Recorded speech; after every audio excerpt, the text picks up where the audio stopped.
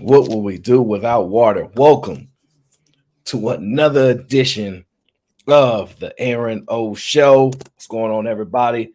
Hopefully, you guys had a phenomenal night. Hopefully, you guys enjoyed the Fight Club. I think it was a good show. I think it was a good show. Shout out to Thanos Theory. He is officially the new member of This Is Fight Club. Listen, he impressed me. I'm not gonna lie, he impressed me start to finish. He definitely showed at any time he shows his vast skills and abilities under a lot of circumstances. So shout out to Thanos. I'm happy to have you on board. Came in and gave immediate value. So shout out to Thanos. But it's time to get to the Aaron O Show. And we had some really dope conversations on the Fight Club. It was good. It was good. I like the back and forth. I like the sparring of the minds. I like a little bit of fun there. I don't think you always have to be so serious. I think you get to balance it. But I wanted to cover a couple different things today. And let me just give you the disclaimer now. I am going to propose different perspectives than I might normally propose and do it in a slightly different way. So do not become irate. Do not be confused. Do not say, why is this? Why is that? Just know this show is slightly going to be formatted slightly differently, and I'm going to present a perspective differently for a reason. And let me tell you one thing I don't like to do, because listen, I don't know what it is. I don't mind being imitated or people copying similar things that I do. I really don't care. But I don't like to reveal everything in the title. So you know how everybody has a thumbnail. They know exactly what's going on. I want you to come to the arena. I want you to come to the experience and go, I don't know exactly how this is going to go, but we got to be immersed in order for the conversation to be had. So that's why I don't do exact titles. I don't do exactly what's going to be said. I give a touching on it, but I let your mind create the rest, right? That's what I like to do uniquely. Everybody else typically is very expressive in their thumbnails and their titles intentionally because one, and there's nothing wrong with this, is because it allows them to get more viewers. It allows them to, because look, people don't like to think deeper. They want just surface level. They want, what does your thumbnail say? Is that what it's going to be about? Boom. What's the picture? Boom. What's the title? Boom. They want all that to be expressed in the moment. And I don't. I like you guys not to know exactly where things are going. And so that's why I do things slightly different. That's what I see happening a lot, at least. Now, first of all, we must do what we must do, right? Every single show, we have to acknowledge the people that keep the shows rocking and going. And the sponsors of the last show was none other than MC Heavy TITTS. Okay. Definitely always holding us down. I really, really appreciate MC Heavy TITTS. And of course, none other than GBG Gang. None other. They were the sponsors of last show. And those my people. And so they always hold me down. They always engage in the conversation. They always pushing it forward. They always do their part. And I appreciate them.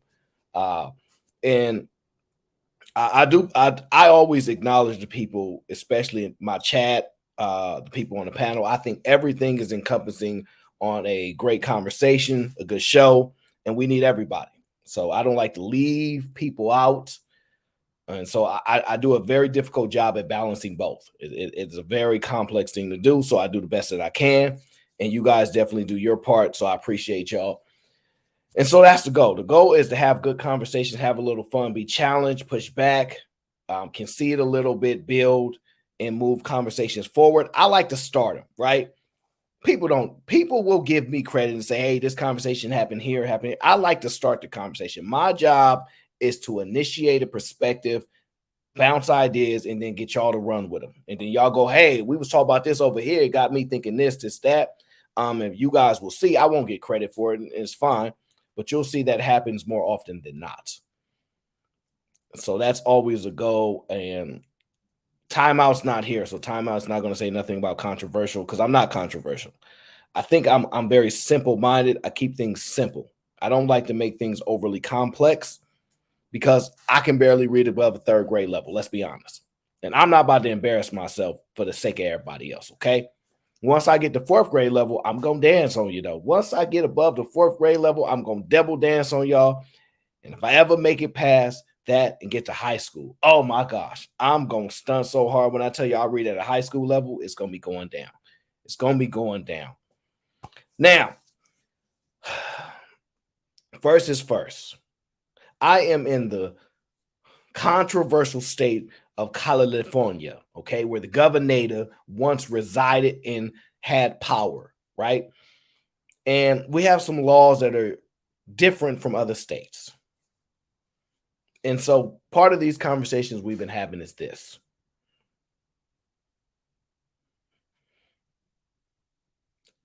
Are people above the law? Do the law extend too much leeway in some areas? Knockout Noda. Okay, I see what's going on. I don't know what that means, so I'm not gonna fall for you. You're not about to trick me today. You're not about to trick me today. Knockout Noda. I'm not even overly familiar with you. Where are we finding these people at? How you? I'm interested because I don't have a lot of people in here. How do a lot of y'all even know my channel exists?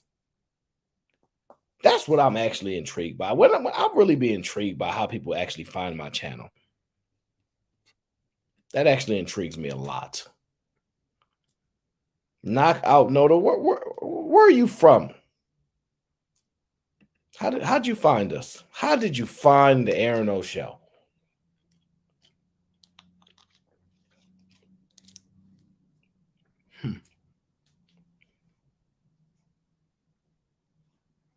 Well, Cool and Tech, I definitely know you. So I know how you know about me.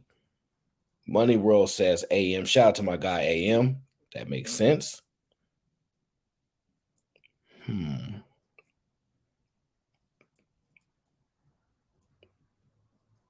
Sobriety algorithm. Okay, Debo. So you stop drinking? See, that's the thing. I think YouTube suggested that I'm from Chicago. Okay. So somehow, some way, I have made my way into the YouTube algorithm. Unintentionally so. Okay, now shout out to you from Chicago. You in for a ball then. You in from a ball because we're gonna talk about a little bit of Chicago anyway. So that works perfectly. Kiona, how you doing? I type in the letter A. That does not work. You cannot type in the letter A on YouTube and I'll pop up. So I'm not falling for that at all. Okay. So I came across this case, right? And I appreciate that knockout. Appreciate that. I came across this case and it got me thinking, right? Because I don't know why I think I should stop because it's gonna get me in trouble.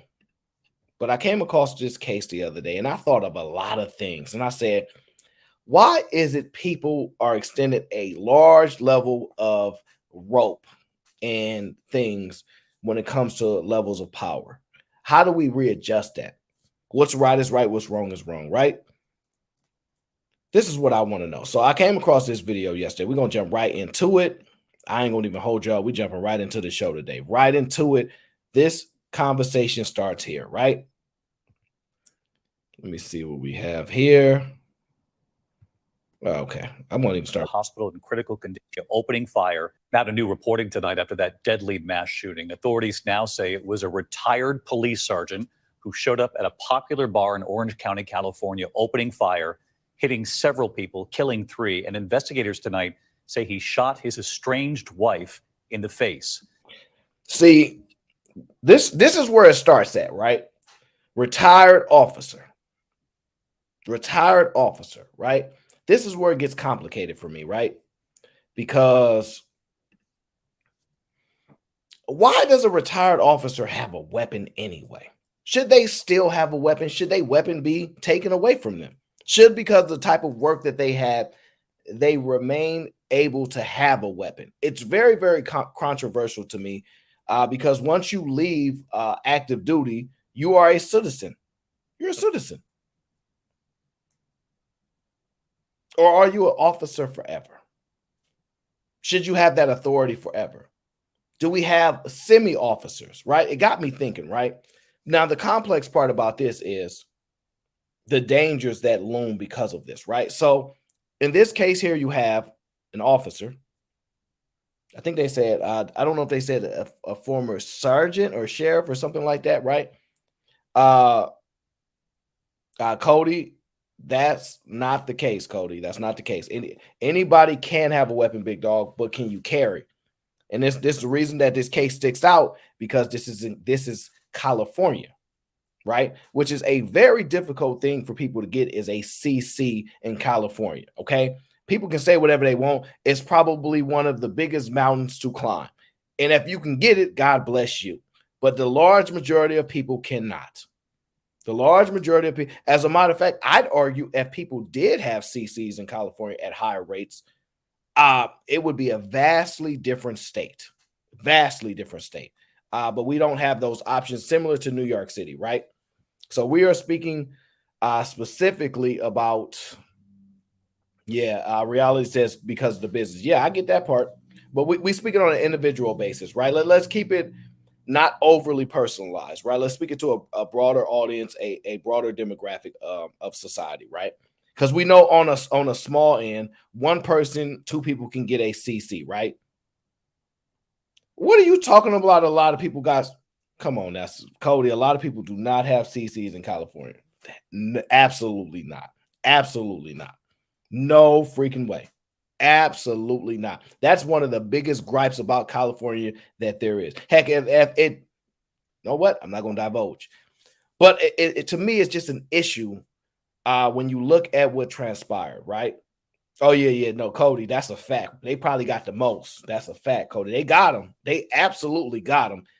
But they don't necessarily legally have them. So they don't have certain laws protecting them, right? Now, this retired officer walked into a bar, got into it with a couple people, right? Well, let's let it play out so you can get a little bit more into it. She was rushed to the hospital in critical condition, and just in tonight, how far he traveled to get there.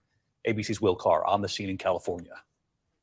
Tonight, authorities believe the retired police officer who opened fire at this. So it looks like a bar called Cook's Corner. And as you can see, there's a whole bunch of like motorcycles out there, right? And there's like a biker, it's a biker place, right? I'm not going to even say that it's a biker gang, right? Because I cannot definitively say so. But I will tell y'all this. Most people that go to a bar and see a bunch of motorcycles laid out and not a lot of cars, they probably would say it's a biker type of group, gang, whatever the case is. So it's within reason for people to assume that this is a biker's bar or biker gang bar or whatever, something like that. It's within reason.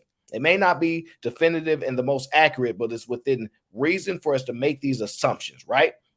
Now, he traveled quite a distance to get to this bar, in which he opened fire on 3 biker people, plus hitting his wife, I believe, in the face, and she's in most likely critical condition, right? That's like critical condition. So that's where we are with this right now. Orange County bar, killing 3, was targeting his estranged wife. We have a significant number of patients, possibly totaling 9. It was just around 7 p.m. last night. Patrons gathering at Cook's Corner Bar to hear a live band and enjoy spaghetti night. When authorities. You can have spaghetti night at a bar?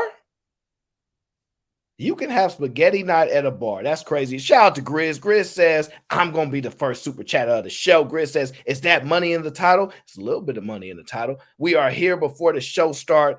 Drop a like on the video and support your favorite content creators. Happy Saturday, everybody. The gang. Gang.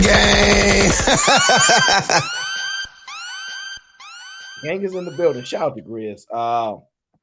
Always holding me down. I appreciate you, bro. But I didn't know you could have spaghetti at a bar. Now I know y'all gonna laugh at me. I know y'all gonna laugh at me, but I didn't know that. I didn't know you could have spaghetti at a bar. I'm a little out of touch with reality. I agree. I'm a little out of touch with reality. I agree. But I did not know you could have uh I'm sorry, don't make fun of me. Do not make fun of me. I did not know that you would be having spaghetti at a bar. I did not know that. Now, I might be wrong, but I ain't ever went to the bar and they serving spaghetti. So Kiana says, I didn't either, but it's cheap. So that, you know what that means? That means this is probably all right, is this something black people do or white people do? I don't know. We're gonna assume this is a white people thing because I don't really know no black people that really go to the bar to get spaghetti. Now, maybe it's they in California, so this ain't no southern thing. So I ain't going to no bar to be like, I'm going to get some spaghetti. So this wild type crazy. I don't even know which part of California this is in, but I can tell you this ain't the Bay. I can absolutely tell you this is not the Bay Area. Absolutely not. Nobody's going to the bar for no spaghetti. Okay. So they definitely not in the Bay. They somewhere farther down in California where they have much more desert, much more country style living as opposed to the major cities, right? So that's just wild crazy. That's first of all, he probably was mad. I'm gonna be honest with you. I would be mad at my wife too if she went and got spaghetti without me. Especially think about the phone call went like this. So, honey, when you coming home? Well, I'm going to get spaghetti. You going to get spaghetti? All right, bet. You find out she going to get spaghetti at a bar. You can't trust your wife after that. Where's the spaghetti at? It's at one of my favorite bars. See, I know why he was crazy. Because, see, when women lie, they not the best liars. See, sometimes they tell half truths. She really did want some spaghetti, but she also wanted what else was at the bar. Yeah, Cody, his wife. Yeah, that's what I think too, Cody. That's because she could have ordered some spaghetti. Why was you at that bar? See, you told your husband, and see, you was mad at your husband. See, this is what I think happened, right? See, the husband was on the job for 25 plus years because you need at least about 25 in a lot of places to retire. We're going to assume it was 25, right? At least 20, right? And she was mad at him. She was mad at all those long nights that he did. She was mad. She was upset. How dare you have all those devil shifts, overtime, and not spend no time with me? So after you get out and get your full pension, I'm going to divorce you. And I'm going to be with Tommy.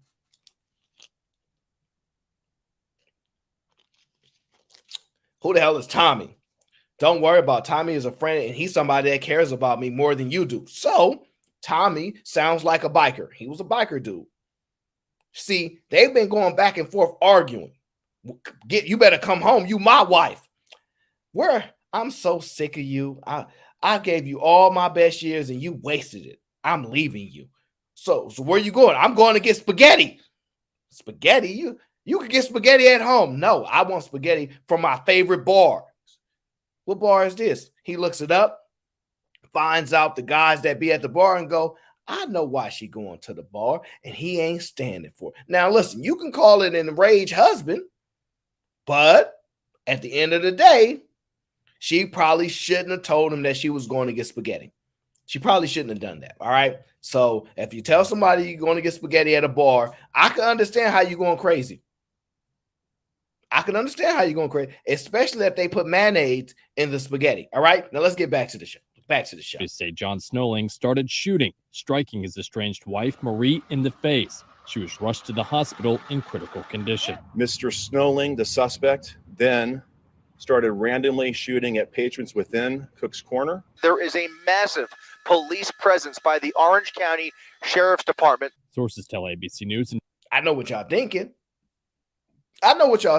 Why was one of those officers' face blurred out? And was that the actual suspect? Or was they protecting that person's image and the suspect was the one that wasn't blurted out? It's a good question, huh? Because at this point, are y'all really sure what the suspect may or may not look like? I know y'all got y'all assumptions. I got mine, but I don't know. I haven't seen no actual imagery of who the suspect is and what they look like. So right now we know spaghetti. We know possible mayonnaise in the spaghetti. And we know she was the intended target. Empress Carbons, no, nothing justifies that. No, absolutely not.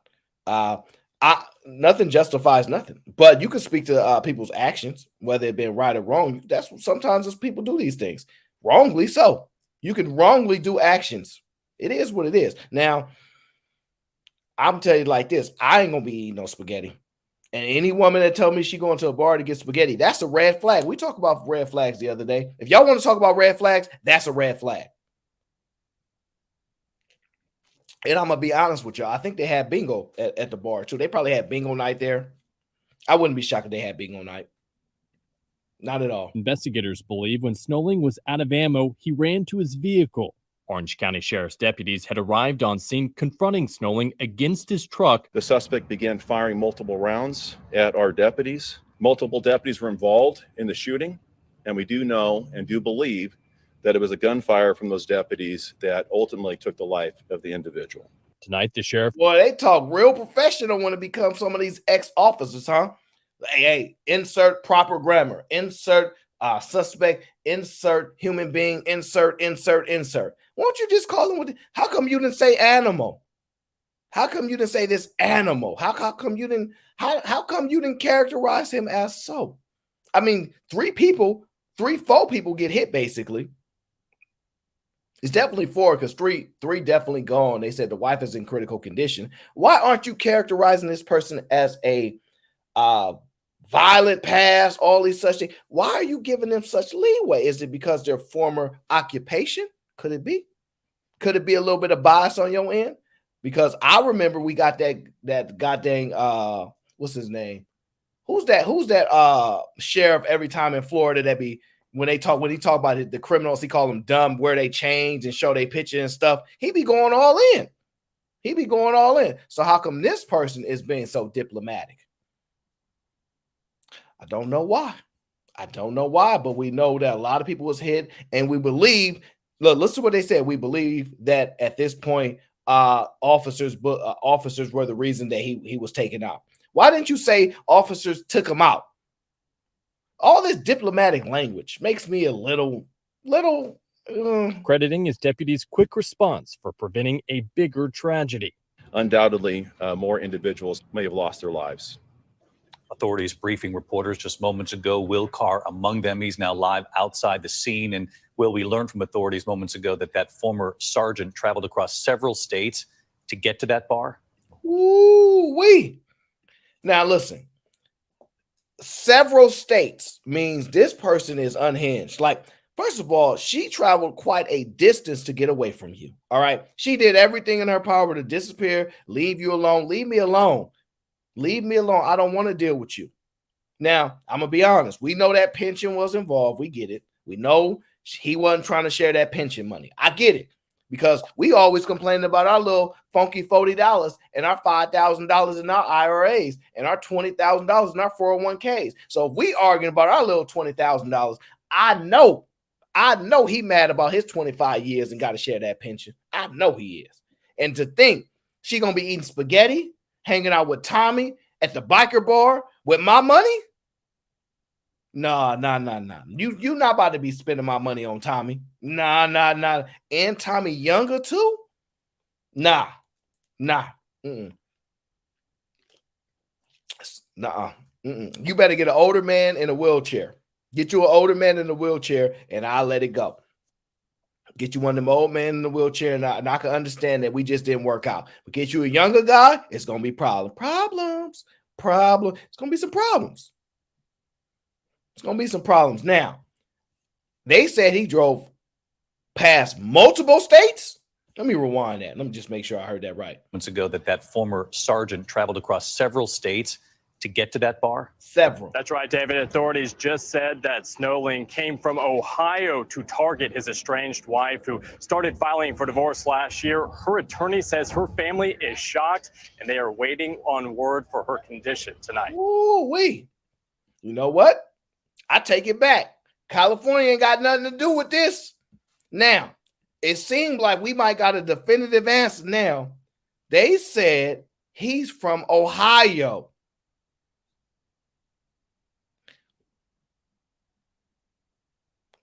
all the way to California. So they protecting the man. They using diplomatic language for a retired officer from Ohio that wasn't even on their forces in California. Interesting. I guess you got to extend that level of understanding across all states. All right, the blue shield is the blue shield.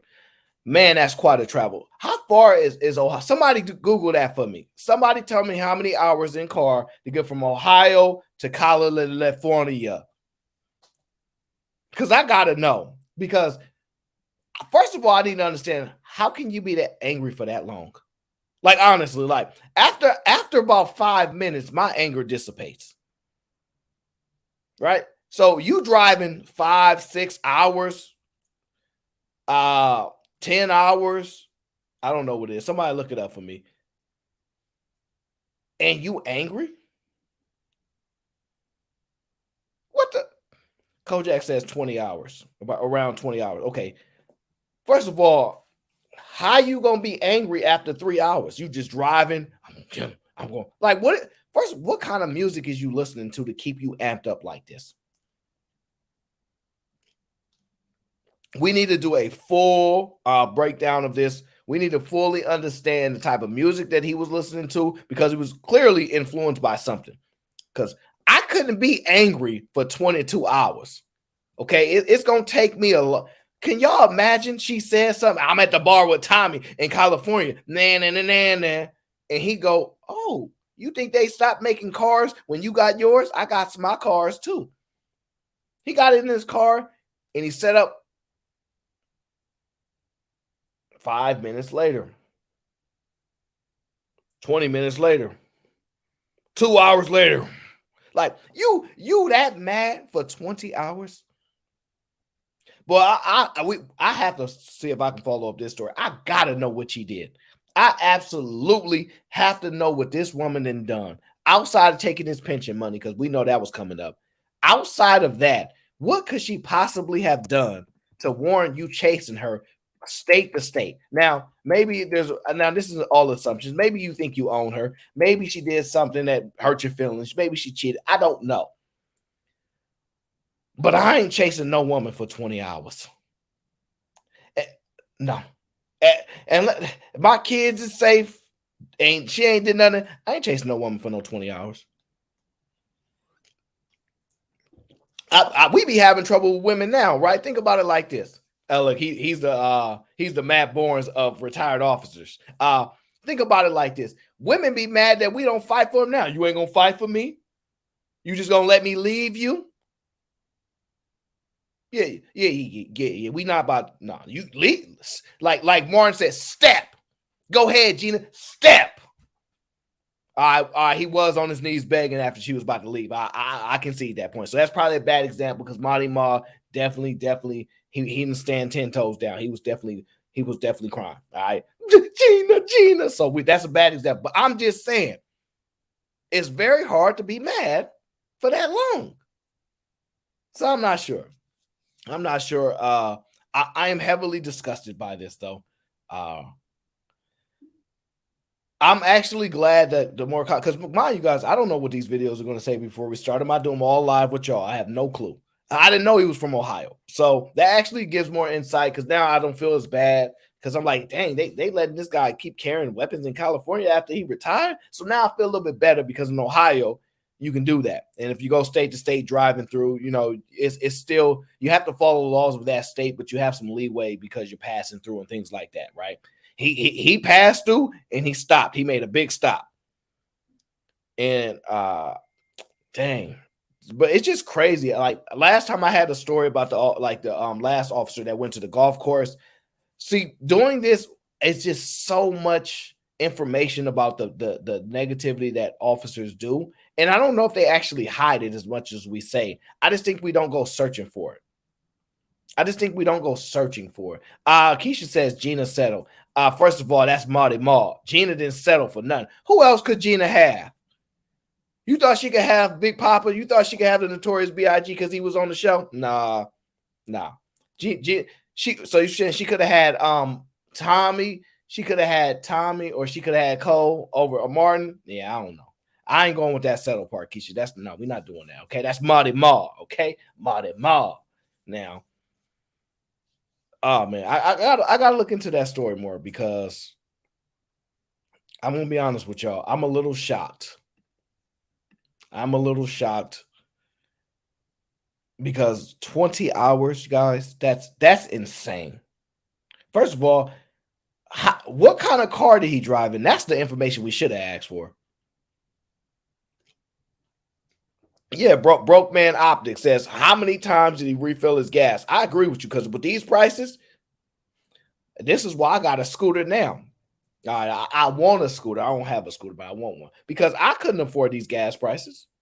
These gas prices are insane. So it ain't gonna happen. One queen lady says he probably was aiming for the spaghetti. You know what? The spaghetti was probably the eye of his eye. Like the reason for his ire was probably the spaghetti. Because I would feel betrayed too. I'm not gonna lie. If the spaghetti is that good in California and you didn't bring me none back, I didn't heard people do things for less. In Florida, they do all kind of crimes for less. So if that spaghetti with mayonnaise on it is that good, because mind you, you know, we might be missing out on the perfect formula. We might be wrong.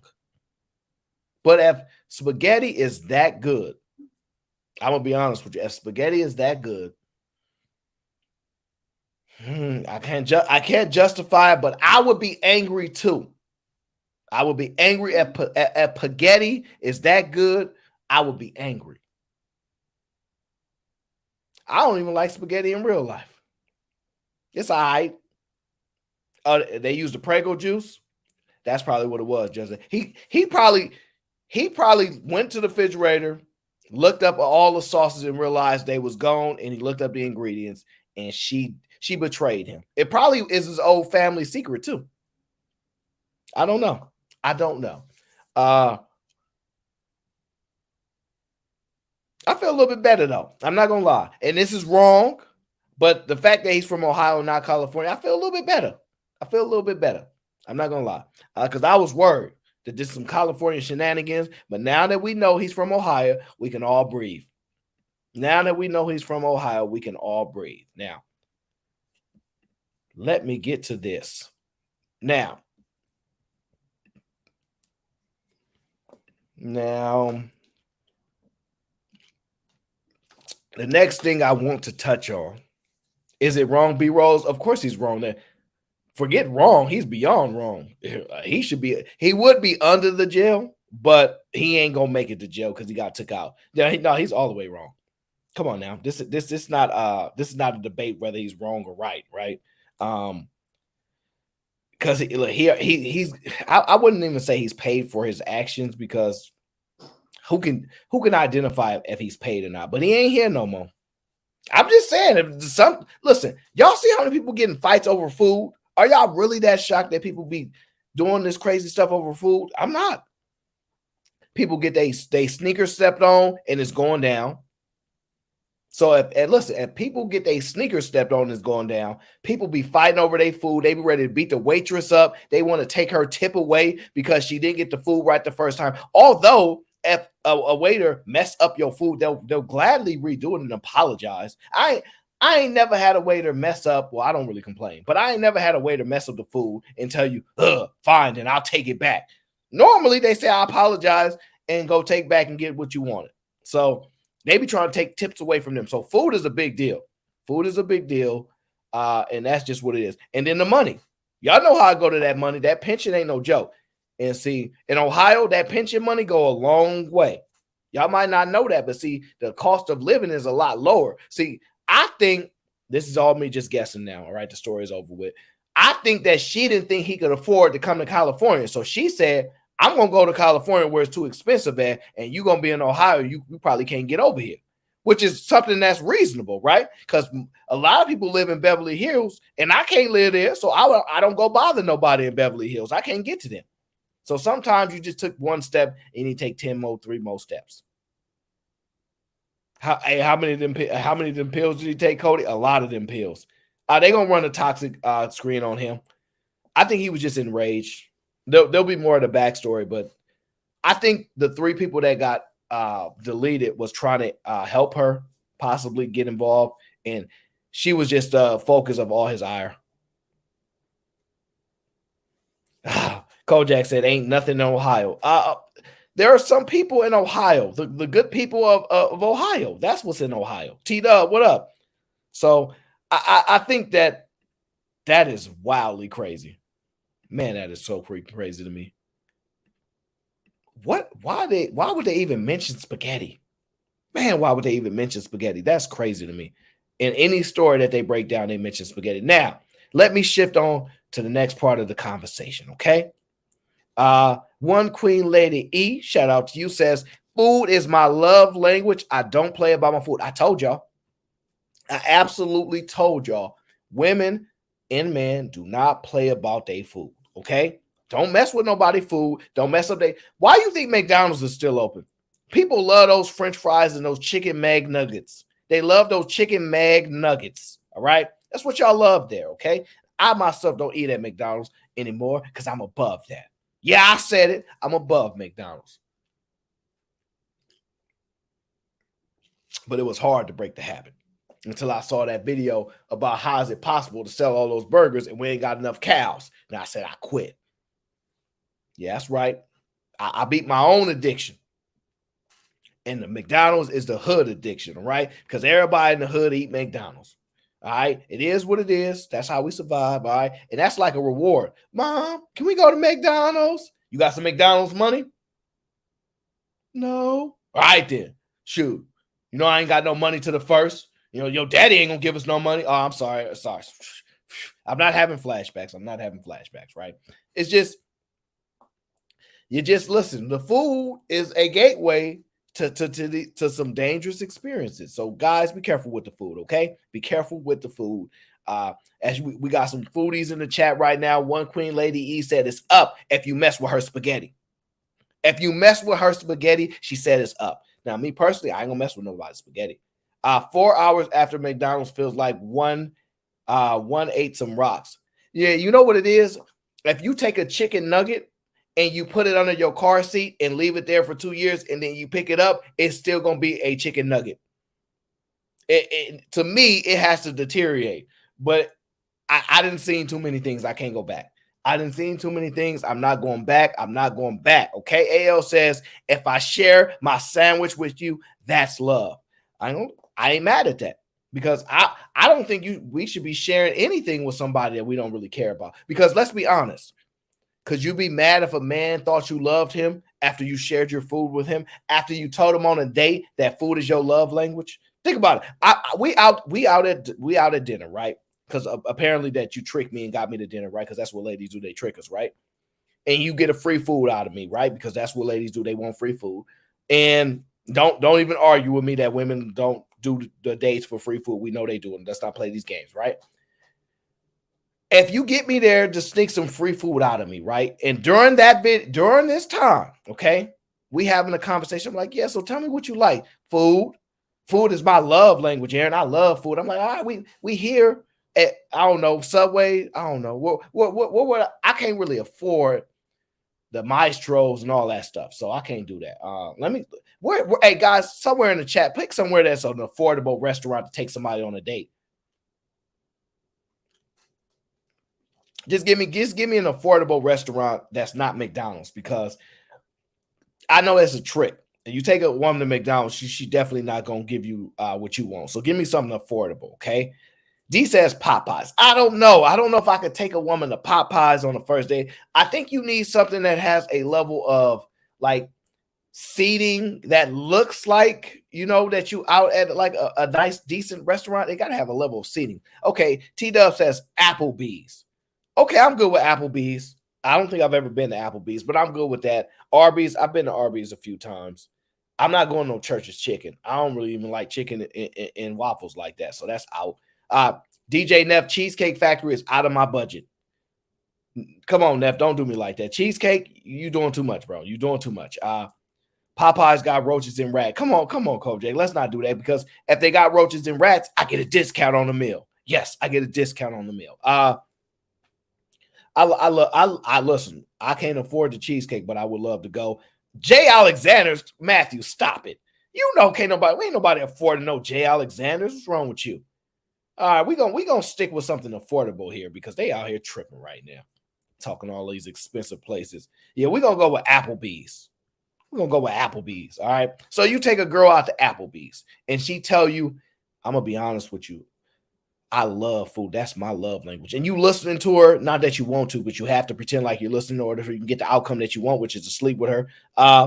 She's telling you the type of foods you like, and you looking at the menu, and you like, dang, ain't nothing really here she like except for the most expensive thing on the menu.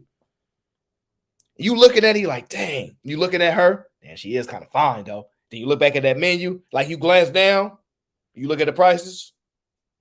Yeah, so what you thinking about getting today? You look down, she's like, I like lobster. Oh, you ain't got no like allergic reactions or anything like that. You show? Like you show? I don't really like lobster myself because a lot of people have allergic reaction to it, and I like to protect the people around me. So when I go out, I don't even order no seafood just to protect everybody else around me. I order simple stuff like chicken. Now, after you say that, right? Because then you got to see if she got a level of humanity in her, right? See if she got a level of humanity in her where she care about the people around her that possibly can get in trouble and probably have an allergic reaction to this stuff, right? See if she's a humanitarian, right? Because that's what the real question was. It's not because you cheap and you see those prices. It's because you're a humanitarian and you care about the people around you, okay? Now, after you try that and you realize she's not falling for it, she want what she want, and she want that lobster, you know, and you like, dang, lobster. And you look and listen, and you looking at your phone, because you know when y'all on date, y'all be on your phone, right? And as you're going through your phone,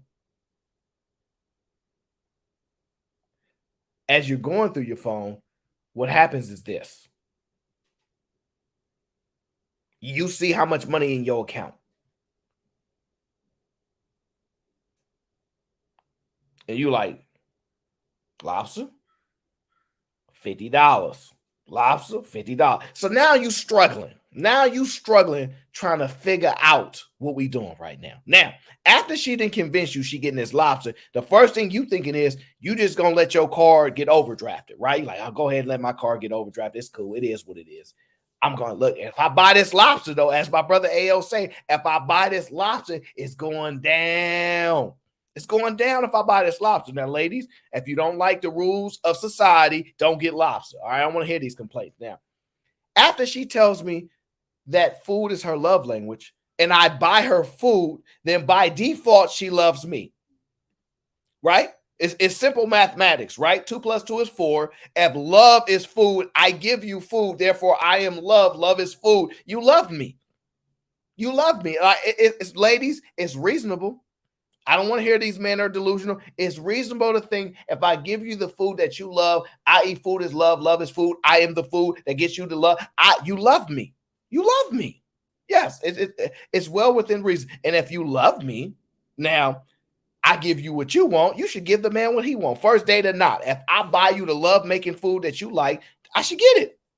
It's going down, okay? AL says bubble tea, ice cream, and tea dates. I don't know if you're going to get no loving out of that, but if she loved that stuff, it's within reason. Just know her love language is food. So, ladies, do not be mad and upset with us when y'all tell us y'all love language is food, and i.e. we give you food, i.e. we is love. 2 + 2 is 4. Y'all love us, okay? So don't call these men delusional. Don't say they always chasing you down, struggling. Y'all said y'all loved us.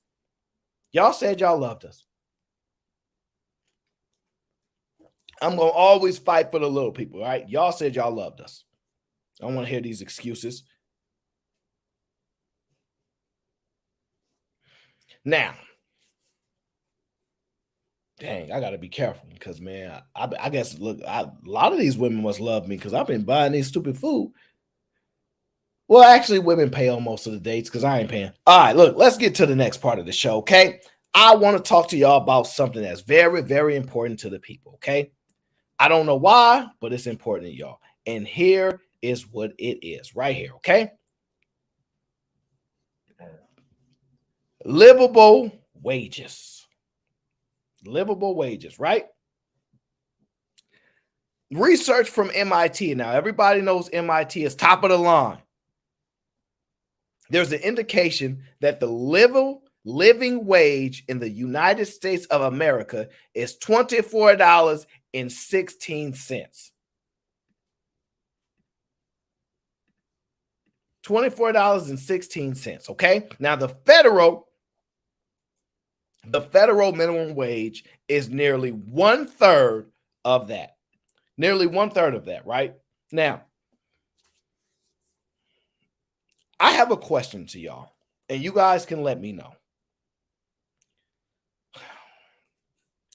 Who's responsible for a livable wage? I'm truly intrigued by that. Who is responsible for a livable wage? I see people striking. We got I just read that the union at GM, Ford, and Stellantis and all that, they have authorized a strike, right? So if negotiations are not met in September, I think it's September 14th or sometime around there, they have authorized their representatives to strike if they don't get their livable wage requests and raises and all of that. So my question to you is, who is responsible for a livable wage?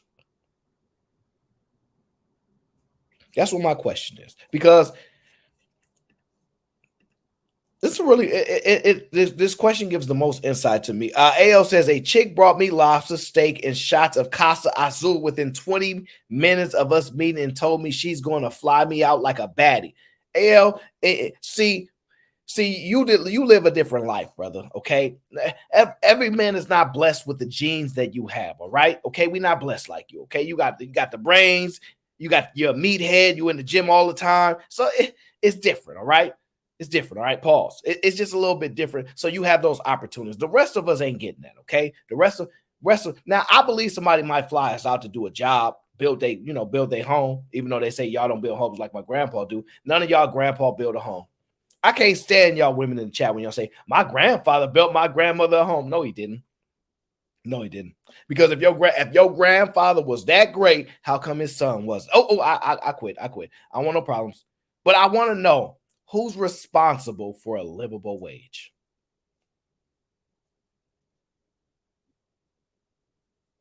Nobody's going to tell me, huh?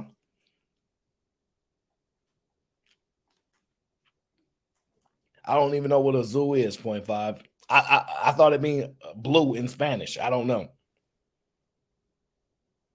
Keisha says, sounds like she was intoxicated. Hey, listen, Keisha, don't do that. Don't be trying to create no scenarios where she can't consent. We ain't doing that. Now, D says the people.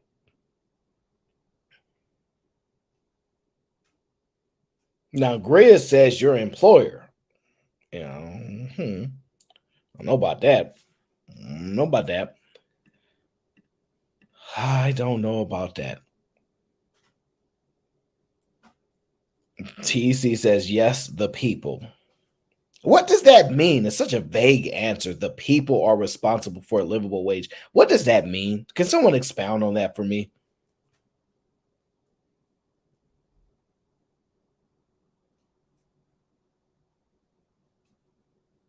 Those shots, $65, and we like through it. Look, if you paying $65 for a shot, that's crazy. I think that's crazy. You paying $65 for a shot, but don't listen to a loser like me because I don't drink. I don't drink at all, so do not listen to a loser like me. But I'm still just trying to understand.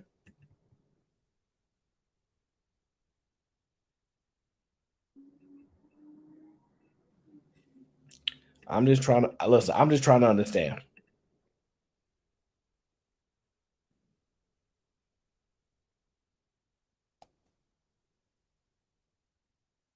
I'm just trying to understand. Let me see what y'all got here.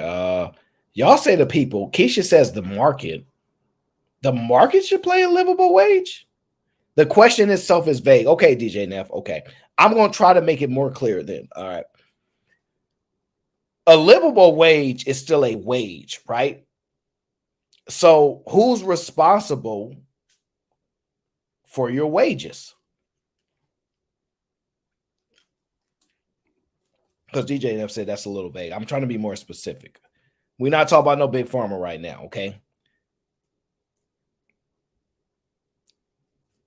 Well, DJ Neff, it says, what situations consider? At this point, MIT is one of the top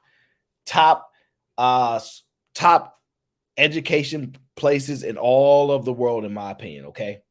I don't want to just say school, so I want to say just the top, okay? They are some of the most brilliant minds there. They have come to the conclusion that $24.16 is the livable wage based upon their calculation. So just go with that.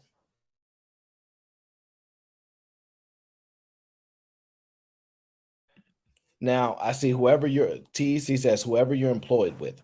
So at this point, the indication is that your employer should pay you a livable wage. Is that where we're going?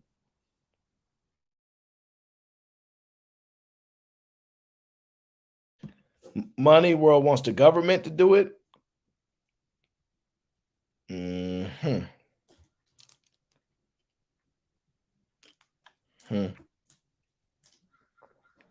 This word gets complicated. I, myself, don't believe nobody is responsible for paying you a livable wage. I think you're responsible for going out to acquire a livable wage. Now, this is what I believe. If you have a job, you accepted the job. You looked at the pay and said, I'll do this job. That's just what I believe. Now, some of these people get a little outrageous, right? And they'll say things like, no business should be allowed to operate unless they can afford to pay people livable wages, which I disagree. See, we got this thing with choice that we fight against every time. Why are you guys fighting choice? See, I believe in choice, and I believe in expanded amount of choice, right? If you want to work for somebody that doesn't pay a livable wage, you should be able to do it. I am so much against federal minimum wage more than anybody you'll ever meet. I don't believe in it. I don't believe there should be a minimum pay for anything. Ever. If somebody wants, and this is why y'all have a problem with what y'all call immigration, illegal immigration, migrants, all these things, is because y'all both look at the same job. It say pay $24 an hour, and then somebody will come here and say, I'll do it for $8, and y'all get mad. Y'all get mad. You have a choice to decide what you want to work for. You have a choice. So if the choice is within you, right? The livable wage means this.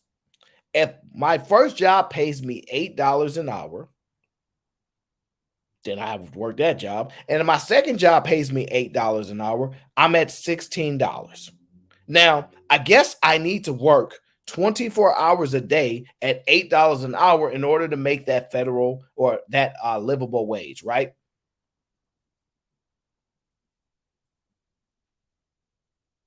Right? I believe you should, right? 8, 16, 24. Yeah, so you'd have to work every single hour of the day at $8 an hour for you to be making that livable wage, right? Which is, what was it again? Yeah, $24. Yeah, so you'd have to be working around the clock at $8 an hour, 24 hours a day. That's your choice. If you want a livable wage, right? Because you are the business. You heard Jay-Z say, I'm a businessman, right? You heard him say that. I'm a businessman. You heard him say it, right? You the business. You are determining how much you cost, right? And you said for 8 hours, I charge $8. Ricky, what up? So if that's the case, if you charge $8 for 8 hours, you need to work 8 hours, 8 hours, 8 hours to make that 24 to get to a livable wage. So you would literally have to work all day and you don't get no sleep. You don't get no sleep. Now, if you're smart, what you do is you work one job and you get paid $25 an hour, and you only have to do that for 8 hours, and you good. But if you don't, then you have to work 24 hours a day. Now, part of the problem with that is y'all believe that it's not on you for your standard of living, right?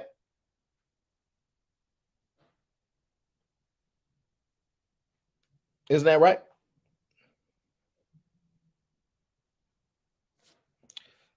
Oh, this is interesting.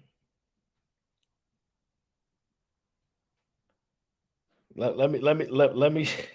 Well, hey guys, what's the federal minimum wage? What is it again? Let's see here. The federal minimum wage is $7.25. All right. Now check this out. Somebody sent this to me, right? They requested, this is what they requested for. They requested $7.25. This is what they requested from me, right?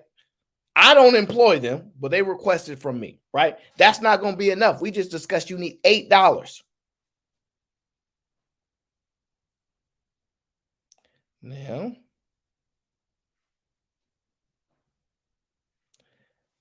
I don't know what to do for you. You didn't even request $8. You didn't even request $8. That's how sad that is. Like, you want people to fix your life so bad that you're going to request under the $8 we just discussed. Either way, that's not my problem. Here's the point. When do we get to a point where we put the responsibility of people's lives on themselves? Why are we still having this battle that is everybody else's job for your life but you? Hey, I need help with these kids. Hey, I had these kids. Let's go to the judge. Everybody else is responsible for your life except for you, and it's sickening. All right? Granville says podcast. I know you were here punching the air right now. Go up on the podcast is not here, y'all. Y'all tripping. Podcast is not here. But that is funny. But podcast is not here. I don't think podcasts really believe that anymore.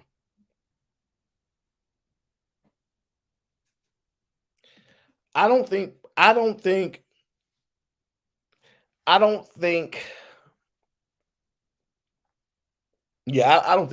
believe that anymore. I think podcasts know by now.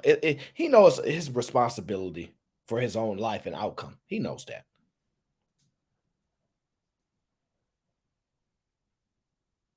He knows that. So when we have these conversations about livable wages, i.e. in Hollywood where Keisha works at, she's going and begging Disney and begging Comcast and Netflix, please, sir, may I have some more money? She has every right to do that. She has every right to do that, okay? I have no problem with that. It's not a problem at all, okay?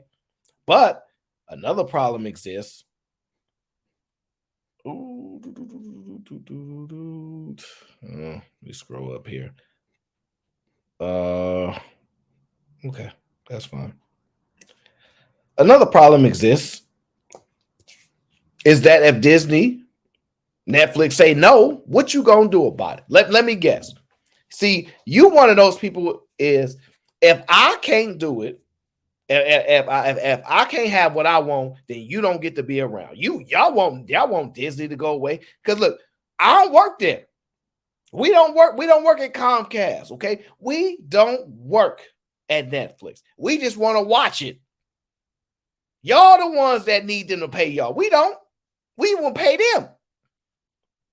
So y'all either just look, don't try to destroy their business because y'all don't get the money that y'all want. Y'all can create your own Netflix since y'all so good at it. That's why I can't wait for this AI to come and put y'all in this place. Okay. Now, here we go. Keisha says, same question. If YouTube decides to shut down today, what would you do? Why do you think it's going to affect me? You think YouTube is going to affect me? If YouTube was that great to me, I would stream every single day. Every Monday through Sunday, I quit my job. Look, if YouTube shut down today, I don't care. I don't care. Now, let me tell you the difference, right? Let me tell you the difference. See, in YouTube, right, they have what they call a partnership, right? There's a partner program. See, Keisha, you would not be a partner in this case. See, you would be a worker. You would be somebody that worked for the company. See, YouTube has partnered with content creators. Partnered. Let me explain this again, Keisha. See, you would be working for them. Partners are different. See, you talking about Disney, like Netflix and their partners. That's what you talk about. Hey, partners, what do you want to do with all this money we making and split it up? That's what you talking about. That's a whole different thing. That's a whole different thing. See, you going to the boss is completely different. It's completely different. Now, I'm not mad at that, and it's a good question, but I would tell you this, Keisha. The competition says if YouTube doesn't work, then that means Meta would be next up. If Meta doesn't work, then it'd be TikTok. There's a space. And see, nobody's asking YouTube like myself or another content creator for a livable wage. Nobody's asking YouTube for a livable wage, Keisha. So it's not an apples to apples comparison. Y'all over there begging them for some type of wage. I'm not even close to doing that.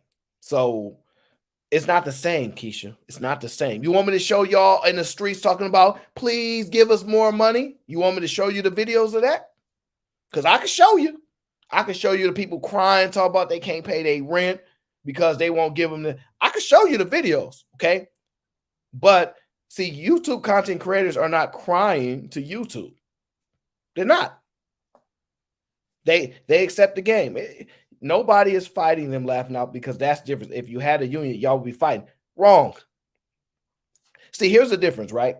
YouTube, because you said YouTube is taking 30%. Deservingly so, they take 30%. Deservingly so. Their platform is so powerful and so impactful that they deserve 30%. See, it's kind of like these people that want to avoid paying taxes. You love the American tax system when it's benefiting you, when you get to write off certain things or avoid doing certain things. But when it's time to pay for certain things that's in that tax code, you should do that as well. See, I believe taking the good with the bad. Keisha says they didn't earn it. They absolutely did. They absolutely did. You don't get to determine how much value they add to somebody with your arbitrary 15%. If YouTube says, hey, we believe our platform that we built, that we control, and that we share with you, because you're our partners in this program, we believe for our contribution, it's worth 30%. I overwhelmingly agree. Whether I like it or not is a different statement. Whether I like it or not is completely different. But did they earn it? Do they deserve it? Yes. Absolutely they do. They absolutely do, because they give you the right to partner with them or not. This is why you don't get no sympathy from anybody when they say, hey, would you like to partner with me? It's totally your choice. This is what I think I'm worth. Is this something you think that you can benefit from? And you know what people say overwhelmingly? Yes. You know what people say overwhelmingly? Yes.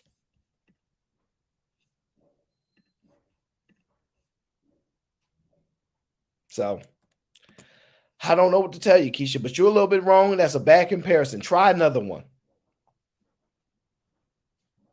Because I don't like that comparison.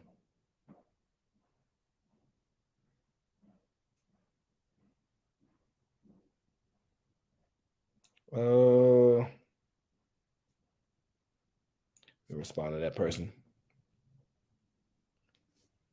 I don't like the comparison. So, like, see, I see. I think, how many of y'all agree with Keisha or you agree with me? That's what I'm interested in knowing. Do you guys agree that even though you might not like it, that YouTube has earned their right to 30% of the revenue? And how many of you agree with Keisha that they don't actually earn that right? They shouldn't get 30%. How many of you agree with that?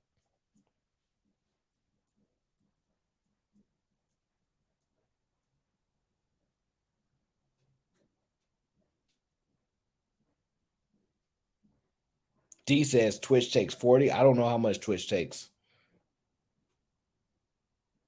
Auntie Dear says, I agree with Keisha. Grizz says, I agree with Keisha. 0.5 say, I agree with Keisha. E is the only person that agrees with me right now. Rook says they deserve it.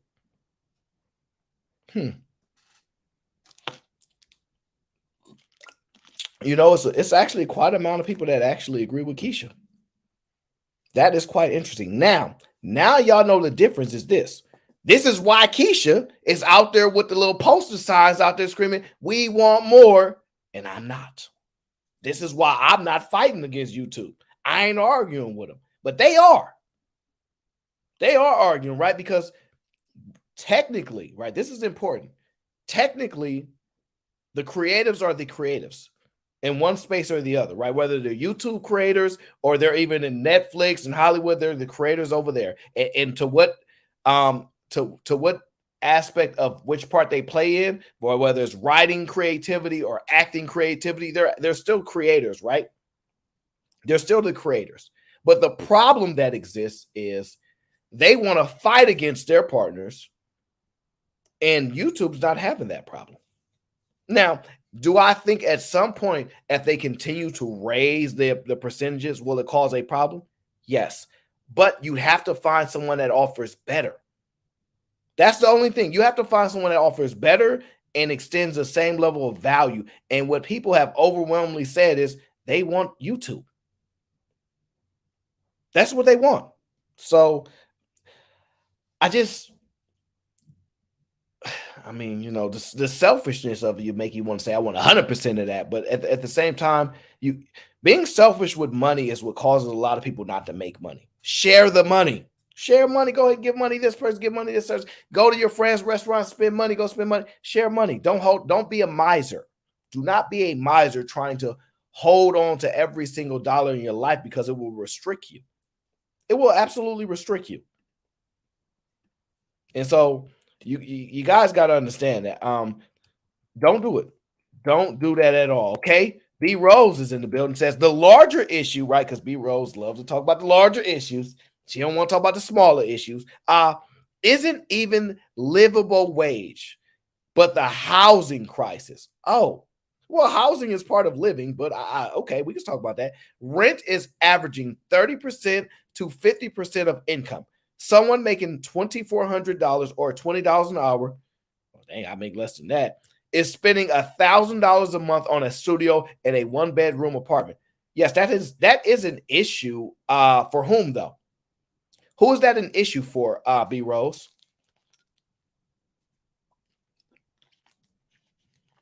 Who is that an issue for? Because you said is that an issue for the owners or the consumers? Because this is an important distinction. Who's the issue for, B Rose? Okay.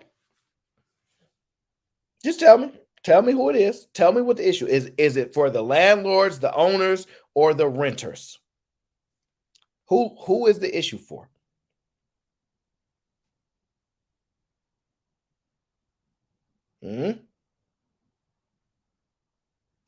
Keisha says, see, the market dictates livable wages. It does not.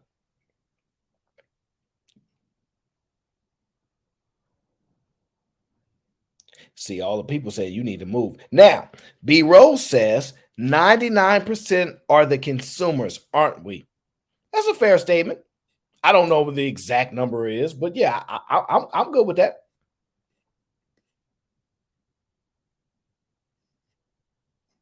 I'm good with that. I have no problem with that at all.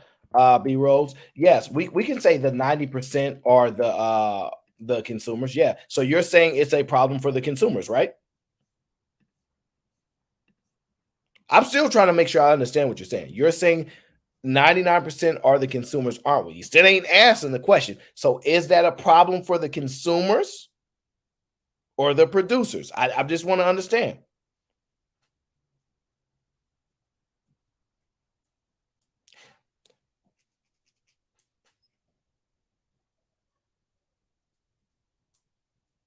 Lauren, I did not say we are impoverished. I didn't make that up. I didn't make none of that up. So here's the answer to your question, B Rose. The problem is for the people that cannot afford it. That's what the problem is for. The problem is for the people that cannot afford it. Now, let me tell you something. If I raise the rent 40%, this is arbitrary, right? If I raise the rent 40% and nobody can afford to live there, then I'm an idiot. And then the problem goes on to the producers, right? So for example, the market determines the pricing. That's just the truth when it comes to pricing for housing, right? The market will ultimately determine, because on an individual level, I could just say I want $20,000 a month for my 1-bedroom studio. I'd be idiotic to do that. That's a horrible business model, but I could do it. And I could bleed all that money trying to get somebody to do something that the market does not approve of, right? But if you telling me we raising rents, we raising the cost of housing, and people still living somewhere. Now, the problem isn't the housing issue. The problem is y'all not making enough money. We're not making enough money. We're not getting, so because we don't make enough money to pay them, along with being able to do other things outside of just paying for your home. Because if you make $20,000 a year, I think I'm at 20,500. If you make $20,000 a year, right? And then your housing costs $20,000, then you have to give all your money to housing.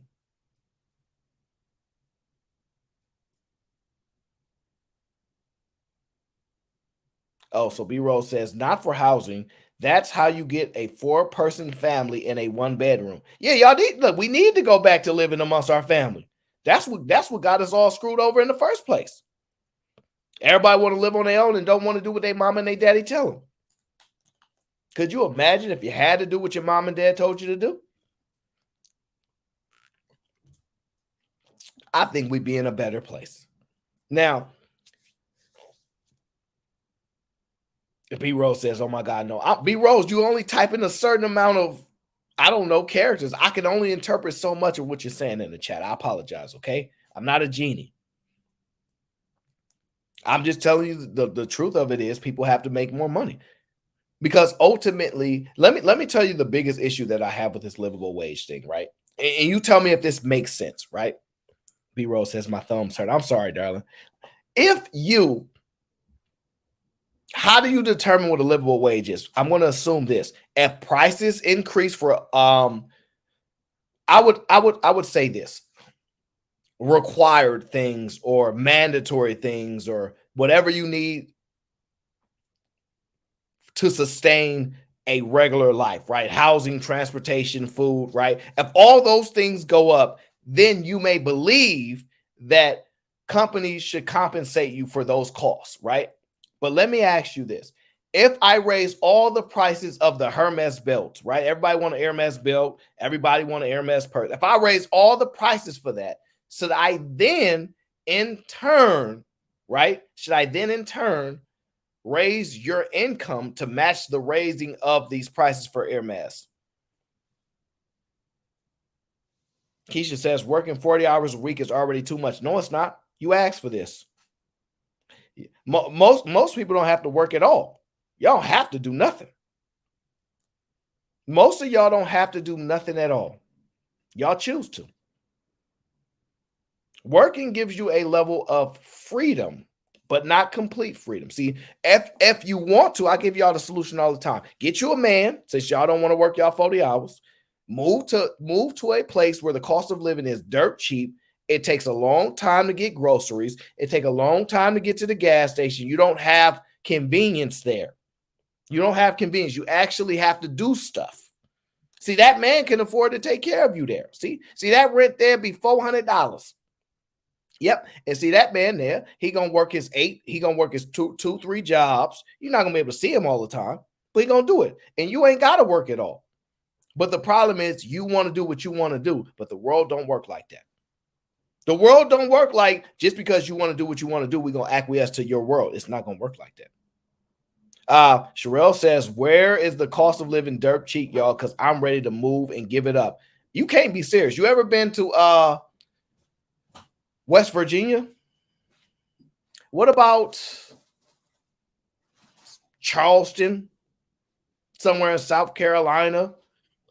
We can find some of the most cheapest places to live all around this country. And here's the thing. Once we start to move people there, you're going to see the prices drop everywhere else. Everybody want to be in New York. It's overpopulated. Everybody want to be in California. It's overpopulated. So once we start shifting y'all back to the country where y'all supposed to be, right, before we freed you, then you'll start to see prices start to stabilize and lower, right? But these convenience that y'all enjoy so much in life is why they raise prices. It's all convenience. They have done the day-to-day things that you used to have to do. They've taken it out of your regimen. So that your day-to-day process, you don't have to make food anymore. You don't have to make coffee anymore. We give you the convenience and it costs you. So it raises your cost of living. Go back to cleaning yourself. Go back to washing, hand washing, hanging them up yourself. Go back to all this stuff yourself. And what you'll find is that all this stuff is affordable. But do you want the lifestyle that come with it? No, you guys like the increased lifestyle. You guys like the involvement that exists. You guys like this convenience. You guys like going on your phone. Go ahead, touch your phone right now and order some Uber Eats. That's what it is. You guys like that kind of stuff. Nice Charm says, does Aaron O has trust in the system? I don't trust nothing. It is what it is. I accept things for what they are, and I operate accordingly. But that's just what the truth is. So I'm about tired of this livable wage crap. I'm about tired of y'all asking these companies to do this livable wage for y'all. The answer is no. The answer is no. And I'm trying to help y'all understand there is no such thing as a livable wage, okay? It's a myth. It's propaganda, okay? It's to stir up ire. It's to confuse y'all. Every single time y'all get a raise, what happens? Inflation happens. Inflation happens. And let's be honest with y'all. Nobody is factually ever correct when it comes to inflationary numbers. It's always 9%, 8%. It's somewhere around that. They don't actually know. You go to different economists and they tell you what they believe is true, right? So they just go back and forth. Okay, this is true. This is true. 8%, 9%. Some people will tell you the true cost. The people that truly understand money was 17%. Who you going to listen to? You going to listen to the one that went to school, got a master's degree in economics, or you going to listen to the person that really get money, that really understand the money game, right? But even then, they could be lying to you for their own benefit, right? Because the reason they got all that money because they understand the game. And they understand most people are sheep and it benefits their pockets because when you understand something and everybody else is blind to what's right in front of them, then you winning. So who do you believe? Every single time y'all, listen, go back and study. Every single time.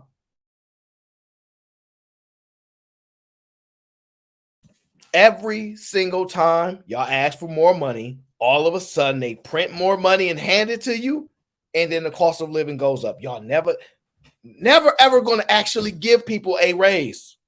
Now, it's never going to happen as a group of people. They'll give you an individual raise if you change jobs, and sure, but in general to society, you're not going to get a raise. The game is the game. The game is the game. So you're not actually going to ever really get a raise. Okay, so that's just point one.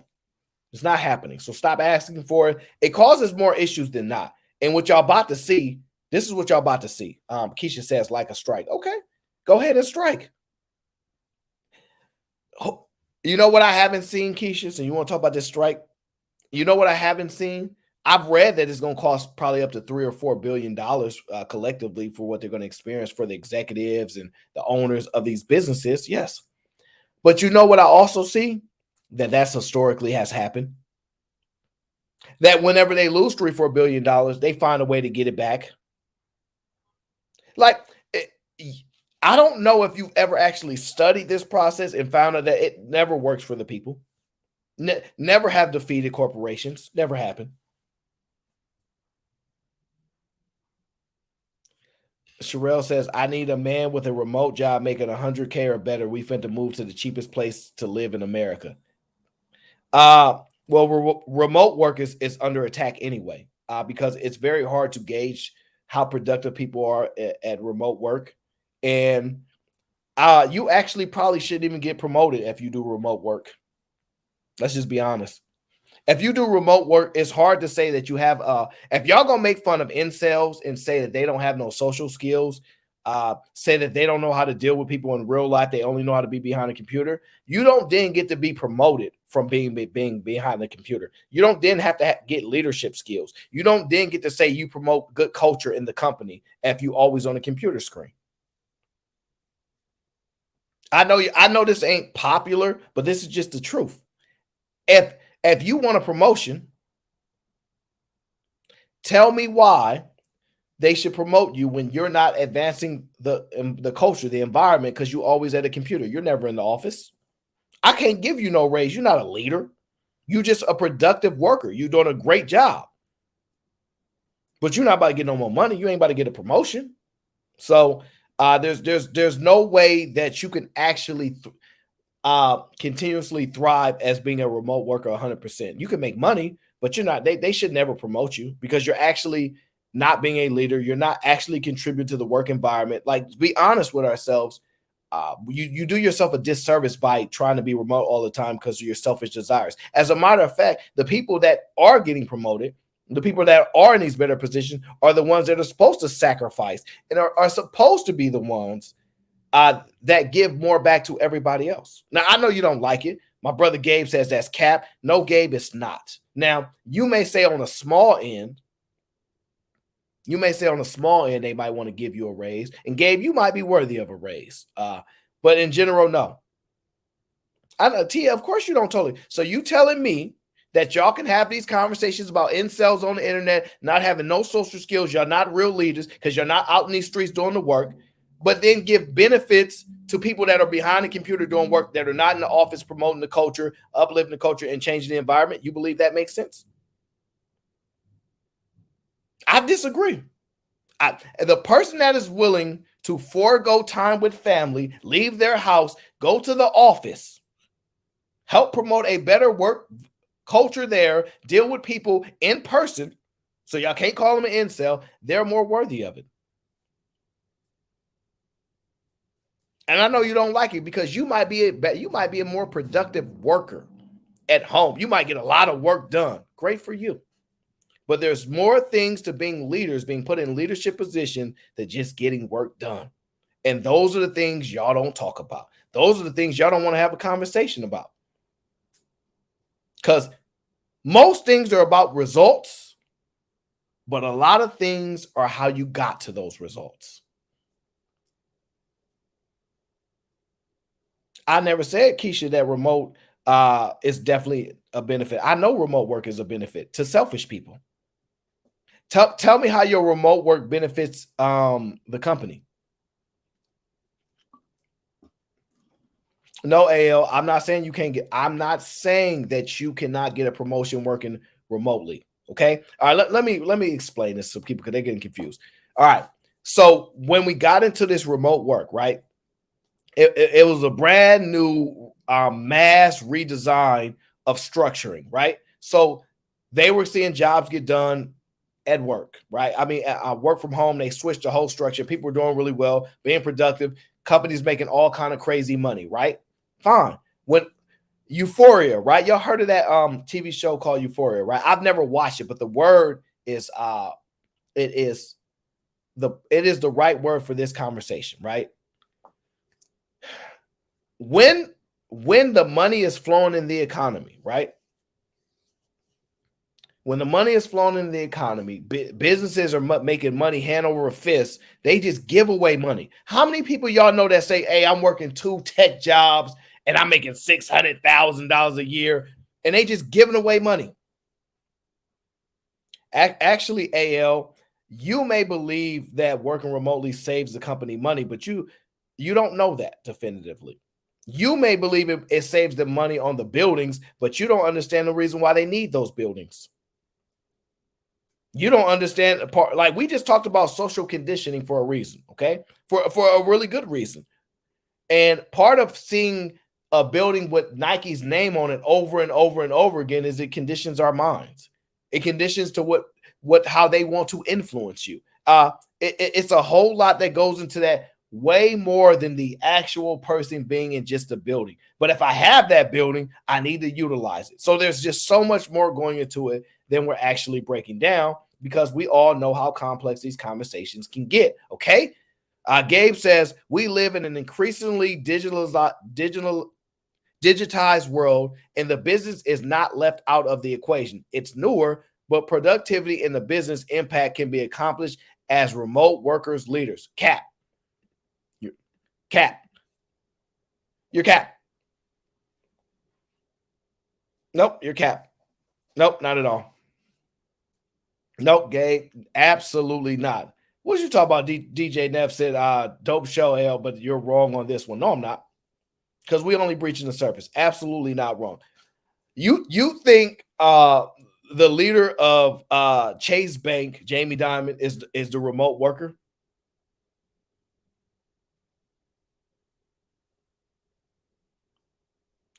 You think Elon Musk is a remote worker? You think his CFOs they just stay at home, or you think they got to go holler at him in the board?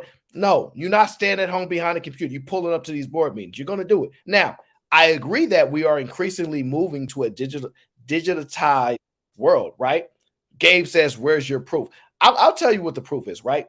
It's not even about what my opinion is. It's about what the leaders think. It's not even about what my opinion is. It's about what the leaders think. And all the leaders, Gabe, all the leaders are saying, y'all coming back to the office. Why? Because if they say this is what's best for our business, you don't then in turn get to tell them that it's not. I don't necessarily have the insight to tell Elon Musk what's best for his business. What you have to do to prove that what you're saying is true is outdo his business. And I think you guys are going to struggle with that. See, ultimately, when you talk about productivity, I said, that's fine. You can be productive. I think you could be the best worker working behind a computer. But they have every right to say you're not getting a promotion if you're not adding to the culture, the environment, and other aspects by being in person and dealing with people. It's more than fair. I think it's more than fair. Now, I have nothing against work from home at all. Nothing at all. But at the same time, you got to give both sides of the story. Not all, Tia Marie says, not all the leaders are saying that. Yes, they are. Look them up. Tia Marie, slowly but surely, look it up.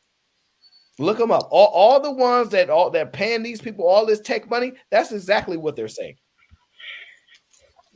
That's exactly what they're saying. Look them up. Look what Elon is saying.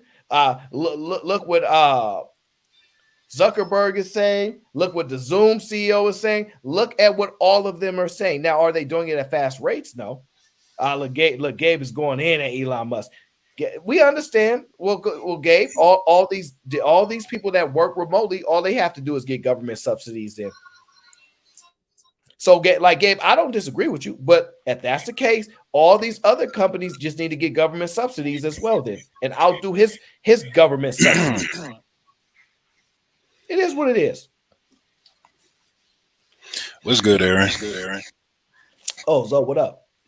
Chilla. I'm not the best person to have these conversations with, but the direction you were going with like the remote workers, I think it's like too new for the economy to really have a good evaluation of how they relate to, at least from my understanding, to relate to what a living wage is, which you said it's a myth. I don't think it's a myth. I think it's based on like a postmaster had to have a certain amount of money, had to make a certain amount of money, like throughout the entire history of the U.S. So a living wage, a livable wage in the U.S. would be something that like the people who work for the post office would make, or people who work in the military would make. They like the military wages are based on what the cost of living is for the area and for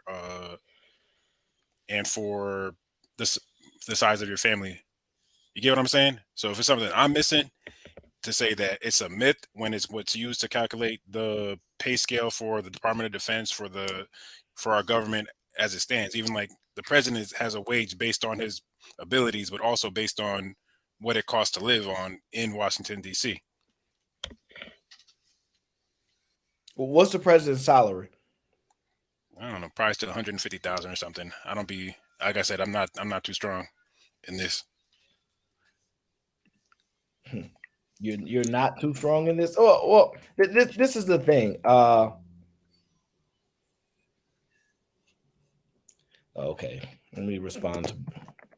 Am I missing something, or like that's where I thought the conversation goes when you start talking about a livable wage? But what you're saying makes sense to me too now that we were talking about it.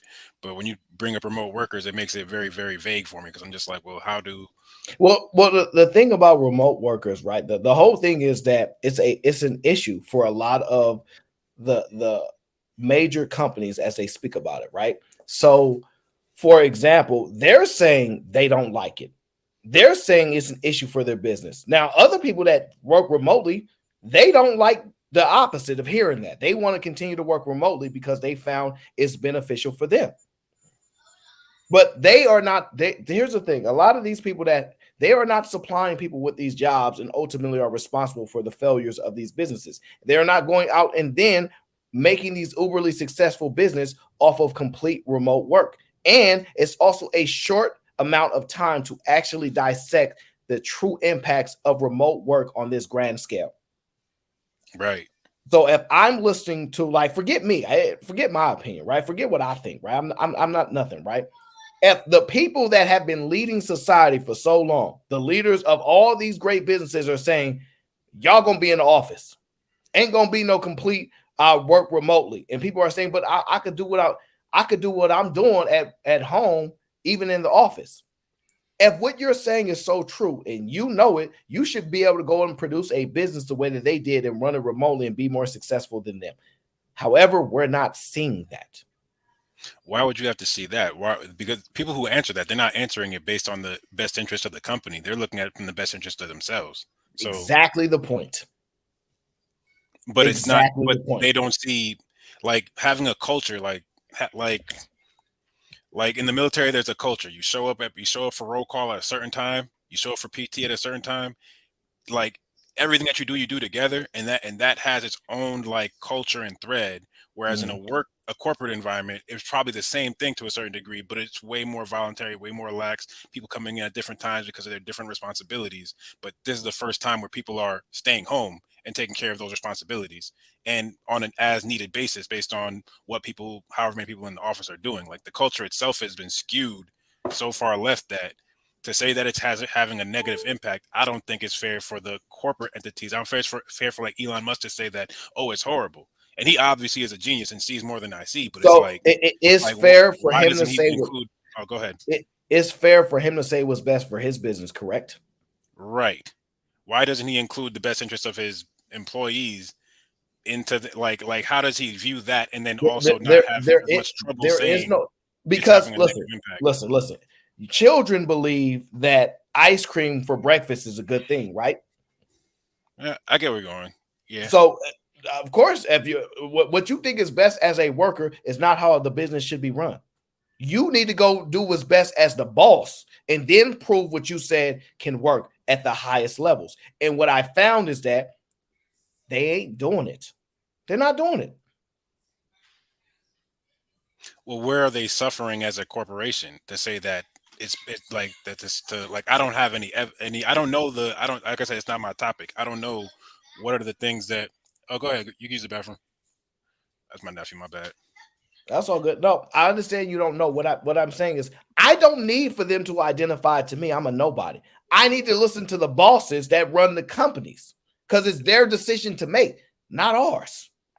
Right. So say I'm having a conversation with a pseudo boss, like someone's my supervisor, and they say, man, it sucks that you're not here at the office because XYZ ...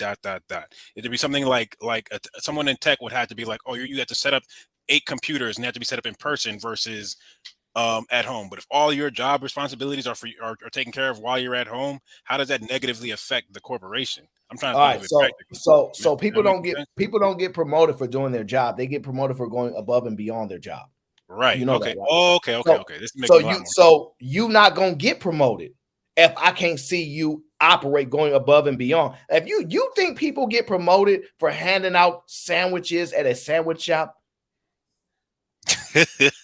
No, they get promoted because, hey, I'm running a little late. You know what, boss? I'll get there before you. I'll get everything set up. I know I don't normally do that, but I learned how to do that. I'll take care of that as well. You start doing things that is not necessary. A lot of these employees want to run behind what's in their job description. It ain't my job description. I ain't going to do it. That's fine. and you should And that never sucks. ever get promoted because you must go above and beyond. Like, could you imagine? Listen to what women say, right? You just doing a bare minimum. Every single time it's about a man, it's bare minimum is their conversation. Y'all barely be doing a bare minimum, bare minimum. What do you think an employee is doing if they're just doing their job? Your job is the bare minimum. So it's literally the intangible aspects of work that are suffering, not the measurable factors to a certain degree because of the impact of what it means to have someone motivated to go above and beyond. I'm just giving you a bunch of examples that come into my mind, right? They're working for me. They're helping. I feel like I'm getting a little bit more. How do I identify the next leaders of the company, the next great minds that have an ability to lead people, all these things, if I don't see you in an environment when you can do it? Incentivize the task coming in. But that's what I'm okay. I don't disagree with that. They're saying that they shouldn't have to come to work at all. It should be fully remote work. And I'm saying no. First of all, it's whatever the boss say. Let's be very clear with that. It's whatever the boss say. J Hub says remote workers should all be 1099 with a production pay scale. The advance of the my bad. I think whatever is best for the business model, they should do. Whatever the boss say. It's his business to fail or destroy. The growth of the remote work industry or of remote work industries, as far as I know, is really been stimulated by it's really been stimulated by like the COVID economy. Like, so after post COVID, more people had to work from home, and they, and that became a norm for them. But it doesn't mean that what they were getting paid during that time qualified for the amount of work that they were doing. Listen, if they want to say if people are willing to take less money because their work is actually worthless, not worthless, but worth less for working from home, that should be on the table as well, as to like help incentivize like positive incentives and negative incentives for people to be able to come into work. Whether it's something that they're going to give them extra to do so that they can advance, or something that they can do to be like, well, what you're doing now isn't worth as much because you're doing it from home. Or it's not costing me as much, right? Or no? That's a point that I kind of want to go in. Hey, what's up, Aaron? Hey, what's up, Zoe? What up? Just want to say what up. Okay, so I do think before you go, is you wearing a beanie like it is in your avatar? Is you really wearing a beanie? No, I typically wear do-rags, scullies, hoodies, and black Air Forces. Your picture looks like it came from a Facebook photo shoot.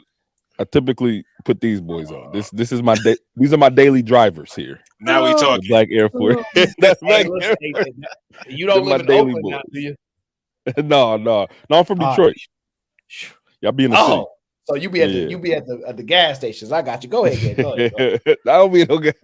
But kind of adding to the point. So just for a little bit of context, I've been working 100% remote with travel into client sites since 2017. So probably about 3 or so plus years before COVID, I've been working remotely. And I've been kind of paying attention to a lot of what's been going on. So kind of to what Zoe was saying, as things have been changing, right? COVID has really changed kind of that business landscape for remote work, where one thing that I've been noticing way more is that more clients, because I work in consulting, right? More clients desire remote delivery because they don't have to, because it saves them money. They don't have to pay for a flight, right? For consultants to come in to do certain work. They don't have to pay for food, right? They don't have to pay for lodging, where typically, if you're doing like some type of business to business or professional services type of thing, if you're bringing in a consultant on site, you got to pay for all that. Like all of that is within the contract. So a lot of organizations have been opting for remote delivery of professional services. So, I haven't traveled. I mean, I work for probably one of the largest technology consulting firms in the world. I haven't traveled in years. Like Gabe, I'm with you, right? They said, hold on. They said is your mic low? So is it low? I'm with you. I don't know. They going back and forth. Like somebody said, turn your mic down. Somebody said, turn your mic up. I don't know what they're on the chat. So I'm going to ignore them for a moment to stay focused here. So I think there's value in some of the remote work that needs to be done. But the people that are staunch about not going back to the office is where I'm saying is a problem. Well, it's different. So I work in a management capacity. So I manage a team of individuals remotely. Everybody's remote, right? And there are challenges and there are some differences in the way that a lot of leadership manages, but it's not stopping nothing. Like nothing's stopping, right? If the customers say they don't want nobody to travel on site, we doing that thing remotely. And I mean, a lot of people are doing this. A lot of people are doing this, right? I don't know the last time, like even kind of even expanding it, right? Beyond my own personal experience, you even see there are even more roles on LinkedIn and Indeed and Dice and all these application websites where they have remote options for a lot of roles, where typically you would see it maybe for like an engineer level. Now you're seeing it for director, VP, right? They have those for leadership roles as well.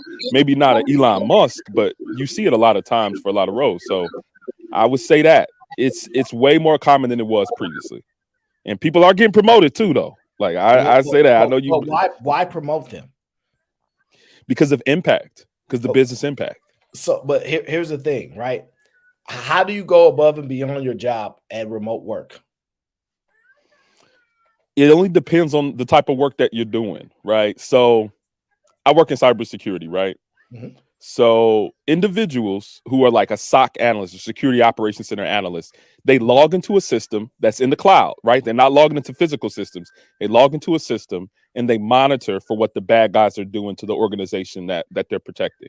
So right? Somebody who might go above and beyond, answering your question more specifically, is somebody who might increase the detections, the rule sets to be able to detect more threats that might be occurring for that organization.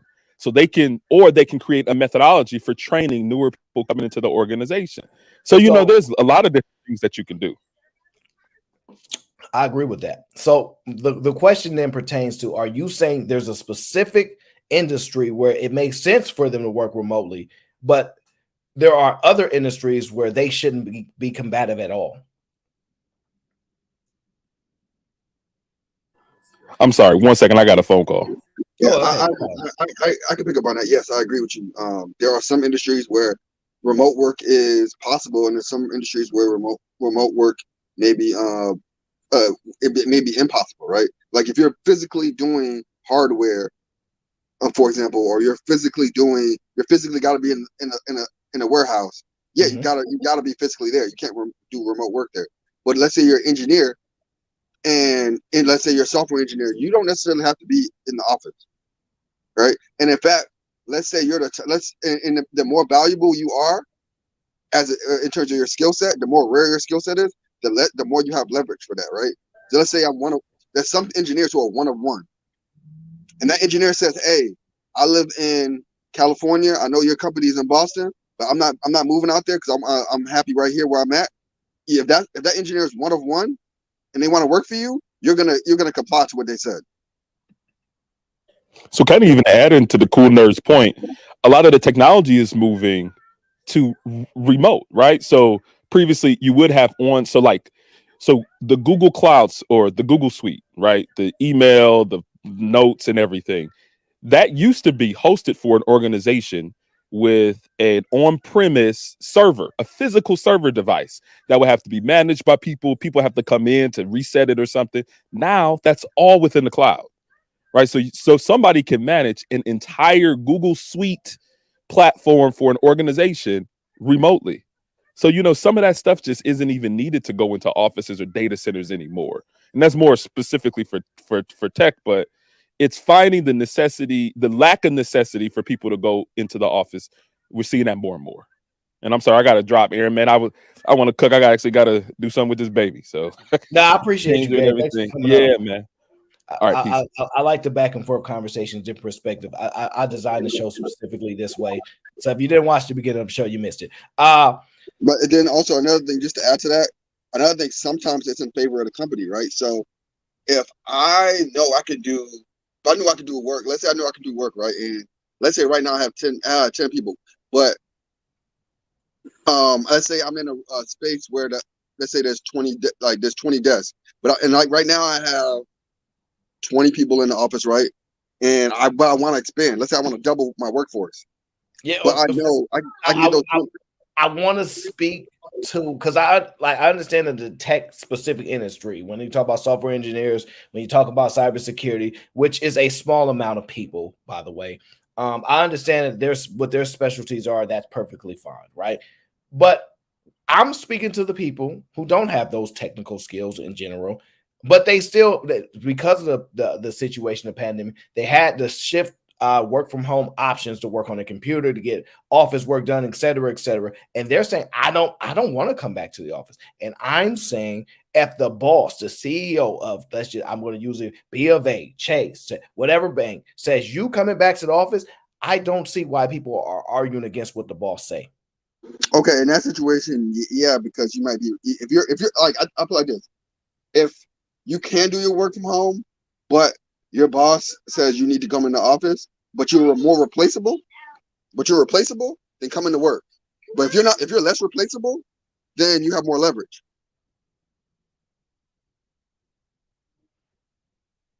Well, yes. Well, of course. Fair enough, right? We know most of the people that are not very replaceable are not complainers.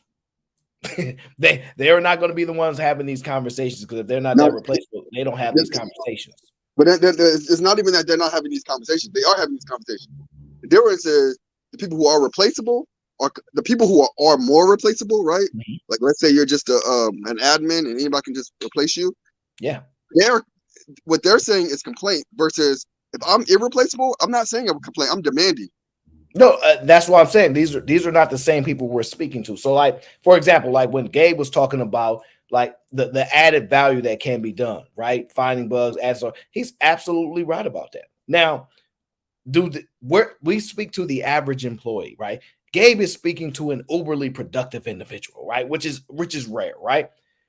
It's still hard, because there's no actual system in place for people to identify the newer leaders of the corporations, right? When you get promoted, it's because people actually get to see you, get a feel for you. They get to see how you engage with certain type of conflicts and things like that. The level of conflict why do you think people like to work from home? Because they don't actually have to have a lot of face-to-face conversations. They don't actually have any conflict resolution skills, right? But when you're dealing with customers and things like that, it's a skill that they like you to have, because when you get promoted, you have that insight to go into multi-level layers of thinking and other roles. So I'm just saying, if these corporations are saying, hey, y'all need to be in the office more, we find it more beneficial for the business, I don't understand the argument against it. I don't think they're asking a cyber engineer to come into the office if he's fully remote. They're not typically asking these questions if what they do it's already so necessary and they don't have no requirement. I don't think they're asking for this. And I think it's actually unfair for us to fight against the people that have created these industries and have been leading companies for 15, 20 years to sit here and say, nah, we want an option to run the business the way we want and affect it, and say, for the next 5 years, let's just test this out. Well, I hear you. Like, I'm trying to make sure I'm still following correctly. And the issue you're describing now, Aaron, sounds different from the way the conversation was before. Because initially I'm picturing that you're speaking about livable wages as opposed to remote work. Remote work got brought up at a different point. No, I'm that's what I'm talking about now. I'm talking about the fact that the conversation before about remote work sounds like an issue. It sounds like an issue from the way that Gabe and Cool Nerd are making it sound versus what you're saying. It sounds like yeah, because there's between a human body and like a car. A car has parts that you can take out and move and put as needed, from what they're saying, and then from what you're saying is that it's a human body. There's things that's going to be essential or whatever that you just can't you can't lose a pint of blood and expect to move with the same energy. You get what I'm saying? Like they don't have. It doesn't sound like they have a real reason to make these people come back, except for their own like motivation. They don't have to have a real reason. They should have to have a real reason, because because a real reason is what put the remote work and made it advantageous to the workers in the first place. So now that they're in this position, it's like, what's their real reason to come into work besides if I'm going to get upgraded? They're already getting paid what they need. to live. They're already comfortable. What's besides them saying you should like the same way you used an analogy with the kid before? You can't just tell a kid to do anything for no reason. At a certain point, they're going to ask you why, and it's going to have to make sense to them for them to go with it. You see, here's the difference, right? You can ask any question you want, and when they answer is because I said so. What's your retort to that? What am I going to be doing there? See, that's the only point. I'm not already doing here. Like, if it costs them less money for me to have to, it costs me less money for me to drive to work every single day. Like, because this is where y'all get her insurance, right? because she's a remote worker. This is where y'all got that makes sense for you. This is where you guys get confused. You think everything's about money. I'm not making it about money. I'm just using that as my example. They condition y'all to believe that corporations only care about money. They're willing to burn money to get other aspects done. That's the stuff that people don't talk about. They're willing to burn money.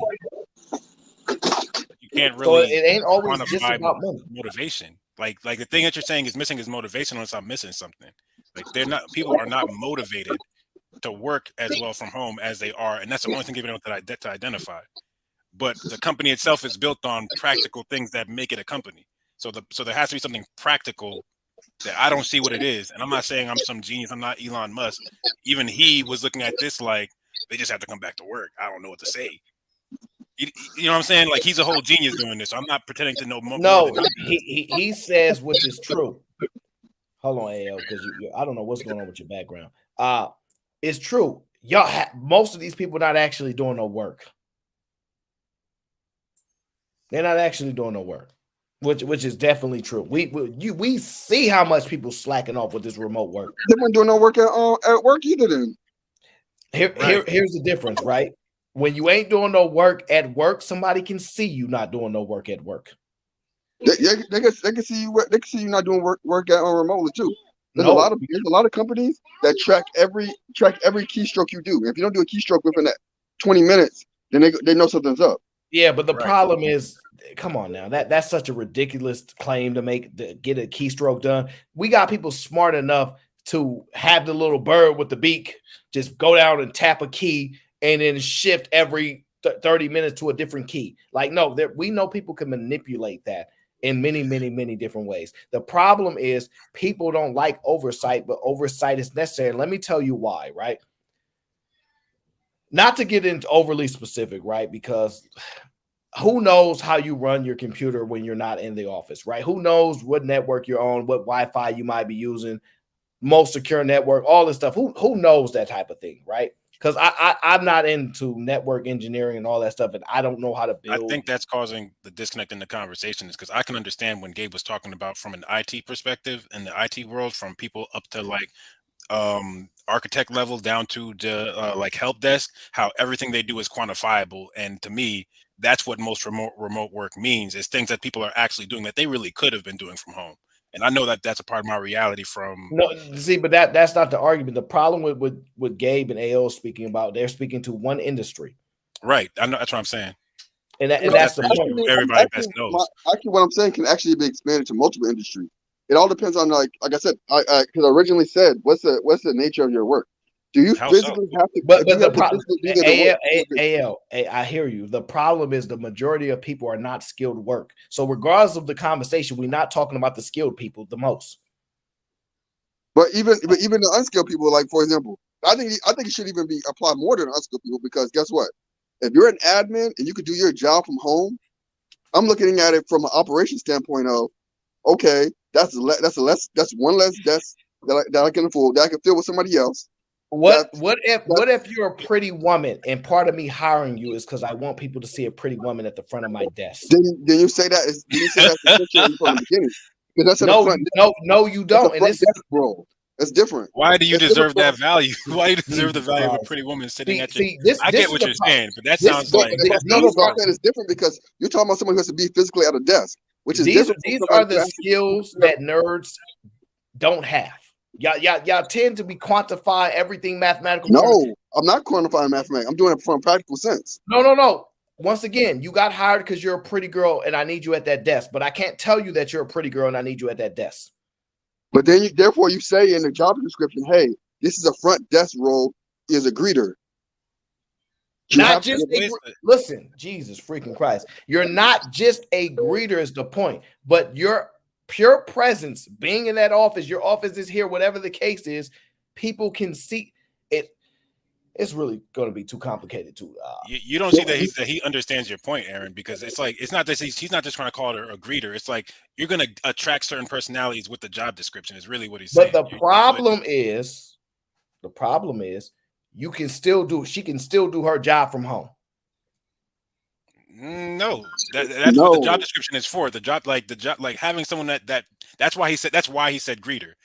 All her job isn't greeting, but she does have to be present to at least fulfill one of her job duties and be at that front desk. Exactly. So that's what I'm saying. It has to be if it's in your job description, that means you have to be at work.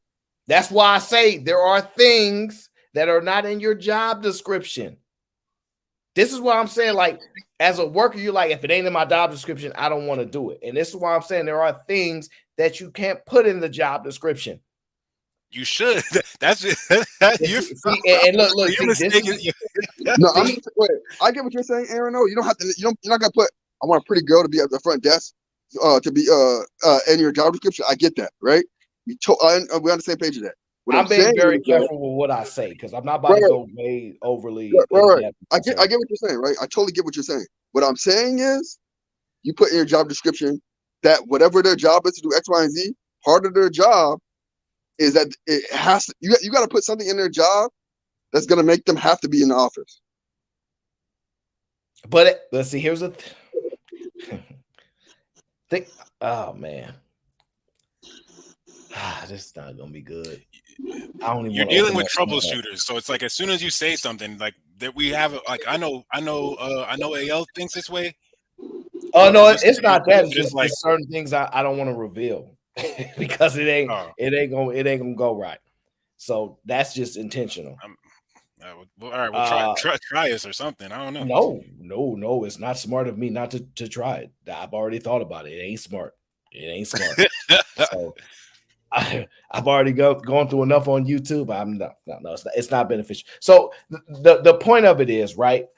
Let's just get to the bigger point. Are you advocating for more remote work?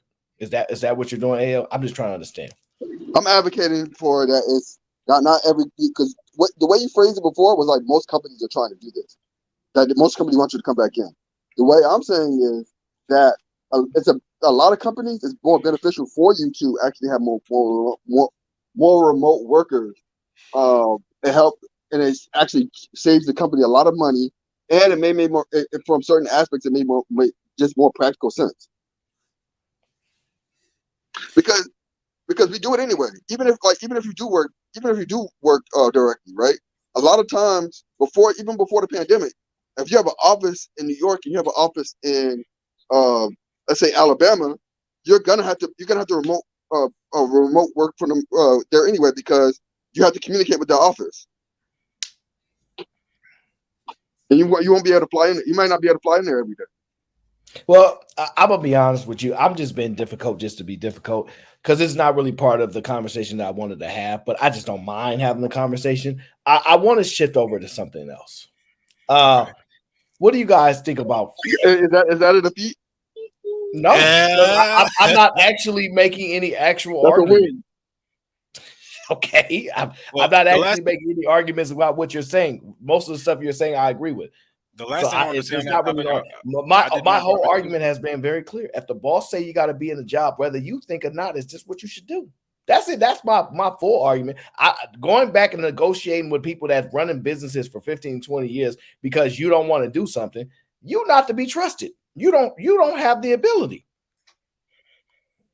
Because if you could, don't listen, those that do, those that don't teach. All right. So let's not get into that because we got off the livable wage thing to talk about remote work. I really don't care about remote work that much. I just like to give the other side just for fun. The livable wage is more interesting to me because I like to hear how people complain about something that doesn't truly exist. Now, Zoe thinks it exists because they ran some numbers, but ultimately those numbers are never factual. Those numbers are always subjective in a lot of areas because the person that are giving them are a bunch of different economists and things like that. And and I don't believe them anyway because the true numbers are very hard to quantify. It's relative to what a standard of living is. So every different country is going to have But its own scale. okay, the problem is, how do you know when inflation starts? Do you know if it starts on Monday or Tuesday? It depends on how it affects me. Actually, I wouldn't even know when it starts, nigga. Shit. Nobody knows. That's the point. So you don't know if inflation started on Monday, Tuesday, but we know the dollar loses value every single day. And so because we can't actually identify when inflation starts, we can't actually quantify the actual impact of it. We can start to do numbers and go, this is what we think, but you're going to get multiple perspectives from multiple different people with multiple backgrounds in economics and their views, the Fed, etc. It's going to be a bunch of different people giving a bunch of different perspectives. I'm saying you actually can't figure this out because there is no actual livable wage. They'll just tell you what you want to hear and say these numbers, cost of living here, run all these bunch of numbers, but it won't exist after about 2 weeks because the cost of living is impacted every single day. And we're not actually focusing on the day-to-day. We're projecting and projecting and projecting. But I mean, it's it way goes too up and down, but that's just trying to find the pulse of something, and you would do that practically speaking. So when you said that it's only there for 2 weeks, it's probably only needed. Like if I was in the military and I go on TDY, like I need to know what the cost of living adjustment is for me for my military to pay for me to go there and eat out if I have to, as needed, to perform whatever work I'm doing. So if I have like 2 or 3 aircraft to work what on, I'm saying is the 2 weeks, cost of living is a short-term and it's analyzed in the short term because you can't actually project that next year inflation is going to hit 10%, 20%. You do not know, and you can't actually expect a company to give you 10% or 20% to match the inflation. So like that's why I say, so you could be behind 7 years. My company gave me a raise in like 7 years. They gave me let's just say a small basic inflationary raise, right? Whatever inflation is, 2 to 3%, right? Whatever crap that is, right? Which real smart people know that isn't even the truth, right? But let's just say that is the case. But in year 5, inflation hit you for 11%. And then you've been going through for 2 to 3 years. And then they say, you know what? We're going to give you a 15% raise on year 3. You still in the hole. So like where does an actual cost, unless you come directly out of college and had no cost of living prior to that and go directly into the market, those are the only people that have an actual possibility at a true livable wage. Most people are already starting behind because they don't know how to identify a starting point. So, but whenever they give you a raise, you already years and years behind of your wages not increasing while inflation has been. But it's going to get way too complex. That's why I say, I'm telling you, I don't believe there's an actual livable wage. I believe they're just going to tell you these things to control your mind. Because even if there was a livable wage, why would you shoot for that? You should be shooting for double the livable wage if that was the case, because you know all these issues that come with life. So it's just a trick. I think livable wages depends on your own lifestyle, your current lifestyle. And that's argumentative too, because you can shift your current lifestyle anytime you want. Right, exactly. So let's say you're making average 50,000, right? You're making $50,000. You should be living at a level, hopefully, that is at like a $30,000 range. That should be your lifestyle, right? After taxes and everything, you should be living at that. But if you're saying, hey, I'm living $50,000, I make $50,000, so I'm going to live at $50,000, then you're in trouble. And you're just like what you just said. Yeah. So we'll come back to this. I want to get to free speech. Do you guys believe in free speech? Do you think music should be protected by free speech?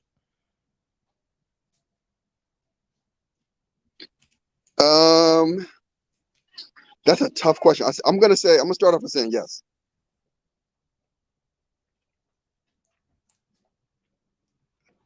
I figured you'd say that. I figured you would, and I'm not shocked. Now, let me ask you this. When it comes to your community, right? Do you think one of the most important parts about cleaning up the community is the violence? Do you think, based upon actions and what's been happening over the years, Men or women are better suited to lead that cause of cleaning up the violence in the community? Men, obviously. I'm gonna say it's a combination of both. Man, The reason why I say this is because women can tend to do something that men can't do a lot of times, and that would be able to pull at your heart and your coattails, at your heart coattails. that doesn't matter at all when it comes to dealing with violence. You don't pull at someone's heartstrings when they about to punch somebody in the face. No, but it's also about. It's not just about like you're thinking about direct conflict. I'm thinking about overall culture in terms of. It was metaphorical as well. Like it's not but like. what I'm saying is though, how do we establish the fact that hey, there's a common set of decency? Now, if you get a woman who can say there's a common set of decency that we need to follow, hold on a second. Daddy. Hold on a second. He gonna get in It's trouble. setting up boundaries. It's like setting up boundaries, and then also setting up certain types of setting up hierarchical relationships. So it's like if people understand where they stand and who's above them and who's not, the type of what's an authority they can respect, what's an authority they don't respect, what's a person that's beneath them that they have to be responsible for and take care of, and what's somebody that they don't give a damn about at all. And then once they have those relationships set up as a basis for themselves, then they're less inclined to be violent because they know where they stand. That's why the issue with violence is a lot of people do not care up to the point that it's a judge telling them, you're serving life. And it's gotten that extreme over time that violence is quote unquote an issue, but it's the lack of structure that causes it. There's not as much structure for a lot of these kids that's coming up than it was for us. Music protected by free speech. You agree with it? Music protected by free speech. Yeah. Yeah. The commercialization though is probably a little bit different of an aspect of it for me. I compartmentalize it's what I found consistent with men. Like we had this conversation about free speech protected in music, and the large majority of men said no, that's free speech, that's got to be protected.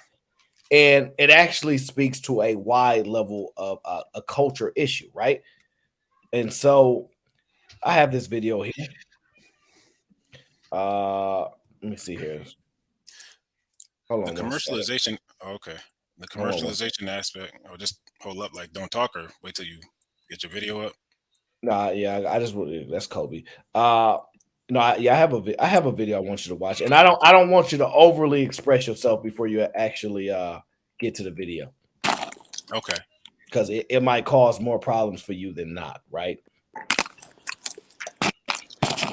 Let's jump here.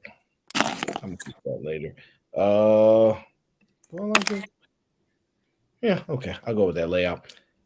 Check this out. Genre known as drill rap played a prominent role in an apparent gunfight that killed two area performers Wednesday of last week. Today, two surviving suspects appeared in court and they were denied bail. But it was the role of the music that has prosecutors' attention. Scott Broom is covering Prince George's County tonight. Now, the role of the music has prosecutors' attention, right? The role of the music. The role of the music is a very important thing when it comes to this conversation. The role of music, right? In particular, they've highlighted drill music, okay? Which I don't know who wants to take the cake for drill music. They say Chicago. I don't know. I'm not sure. You think it's Chicago? I don't know if it's Chicago or not. I don't really care much about drill music per se, but it's always interesting to me when it gets to part of this. Somebody says, not this PG County shame. I'm not shaming PG County. I have not actually made a position yet, but we'll get to my position in a moment. The rappers in this particular case went by the names Moneybag KZ and Risque Luck, both featured in videos glorifying their lifestyles, including Risque Luck boasting about committing armed robberies. Face down, this is stick up. Hey, them sound like bars. Face down, like bars, right? So not only do they got the imagery, but they got the music, all this type of stuff, right? Nice Charm says it's Chicago. Okay, look, Chicago can have drill music. That's on them. I ain't gonna take it from them. You got it. Y'all can be the face of it. You can be the reasons for a lot of things that permeate through society at this point. I'm not arguing that at all, right?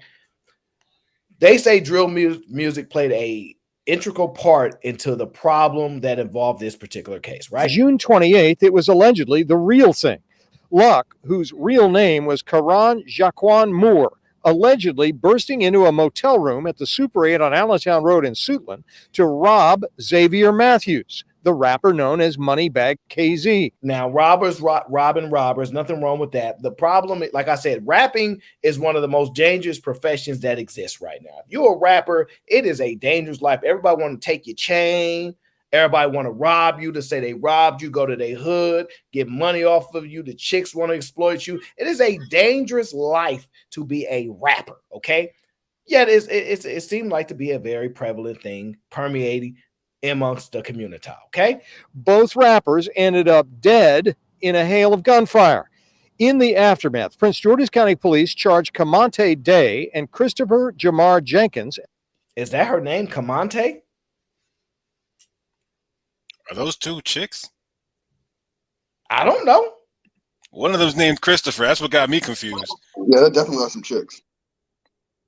Both of them? The one with the dress could be. That look like Young Miles, something like that. They both look like chicks that look like dudes.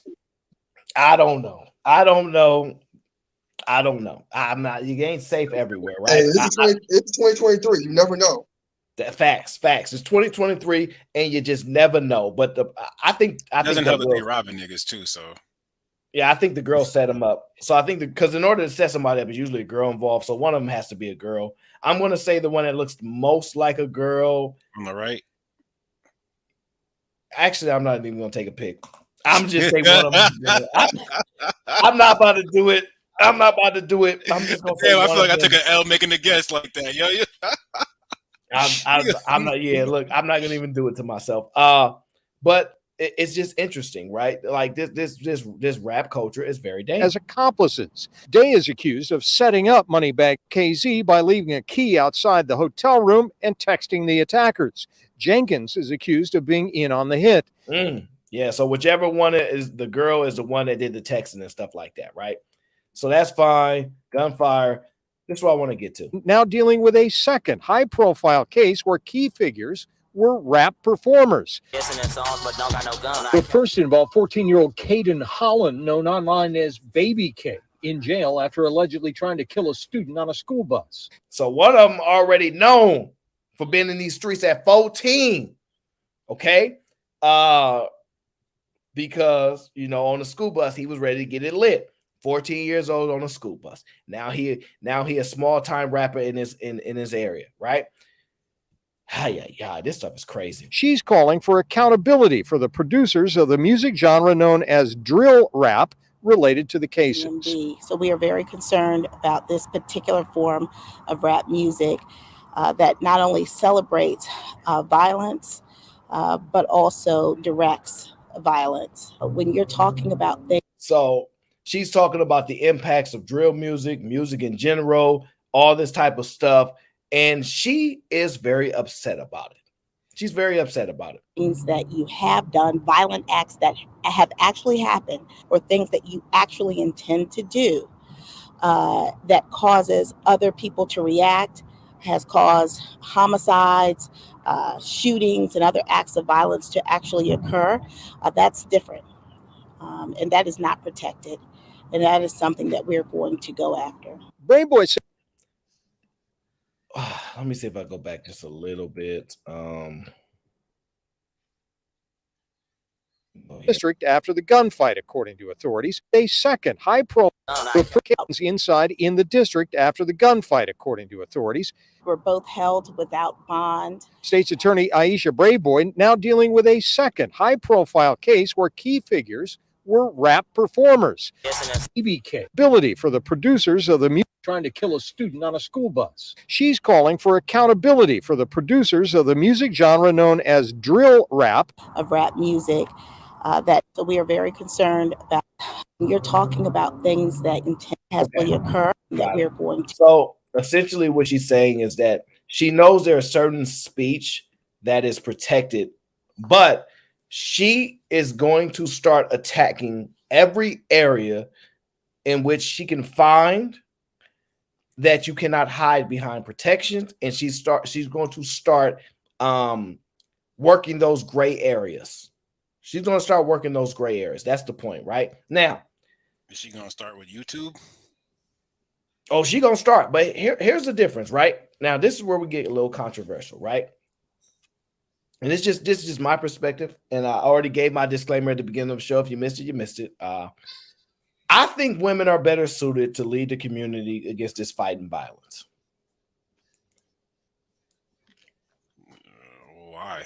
They're the ones who've been leading it so far, and it really hasn't gotten any better. No, they haven't.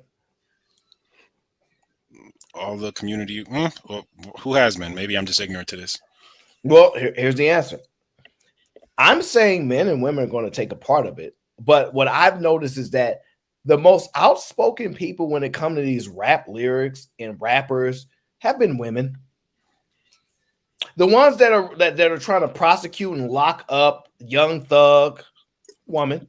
The ones that are trying to even violate people's rights because they're so sick and tired of it, even if they have to do it, women. Men overwhelmingly, when they have this conversation, is no, we should protect it. I don't want none of it. And this is why you can't even trust the men right now. This is why.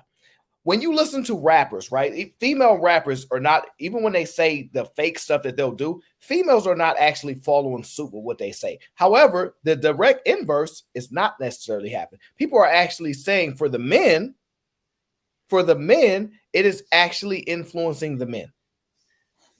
It's actually influencing the men, the type of music that is happening to get them to do things. The direct opposite for female rappers are not directly influencing females to do these type of things. Nobody is getting out the car saying they was listening to Sexy Red and they had to go. They're not doing it. It's the male rappers, right? So the males are typically the problem in this case, right? But let me say it to this degree.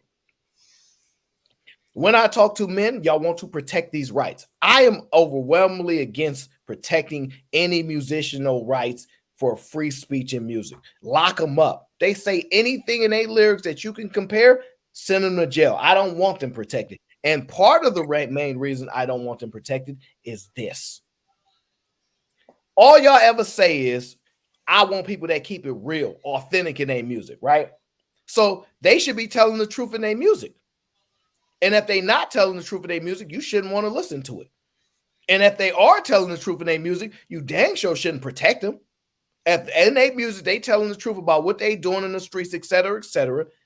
The women who are willing to take the charge to do things, bend the rules, go around the gray, most outspoken and willing to get degrees, go into these law positions and actually combat things, when we know the men are largely dropping out of school, not going to get degrees, which will require you to get these positions, especially in legal aspect. More women are gearing towards this, and they're more of the face of it and more outspoken about it. And so when you notice that, they're willing to do things that I keep hearing men say, no, you got to protect the rights, protect the rap, and the women are vehemently against this. And we know this is a heavy influence on young males in general and other people. I think because what women are willing to do, they are more suited to lead the cause. That doesn't mean men won't be involved in the cause.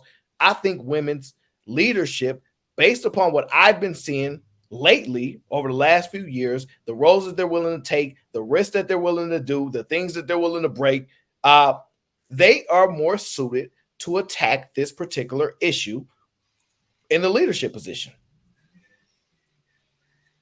To that, you say what? There's two things. There's one thing I'm going to say response to directly what you said, and one that's like a little bit further away.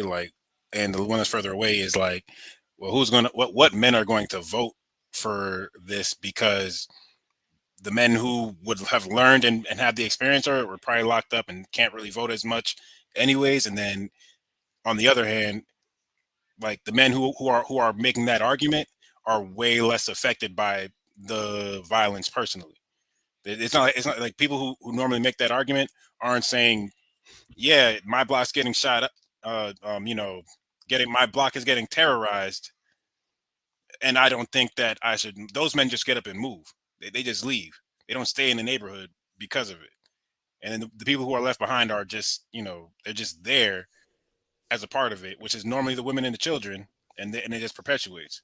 Now, the other thing directly is when you say that in the argument itself, they're just trying to keep it real. It's like that could only go so far, because what people are trying to protect is the freedom of speech aspect, and it's hard to separate it from the actual music itself. But at the end of the day, you're doing it still. You're making my point why men shouldn't be in charge of this, because you still want to. Men aren't in charge of it. No. They're not suited to be in charge of it. You're making that point right now based upon. You're right. Yeah. Men aren't suited, but there aren't men that could suit themselves to it. Men that could learn and understand and go in that direction. If they're even willing to take the risk, it still has other things to navigate. So that's why I asked about like I brought up YouTube, for example, like to attack this problem in particular, do you go to the person themselves, or do you go to the corporation that's funding the behavior to whatever degree? And the higher up that you go up that chain, you'll find less actual affiliation. It's not as real as they claim to be. See this. So this is my. I'm kind of in the middle on that. He about to get locked up right now. I'm trying to do a carnival right now. I'm driving we have a Boston carnival right now, so I'm trying to drive around it. But what I was gonna say? But this is my thing, right? You can't just use like this.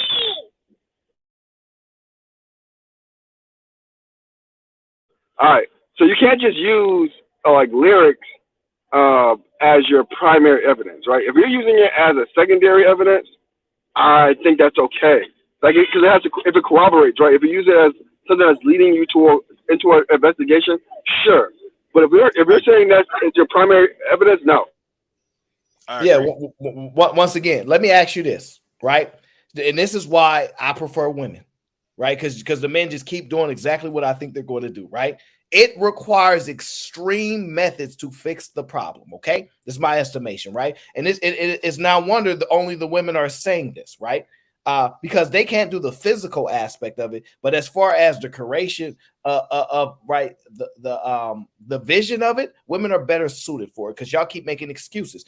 She's saying, I don't care what the law, what the freaking First Amendment rights say. If it's in your lyrics, you going to jail. And I agree with that, because two things. We have a constitution. No. You're missing the point. That's the point. You're missing the point, right? I'm glad that they're willing to go that far, that gray area, to fight and push through it. You shouldn't even want to defend it in this area. If you want music to be real and authentic, and people only saying what's real in their music, right? If that's the case, I don't give a damn if you're real. If that's the case, they only saying what's real in their lyrics, cool. I have no problem with that, right? The problem is y'all saying, what if they lying in their lyrics? Don't you know if you start going to jail for your lyrics, you're going to stop doing them? Don't you know? Don't think about this. If you know you're going to go to jail for your lyrics, you're going to stop doing them, and that's going to be directly influenced on the culture. No, actually. So, number one, were people killing each other? Was gangs out before rap music started? Yes. Okay. So people are rapping about things that already happened, or in some cases you have these beefs. Okay, cool. Guess what? You have the rap music. Guess what they're gonna do? They're gonna do it anyway. They're gonna do it another way. Yeah. So that doesn't solve any problem. That solves no problem. It literally solves no problem. Like if you look at a rapper like Von, you think it solves no problem at all?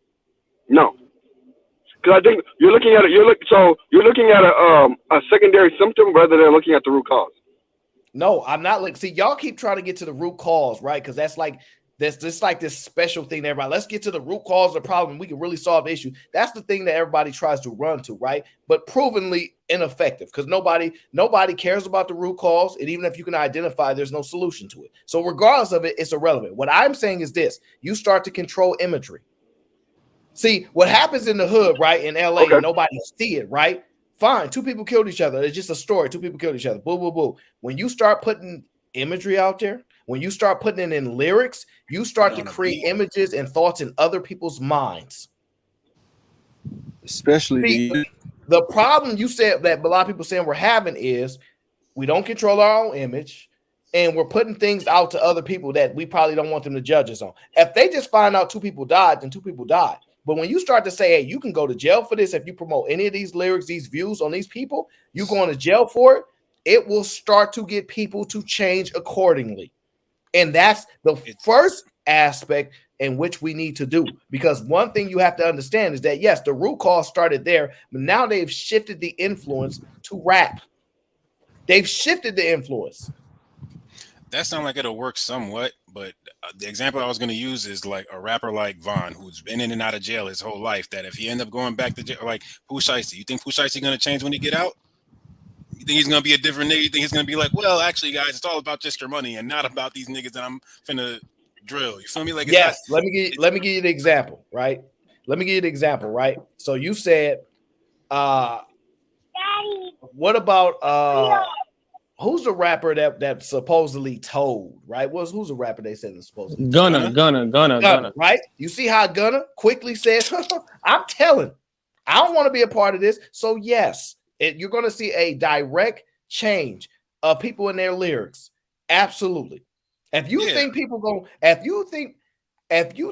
to commit crimes and then intentionally tell on themselves knowing that they have no protection, I don't believe you believe that. The closer it gets to the reality of the situation, the closer you get to people who really don't care about going to jail, though. That was my point. Like, I understand that it's going to have a positive impact. I'm just saying, like, to what scale? What scale is going to have a positive impact if niggas still really don't give a shit about going to jail? So this question I have. You said the imagery, which I agree with on the imagery side of things. However, guess what? I'm not rapping about. Okay, I murdered somebody. I'm not rapping about it. Somebody's still dead, right? No, but that's not the point. Because he's saying that if you murder somebody to a beat, that just actually it stokes up more beef. It stokes up more BS after the fact. The point is, it's like, do people care how much? Do people care about the consequences enough to let just stopping them saying it in their music is going to be enough of a leeway? Is it like how big of a band-aid is that, Aaron? Basically, is my question. Yeah, but listen, I completely disagree with that. With what y'all saying, because this rap music or this drill music that y'all saying is what the cause of the deaths is. Well, you know how many non-black people out here listen to the same shit, bro? Like, it's a lot of people listen to the same music, but they not having the same actions. But a lot of those people are not in those environments, though. So then why don't blame the music, then say it's the environment, right? Because the environment is what helps to create the music as well, right? The music is in the environment that we're talking about. No, I'm saying, hold on. Music. Go ahead, man. Go ahead. But what I'm saying is that they're in these environments telling in the music what they're seeing in these environments, though. So what? So it's not just the music, though. You can't just say it's the music, because everybody listening to this music. It's a lot of people that listen to this music who don't commit these murders, who don't commit these crimes. I never said it wasn't just the music. No, I'm not saying you. I'm speaking in general. I'm saying whoever believes that. I got you. Let me ask you this. Yeah. Do you think music influences black people differently than influences white people? No, I don't. So you don't believe black people have a different connection with the music that we listen to than white people do? Nope, because this is why. I'm gonna say this because this is crazy. Go ahead. Black environment, right? Before you even get to the music, they're already talking about their experiences in these environments. So they're giving you what it is that they're seeing, what's happening in their environments way before they even get to the music. So it's not just the music. And then again, you're talking about behavior. Again, you got to look at the culture, because I just mentioned before, other cultures listen to the same music. When you look at other cultures, they have demonic images. They have all type of crazy stuff in their music too. But what I'm saying is that the behavior is separate. It's about your actions and about the community that you exist in. But they're not crashing out, though. So, okay, but they're listening to the music. Wait. No, I'm talking music, not just rap, all music. If their music leads to this happening in their community, they go to jail as well. That's true. Yeah. But you're saying that the music that's the issue I have. What you're saying, but you're saying that music leads to the environment. When it's the environment that's leading to the music. And see, that's my point. That's my point.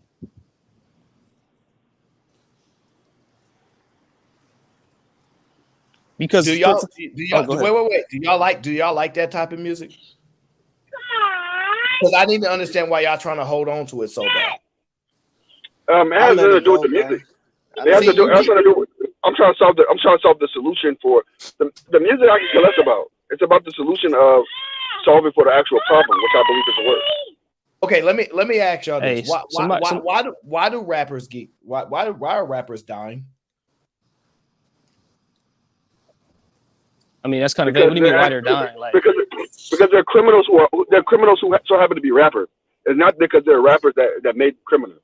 They're criminals already, and they're using rap to express themselves. There's a difference. okay, so let me say this, Aaron. Right? When we look at rappers who are being indicted and who are in these murders cases and all of this shit, right? Are we saying that if the music didn't exist, they still wouldn't be doing these things in their communities? No, I think you guys are confusing what we're saying, right? You cannot stop criminals from being criminals, right? They're going to break the law. They're going to break the law, right? That's never the argument. The argument is very simple. If they rap about it in their music, they go to jail.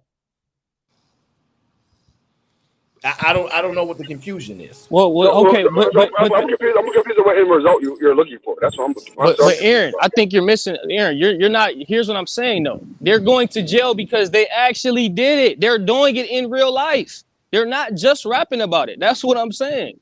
Some rappers are rapping about it who don't live that life. I agree to that. But there are some dudes who are rapping about certain cases that are ongoing cases, and they're talking about it.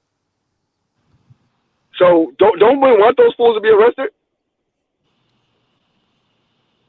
Yes. So if we use it as secondary evidence, not primary, because like you said, some people are rapping about things they have not done. They just observe, or saying that they just want to get clout. They just trying to get clout. And they ain't do it, right?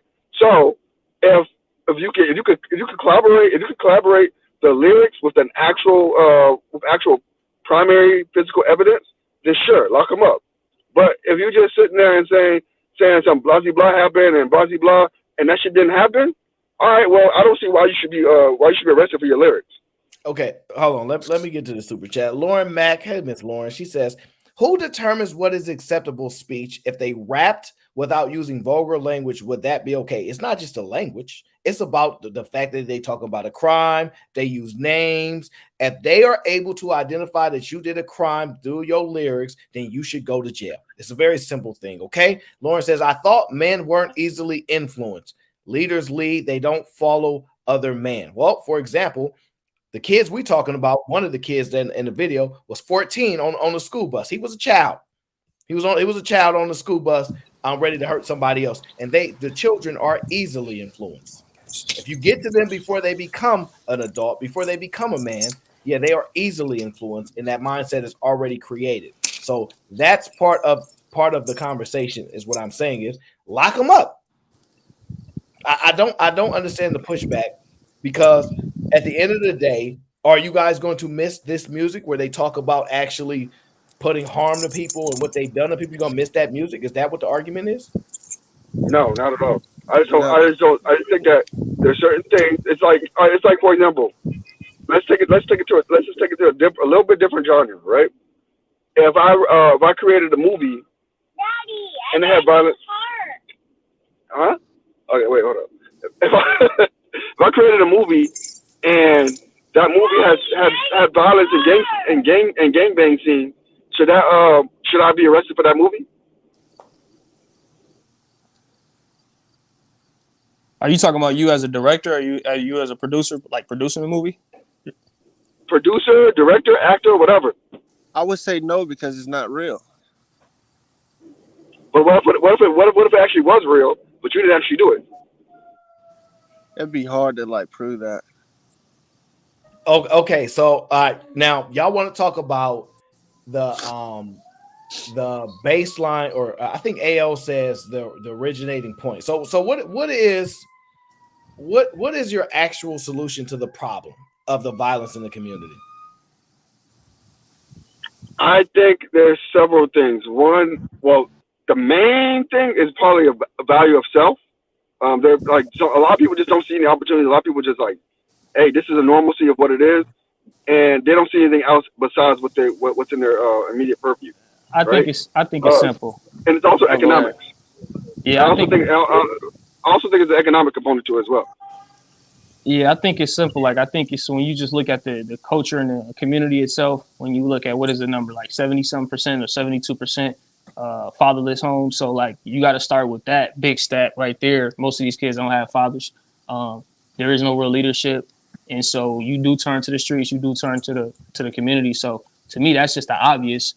But when you talk about like the music itself, like, is it causing the crime? No. Is it motivating, or is it, maybe giving them any more, I guess, inspiration to commit those crimes? Possibly. I do believe that. But you're talking about the music itself? No, because I could listen to that same music and not want to go out and kill nobody. So it just depends. Like, it depends on your environment, who you're around. But to me, I think the biggest issue is the fatherlessness. That's my opinion. Where are you from, Kobe? No. That's fine. AL, what's your practical solution? So where I'm from? What does that have to matter? What is that? I'm just confused. Why is that even a question?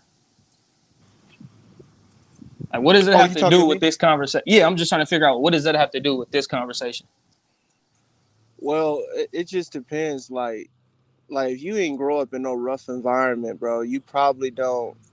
Your approach to things is a lot different than ours, if that makes sense.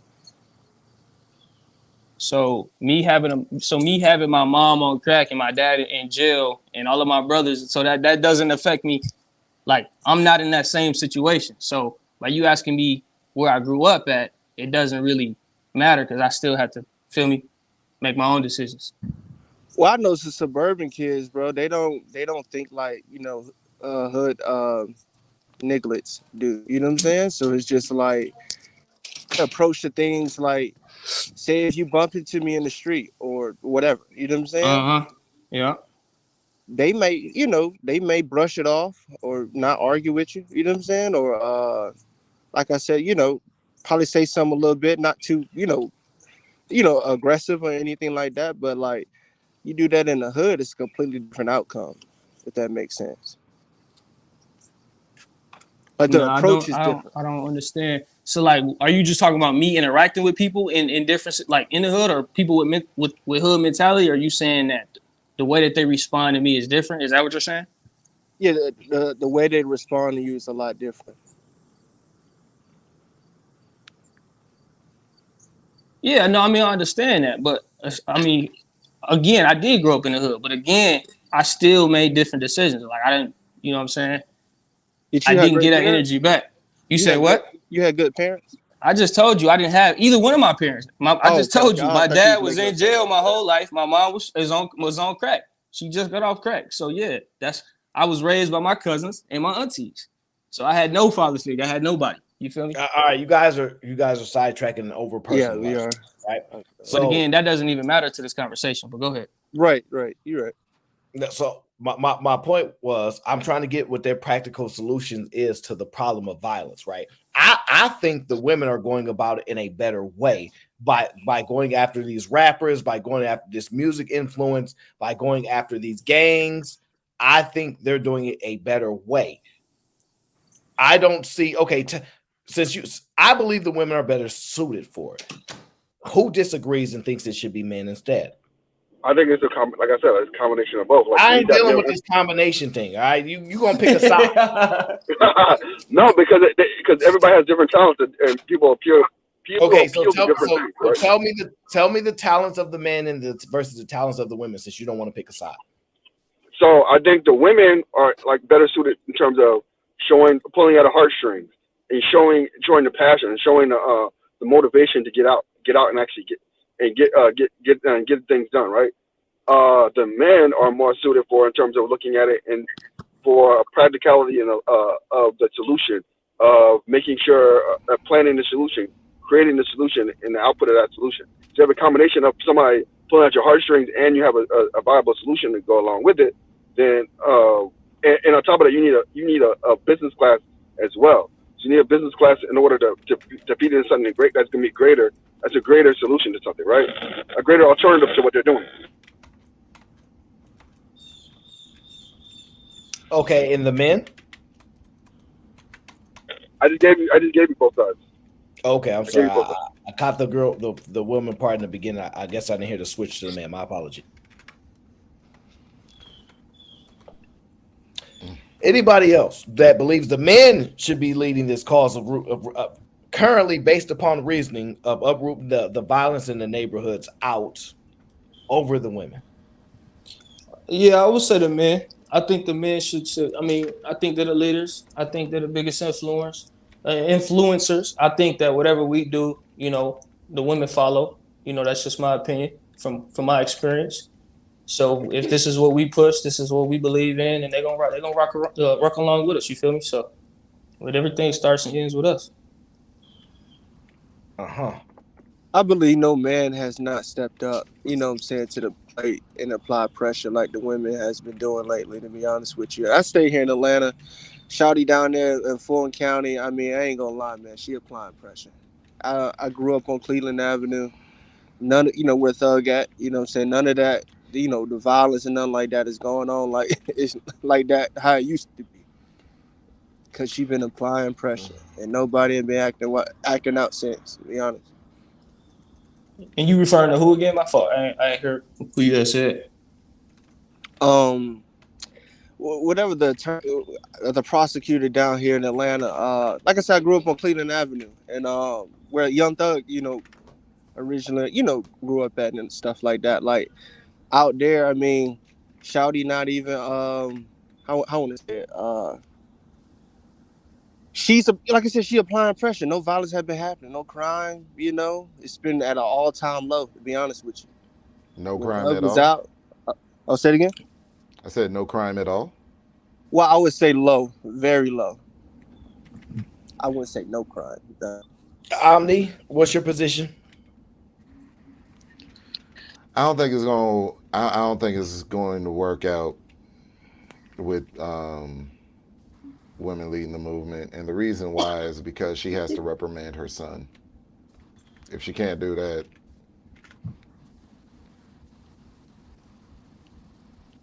you might be misinformed of how leaders work.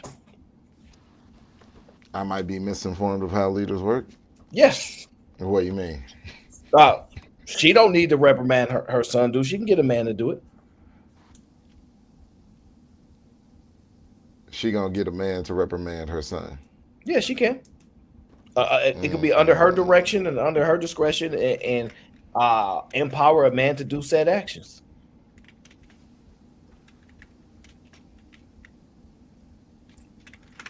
But do they usually? Because when we have these conversations, this isn't about usually. This is about specifically to the conversation when it comes to protecting rap lyrics and things like that. I'm okay. saying, When it comes to the rap lyrics, though, like, let me ask you this, and this is something that this should be a quotable that everybody knows. But Aaron, let me ask you this: Do we all really live in a yellow submarine?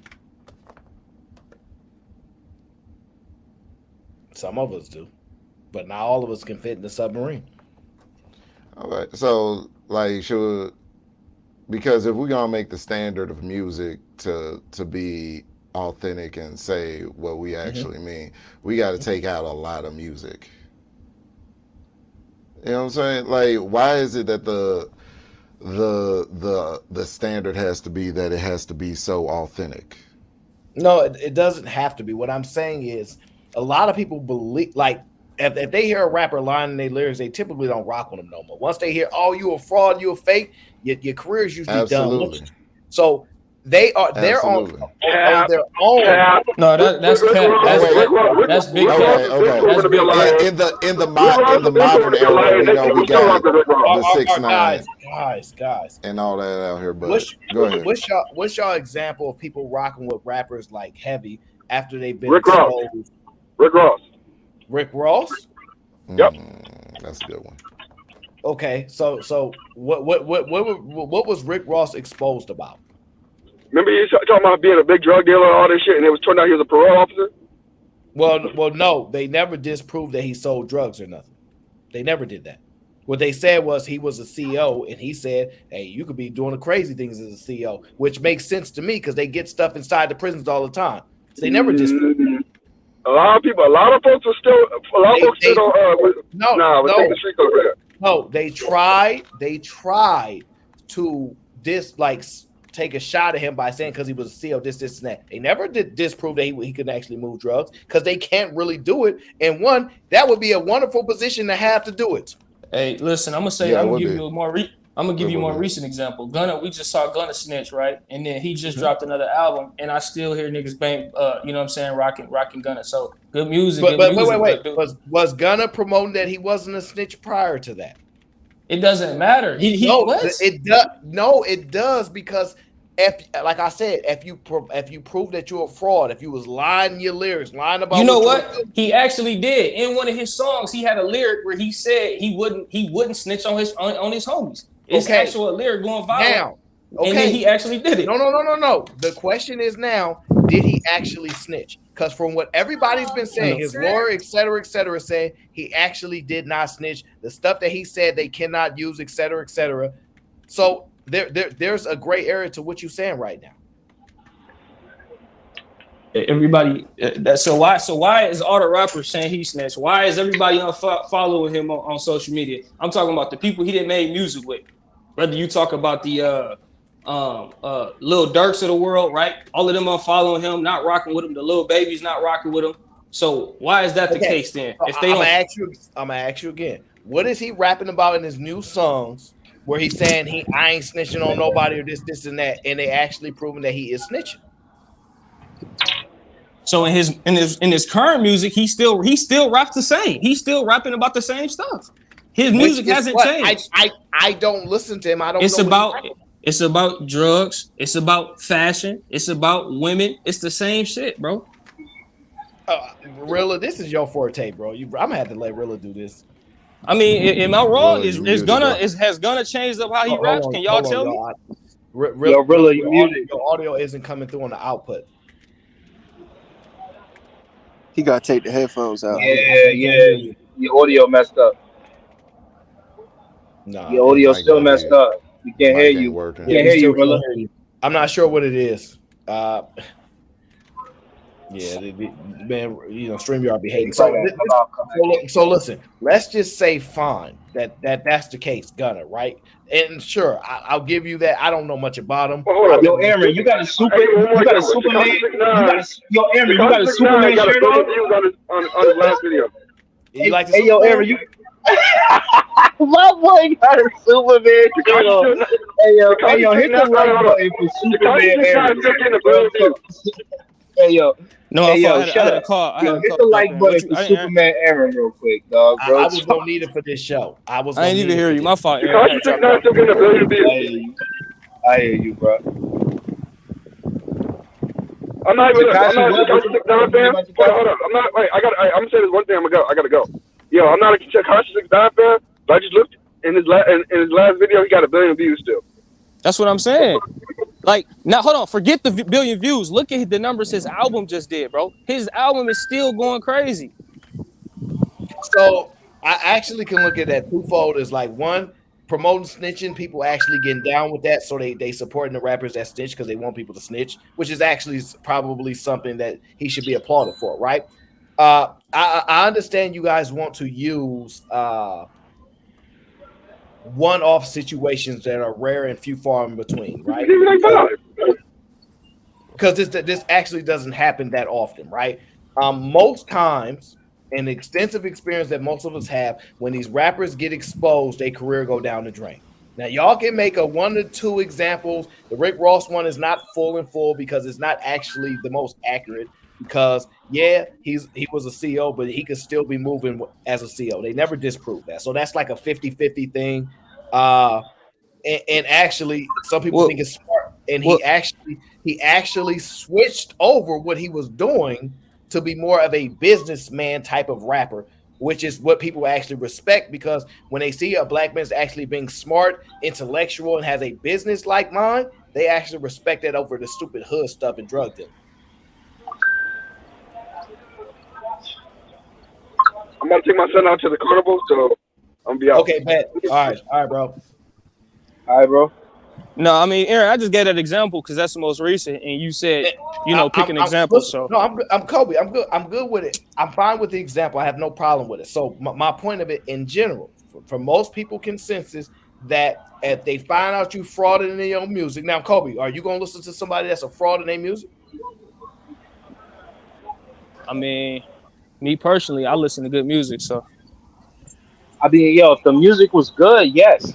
No, I'm just saying, Answer your Aaron, but question. hold on, but Aaron, see, that's why I I said you gotta ain't put it. stand on principles, bro. But Aaron, you saying you got to put that in context. What loyalty do I have to that? Like, It's not about loyalty, right? No, What I'm asking you, like, what's my position? It's not about loyalty. What I'm saying is, if you listening to somebody's music, right, and you connect with it because you believe they really going through what they going through, you believe that it really is what it is, y'all make a connection, right? And then you find out they lied to you. I don't think you're gonna rock with them like that no more. I ain't rocking with That's cap. That's cap because straight I mean, cap, let's so let me. So okay, do people? Let me ask you this: do your aunties? I don't know where y'all grew up. Do your aunties? Do they still listen to R. Kelly and all of that? Can y'all be honest? Do they still listen to his music? I still listen to R. Kelly. What are you talking about? So okay then. Like, that's what I'm so trying okay to say. then. So that's what I'm saying. So That's I a know I terrible listen to it. comparison, though. But no, hold on. We just that's said not somebody being. It's not a bad. Go ahead, Aaron. My fault. No, but that's a bad example because what did he lie to you about? No, you said a fraud, right? You said that somebody that we don't rock with no how more. How is he a fraud? Wait. How is he a fraud? So him lying about him not sleeping with these underage women, he's not lying about that? He wasn't frauding about that? What song did he say? The man said, "My mind is telling me no, but my body is telling me yeah." Stop playing, bro. Why are Dog, you he was playing? talking about little kids. Ooh, Aaron, you need to man. stand down right now, dog. Aaron, you need to stand down. No, you guys are talking about I completely two different things. got the song. Ignition. That's when he was lying. He wasn't talking about. He wasn't talking about adult women, Aaron. He was talking about little girls. That's when he was lying, Aaron. See, Aaron, when he said my mind is telling me no, but my body is telling me no. Aaron. Aaron's moving the goalpost now. He's basically saying, what lyric did he say? He's just moving the goalpost. No, because you're wrong. You're wrong because I specifically said committing a crime, naming names, talking about what you did. If they can identify that in your music, you should go to jail. So if they say, look, when you wrote this song in 1996, and you said this is that, and you was in this building and you was wearing these such clothes, and we found blood on these clothes, and then you would have a point. It's not an apples to apples comparison. No, because it is. You know why? You can't put it in a box. One is more obvious than the other. You said first you said fraud. Now you're trying to pick a specific crime. Like none of them commit crime. Bad example. No, because you're still wrong. Because where's the fraud aspect? He said he did not. He said he did not have sex with underage women when they talked to this man. He said it years ago. This was years ago. He said that. Okay, all right, okay. Now, and so we found. Hold on. Now, so what I'm saying is now after the no. Let me finish. Wait, no, but you missed the point already because you're gonna give a wrong point. Did you connect with his music because of that? I just told you, but that's not the point. We didn't know the information before that. We didn't know who. What are you talking about? But it's people were not connecting with his music for that. He did not deceive in his music. The connection that people had with the music is the point. It's different if I don't know why this is so hard to explain. No, I get where you coming from, bro.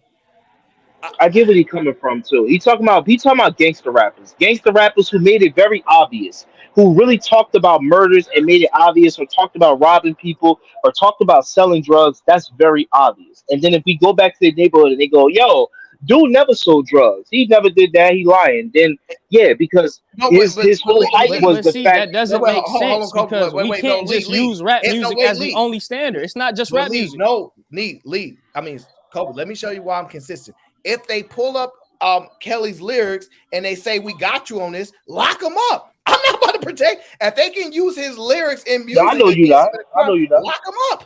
So I know you not. No. That's not what we say you doing. No. I've never said you was trying to defend R. Kelly. Nah, that's not what Aaron I doing. know what you said. No, I'm being consistent. I'm saying if the lyrics in the music is not to be protected, if he talking about something in the music and they can identify it in the music, lock him up. I'm not mad at that. Yeah. And yo, like I said, I think you talking about overtly and covertly. Like R. Kelly did it covertly, right? I mean, like, because that's what you basically say. You like the covert because part R. Kelly is did like harder to identify, right? We making a lot of exactly. assumptions and be like, we know for a fact people say names. Like they say the block, they say the hood that they was in, they say somebody else that was indirectly involved. When you talking about singing, he wasn't really saying no names that correlate with the crimes. He said, "My mind is telling me no, but my body is telling me that's yeah." not a name, but listen, I'm not mad at none of that. This man And then he created a whole. did another song saying, "I don't see nothing wrong." No. What's the listen, age ain't nothing but a number. He or wrote that whole thing for her, bro. When she was 14, he wrote that whole album pretty much for her. No, that's what I'm saying. He did do it. He did do it, Aaron, but it was covertly because it could also mean he's talking about. Listen. We moving past the point because Kobe Jordan is arguing something about would you just rock with the guy music even if he a fraud, right? That's the only point he's trying to prove. But that's what you said. No. Listen, I'm going off what you said. I'm not disagreeing with you. Okay, what I clearly said was once again, when most people find out people are frauds, they don't rock with them no more. Most people, and typically they don't have expectations of singers. Leah's right. Like most people, the connection that they have with singers are different than they have with rappers. Rappers and singers not on the same level. Singers on a whole nother level. So then singers make way more money than rappers. Well, then if we're gonna use just gangster rap and just that alone, then yeah, none of that other stuff applies. Okay, because no other industry is talking about selling drugs. Okay, go ahead. My initial premise is about violence in the community. That's the initial premise, right? Rooting that out. And it's done and utilized through rap music in particular. I'm not mad if you say, you know what, we want to go against this, we want to go against this, we want that. I don't mind. But then we got to the point where what I said, people should be telling the truth in their music. That's what we want anyway, because most people will say, I want honesty in people's music. You might say, I bumped the music because I just like the way the music sounds. That is a newer thing, and it's actually few and far in between. Right? Okay. Most people that listen to music do not say that. Okay, so let me just say this, right? So you're saying that it's only specific to that. So you're saying in general, right? Musicians in general, or whatever the case may be, when we find out that they're frauds, and let's say the music didn't give us any type of, it didn't insinuate that they were frauds, and we find out later down the line, you're saying that people will still rock with them regardless because they didn't lie in the music. Technically, they didn't lie, but they still not who they say. Are you saying that majority of people will still rock with them? He was what saying I'm saying is when you connect with people, when you connect with musicians and artists, right? If you connect through lyrics where you felt like, oh, I was slicing up my arm, I was really going through it, right? And they tell you that's what they was really doing, and then you find out they didn't cut their arm or nothing, and you did that, and you thought they was speaking to you, and you found out they lying, you are not going to be happy with their music anymore. Yeah. I'm talking about the connect aspect, and most people connect with musicians. Now, this whole new thing is I just listen to the beat. Like, that's cool. What are women going to do different that a man can't do? But I'm gonna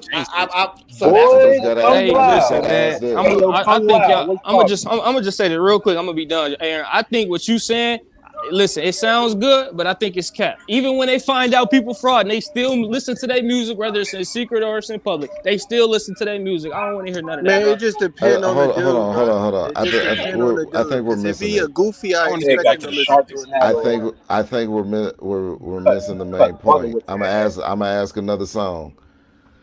Carrie Underwood, 2 Black Cadillacs. Did she actually kill somebody in real life? Like the standard is that a lot of these dudes out here are really just doing it to look cool. they don't really want to kill like that, but they know that they don't have a rap career unless they shoot somebody. Right. Yeah, the problem is if you did it and you thought you would go to jail for it, you probably wouldn't. Is what I'm saying. In the lyrics, if you like, it's one thing to do the crime in real life because most people, if you're a criminal, you don't care about the law, right? However, you do want to get away with the crime. They're actually trying to get away with the crime. So they're not afraid. They're not going to not do something because the law is there. However, they are still trying to avoid going to prison.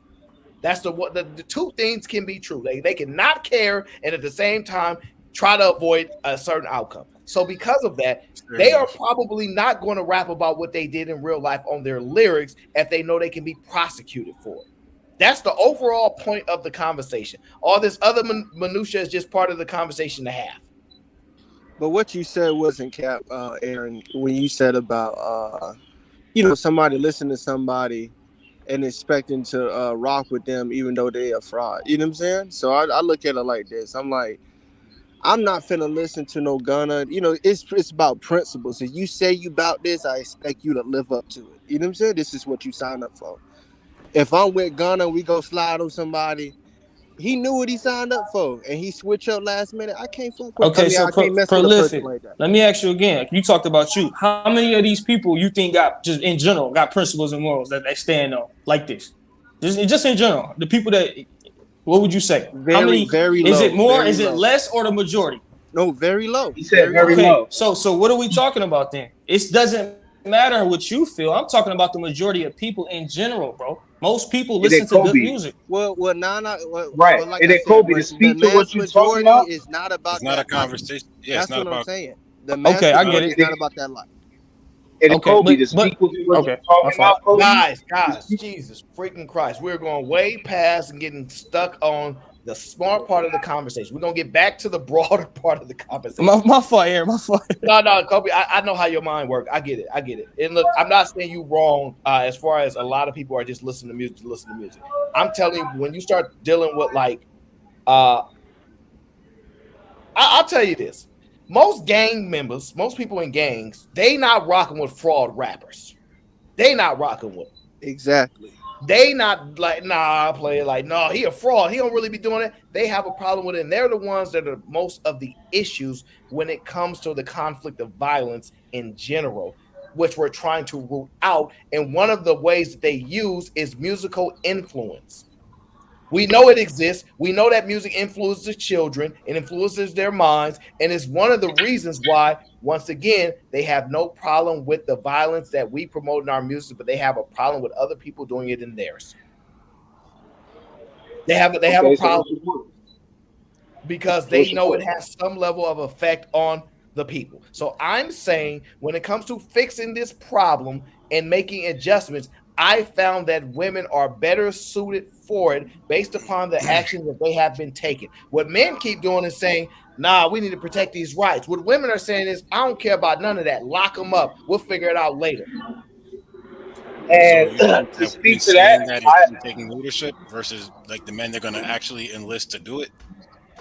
Yes, they can enlist men to do it while the men are following their vision for it. Sure. I think it takes a collective. Takes a collective, but I 100% agree with you, Aaron. I feel like the black women have more of a no tolerance more than the men. Like I was on Chaotic Truth panel, and Chaotic Truth was talking about what could we do to kind of like stop the threats that's happening in these communities. He was kind of talking about what you're talking about. And to my surprise, as I started to speak about how Jersey is one of the 9th most safest states in the country, right? And it's because they pay their police the most, right? Jersey police officers get paid the most, and they are the most, you kind of say, prejudiced in a way, but they will do their fucking job, right? And to my surprise, Rifleman, the one that hops on panels and say Negro this and y'all this, that, y'all that, he started to defend this. He started to say things like, no, we don't need those type of cops that are like overzealous and borderline racist. So what we always get is this dynamic, where, okay, do you want cops to really do their job? You know what I'm saying? Like, do you want that type of authority to really be pushed? And I feel like the men right? The black men, you're right. They will sit there and they will call each other this, that, and the third, but then they will defend and be like, nah, please don't authoritate us too much, right? But the women will be like, yo, nah, throw them all in jail. And I think the same way. That's why I always try to stay Well, in listen communities to that the Well, it's solutions. going to Listen to lead the to more people solutions. like us getting caught up in that to begin with. Like they say, oh yeah, treat but black men a certain way. They don't treat young black men that wait, different wait, from but play other chess black here men. with me. But play And that's chess here with the me, Zoe. prejudice. But play chess here. Wait. But play chess here with me, Zoe, because this is the same argument he made. But I was getting stopped, bro. If I got stopped, what really was going to happen to me if I was doing nothing? What really is going to happen to me? But 30 minutes of my time get wasted. I probably get see it. Y'all look at things differently. When I My have a time is different, conversation but with a cop, value to me hold up, different at wait, different slow down. times. Yeah, I know you're Go going to ahead, say that, but look, slow down, bro. If this right here protects your neighborhood better, right? Okay, you might get stopped once or twice, or like when I was in Jersey, I only got stopped once out of being there for 27 years, right? But I started driving for 15 years, right? But when I would get stopped by police or have an interaction with police, I would take the time to show them a better version of black men. I would take the time to try to create a communication, a dialogue, and ultimately a relationship with that police officer and with the police officers that showed up. I would always do that. I would always make sure that I did this because this is imperative for other black men. So maybe the next black dude he see, he ain't gonna just be like, "Oh shit, let me get all aggressive." So man, when y'all say that and y'all go, "Man, I'm gonna get stopped more," and you're the innocent guy, I don't understand. Like, why do you make that argument, dog? Like, we trying to save a whole community, and you Because just worry about you that getting person is stopped. not in that community. That person, okay, so All for right. example, if I get stopped right here in Philly, I look like every other nigga that's walking up and down the street. They're not really looking for me. They're looking for somebody way more specific than me in Philly because I'm an older black dude. I'm mid-30s. They're looking for 14 to like 25 age range around here for all the violence that's happening around here. So if they see me, they're likely gonna leave me alone. But if I go to Palm Beach, nigga, if I go to Palm Beach, if I go to Wellington, if I go to places where it has a high concentration of billionaires, people who live a more regular lifestyle that's not out in the open, and that's where I live. It's not just me getting stopped once or twice. The Wellington police don't Bro, play, but or yo, you Point gotta Street, understand go a that. little bit You higher. gotta. They don't play. So the men I that you're talking understand about it. are that have an argument against it. Is like, yeah, these cops over here are overzealous, and they'll be more overzealous. They have a reason to fuck with the one nigga This on the what I'm block. saying. Yo, And you're Aaron, saying that he that just person making should our care. Aaron. You He should say just that making our person should point. care what happens He in the just making community our that he point that expected black his men certain shouldn't be community the to get out of. ones. Black men They've are been making it the shouldn't be whole the time. ones. He's making the point. Like, because at the end of the day, if the cops were really to crash down on these communities, dudes like you would stop it, and the black woman wouldn't, or men like me, I wouldn't. And at the end of the day, that needs to happen. Now, when you say get stopped, you got to be realistic here. You have to do something to get stopped. Let's You not saying get bullshit. stopped, and They the point can't is get getting stopped. harassed. You're not going to get harassed, dog, unless you're You're riding the one around in saying it. tents. Man, you're just You in making Florida stuff right up, bro. now. You're just trying Travel to to Port defend. St. Lucie. You're Unlikely, I agree defending with Just you. drive around thugs right Palm Hey, Beach now. if you don't get stopped. real quick, You're unlikely, defending thugs, bro. unlikely. I actually, You're giving them the cloak to hide under the honest black men and women. You're giving them a I'm making it cloak. practical for you right You now. don't even understand. You're not playing chess. You're playing fucking checkers. You don't get This the is whole chess. move being made. But it's okay though. I get you. hey Bro, Aaron, if I you you're in could said that Florida follow, before right I now. started They're talking. There's doing two the most, counties doing up the from you traffic right stop. now. Two counties up. Move 2 counties up and just walk around and see if you don't get harassed. They don't hide it. I am telling you that when I would go into Weehawken, one of the richest areas in New Jersey, I would get stopped. They would look at me and they would keep it moving. But that's what they were vigilant. I don't mind it. What is wrong with you? The next But You're man, you're mad trying to that the absolve police all of your officers are arguments. vigilant. You don't want them to be vigilant, so then they have a cloak under people. That's what happens in places like Chicago, where a lot of kids got shot by cops. Like out of 2% though of all the stops, and then they magnified those shootings, and then they made the cops go soft. Now the cops are no longer vigilant. Now motherfuckers like King Von are able to become rappers and serial killers at the same time. you gotta pick a side. You can't be like, don't be vigilant, and then you pick Go a ahead, bro. side, and then you go to Brevard County, where is that? I'm not entirely sure off the top of my head if that's where Trayvon Martin got a situation happened, but that happens that way there for a reason. And not every situation is going to be your situation. The Trayvon Martin is a bad example. It's not a bad example. I'm Very using the bad. exact county, 2 counties up from where he's at right now, to say But the reality is different Trayvon there Martin had than no what it was in New Jersey. That I've lived in interaction New was Jersey. not with law enforcement. What are you talking about? I'm using it as an example, but I'm saying the climate there is still the same. So the thing that we're discussing now is increased vigilance. There's places that have increased vigilance. Yeah, no, I'm sorry, Zo. That's a bad analogy, bro. Because Zimmerman wasn't a cop. He was just in the neighborhood I'm saying going to the climate. store. I'm not using him for the example of the actual rundown of what happened. I'm using it as an example of the climate. The people there were okay with Zimmerman getting off. Is the point I'm bringing that up for? Not that Zimmerman was a cop, but the people up there are more vigilant, and the cops up there are more vigilant. That's why I just said go. I didn't start off saying Trayvon Martin. I started off saying, well, just go up to Port St. Lucie and walk around, see if you don't get harassed. No, that's it. Okay, That's all why right, I started off. let me bring the conversation back. Go ahead. Okay, Grizz says Rick Ross got charged for pistol whipping someone. I didn't know that, but I ain't shocked. People can sleep on Ross if they want. BOB is in the building, says the problem is not the cops, it's the ninjas that make the cops be vigilant. If dudes would stop being ignorant, it would be easier for everyone. So I'm gonna repeat this again. Women are better suited to combat this problem with violence in the community, especially when it comes to music, been protect them in these gangs. All right, because their actions have been proving it more. For example, right? When I asked y'all what the men are going to do, I heard be fathers, be in the community, right? Things, this is important, things that are not directly correlated to law. You know what the women have done? Get into law. And they said, we going to deal with the law. Instead of saying, make an independent human decision to be a good person and be a good dad, which y'all keep saying for fathers just need to be around. Well, that ain't working. So what we going to do is we going to get into the law aspect, right? Because y'all keep talking about political office, voting and stuff like this. We going to come DAs. We going to become an attorney general. We going to get into this law and start prosecuting on the law side of things. But real quick, Aaron, I'm why not y'all don't want to go to Lee's college point. and get these degrees. Just listen. I know it hurts y'all soul that women are deciding to do these things and the men are not. It's definitely not bothering y'all.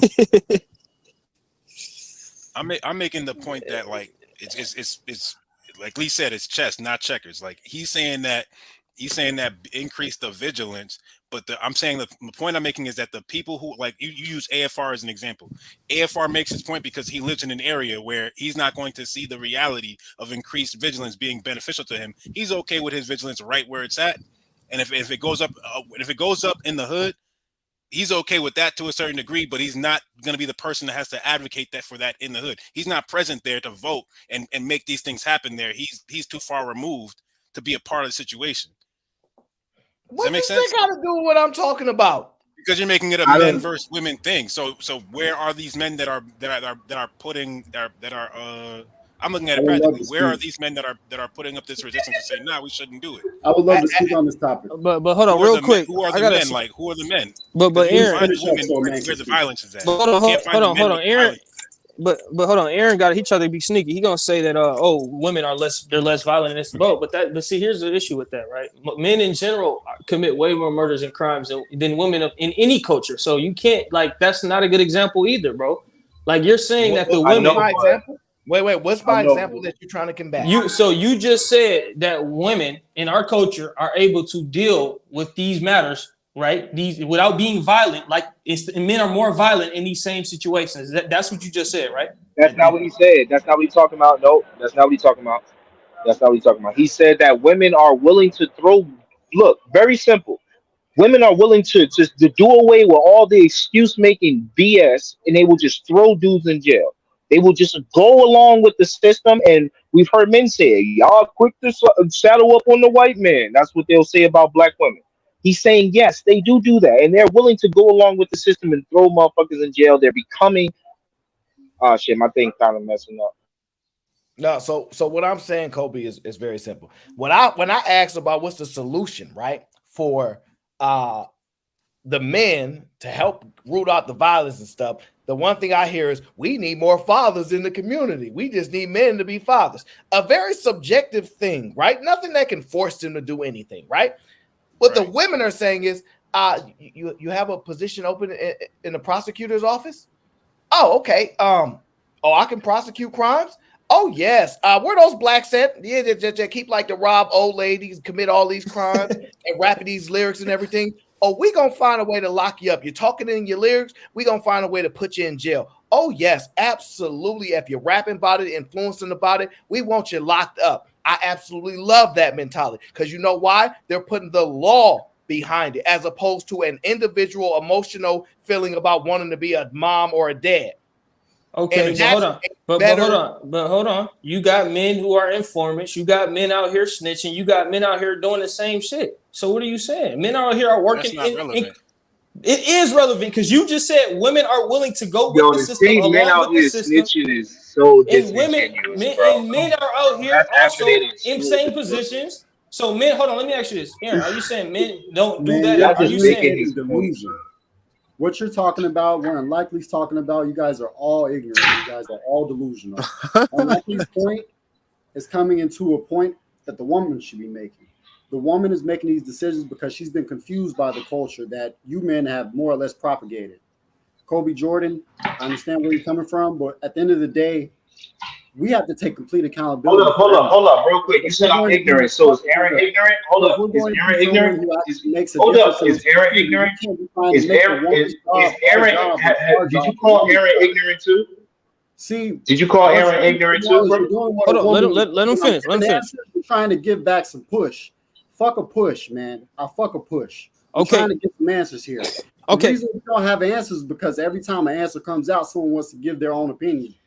We as men have to do our job as men, and we have to let the woman do her job. When we don't do that, we get confused by the culture, we get confused by others' opinions, and nothing gets done. We get into points where we believe Trayvon Martin was a fucking victim. We believe that the police don't. Who said that? Who said we thought he was a victim? Who said that yet? Who said that? No one said that. Police always discriminate. No one made that point yet, bro. Stop watching Fresh and Fit and then hopping on panels, bro.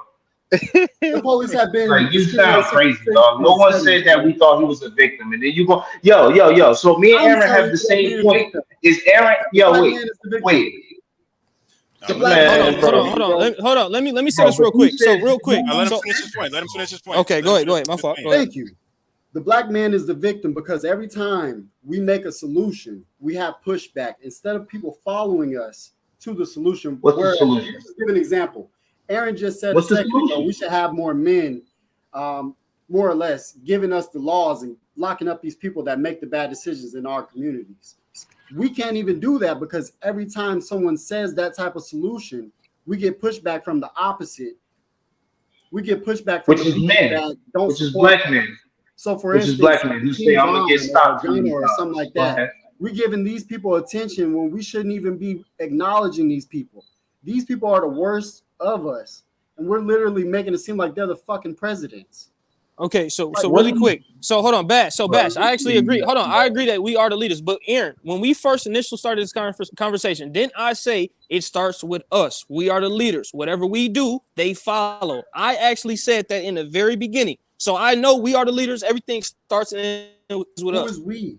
Kobe, you don't get Aaron making a whole different point because he using his example. He literally just using his example. Women becoming prosecutors and becoming a part of the police force and finding a way to be a part of the system. But Zoe, hold on. I'm not saying I agree. Everything I was saying that was agreeing with what you were saying got killed right there once I understood that. But Zoe, I understand what Aaron is saying, but I'm saying I agree with Bash. It starts with us. So he's asking what the solution is. Oh, fathers don't matter, all of this stuff. Actually be proactive. That's what he's saying. What I'm saying is that's what I'm saying in the beginning. I've always said that. It starts and it ends with us as leaders. That's why, like, I don't understand who the leader, bro. All right, you know what? Give an example. Where does it start and where does it end? And how does that connect to so as an example, right? When he said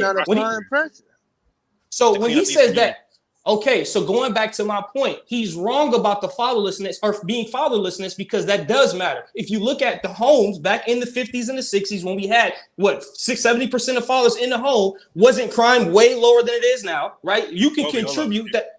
You can contribute that fatherlessness. Start from Aaron's point and work Hold on, backwards. Zoe. I'm not following. Hold on, Zoe. So Kobe, let me just break down what you're saying. Okay, you're saying, let me just make sure I hear your solution again. Go ahead. What is your solution? So I'm gonna say it one more time. Yeah. My solution is go ahead. Go answer the question. Answer the question. Okay, I'm trying to figure out what the solution is for the man that should be leading to stop the violence in the community and this interaction about the influence in music. Okay, that's very simple. You actually watch what your kids are listening to, but you have to be in the home in order to see what your kids are tapped into first and foremost. So being a father, not somebody who picks your kids up on the weekend, actively being there in the household, that also matters. I don't see what you're doing throughout the week. So that's number one. Your audio went out, Kobe. In the household, can you hear me? Yeah, okay, you back now. I'm here. Okay, so yes, my child to call me. So what I'm saying is that being in the household is literally the first brick that you lay. My fault, bro. I keep getting a phone call. So You better answer that phone call. I started off in my own head working. So hold on, Zoe. So yeah, I'm sorry. That's my simple solution. That's my simple solution. Really quick to finish off. Let me respond. That's my simple. Go ahead. So fathers being in the household to me has to be the number one step, because without that, how do you control what your kids are listening to? They're listening to that. They're being influenced by that because they don't have anyone in their life.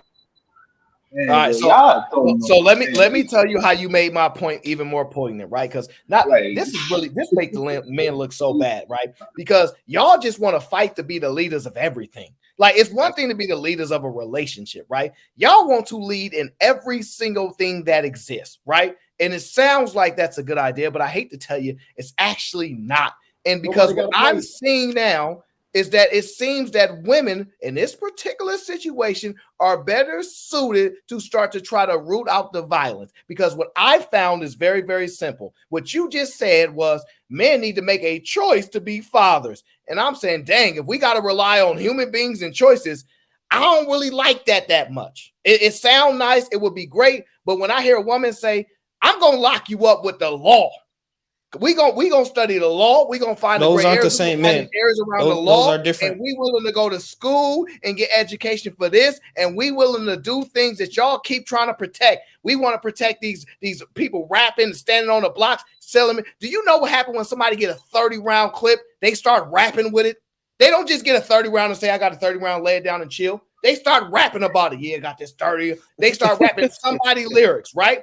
It's just inevitable. If you've ever been around people, that's how the gang go. When they're in the car and they got 30 or 100 on them, you know what come on? The song with that drum on it, or something like I'm sliding. Like, I'm just telling you. And y'all want to protect this music. And what I'm saying, I'm supporting and advocating the women that say something real quick, Aaron? above and beyond to root out that problem. Say something real quick, Aaron. They don't understand that this is how the higher ups were able to infiltrate them. They think that they are able to control. They think just because they're in the house, they're able to control what happens outside of the house, and this is how they're able to be infiltrated and manipulated. Just because you think, oh, the dad's got to be in the house, there are women that will just have babies, and most of the hoods are filtered with women that will just have babies and tell the dad to get out, go away. And that right there just completely destroys your whole argument about, oh, if the dad's in the house. No, there's whole communities where y'all talk about single mothers. So like when y'all speak, man, it's like, what the hell do y'all be talking about? Do y'all listen to everything y'all saying? That's why I gotta stop watching Fresh and Fit, because you gotta really play chess here. And y'all not seeing the whole fight. I just destroyed your argument about the whole single day. Because, bro. Okay, go ahead, bro. Go ahead. Hold on 1 second, brother. I need to read these 2 super chats, and you can proceed with your top hat on, all that good stuff. BOB says, Aaron, black women are not the friends of black men. That's a very blanketed statement. I can understand why you would say that. But we should probably try to fix that problem if it's fixable. If you're saying that that's the problem, we should probably look into addressing that. Grid says women still get lesser sentences for the same crime. Digressing from that, since the police ultimately generate revenue and keep it flowing for the government, over policing would be less beneficial. No. Once again, this has nothing to do with over policing. This has given the okay. Do you want? And I know y'all don't like law enforcement. Do you want law enforcement to have more options to deal with violence, gangs, and all these things in the community, or less options? Because you possibly worried, like a lot of people, they ain't never been to jail. They ain't never really had no crazy experiences with the cops. Yeah, the cops might have wrongly identified, but once they corrected, they're like, cool. Now we're going to go find the guy that we really want the problem with. Yes, there will always be cases where some innocent person possibly gets prosecuted. The numbers are extremely low. And we look at risk management, unfair life that we live in. If you telling me that you so worried about going to another community, they judging you, even though you ain't never did nothing, is more important than them focusing on rooting out those problems, I disagree. I didn't see that point when Lee was making it earlier for the fact that, like, if you start from the point of male leadership and you work your way to the point that you're making it now, it's not really clear because you start looking at the difference between where those men are. And that was the point that I was making. It's like, oh, those aren't the same dudes. It's just a logical mistake to make, because it's like, well, where are the men? If you're starting off saying it's a man-oriented problem, but if I start from the point where a woman is becoming a prosecutor, a woman is becoming a judge, then it's just like, well, yeah, let those women be a part of the community in that way, because like that's why I was asking, like, who's going to vote for it? Who's who's going to vote? It's going to be women voting for women, and we don't care about the vote. I mean, it's a part of it. It's important to it. That's where my mind went. It was like, well, the men in this district are not in those districts, so they're not going to elect the judge to be, to Keisha or somebody. That was my rationale. Okay, I'm not saying it was on I-9. Go ahead, I-9. First of all, bro, you gotta relax, dog. You can't just say Takesha. Come on, dog. All black women aren't Takesha, dog. You gotta relax right there. I didn't say all. I said 100%. Where's I-9? Yeah, but you said nominate, like Takesha gonna be the one like in the nomination. To speak, bro. Hey, when it's that's my time, neighbor 2 doors down, bro. Guys, Lee, hold on. Let I-9 get his grind. It was his turn. Go ahead, I-9. So look, man, we justifying all the ignorance in our community. We're trying to use the exception as the rule. We're doing all this shit that women do, man. And I'm sick of it, bro. I'm sick of it. I'm sick of these niggas out here doing the same shit every day. We wake up, get on these panels. We don't get any answers. And the answers that we do get, we don't listen to because we want to tell everybody ours.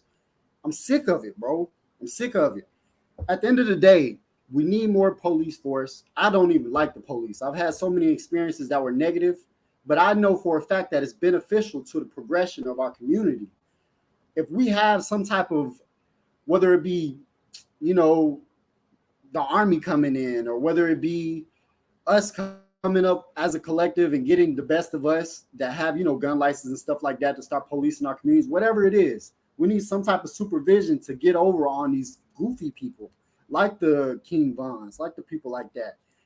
Number 2, Gunna did snitch. That nigga a snitch. You don't talk about your friends. I don't care what you got to say, brother.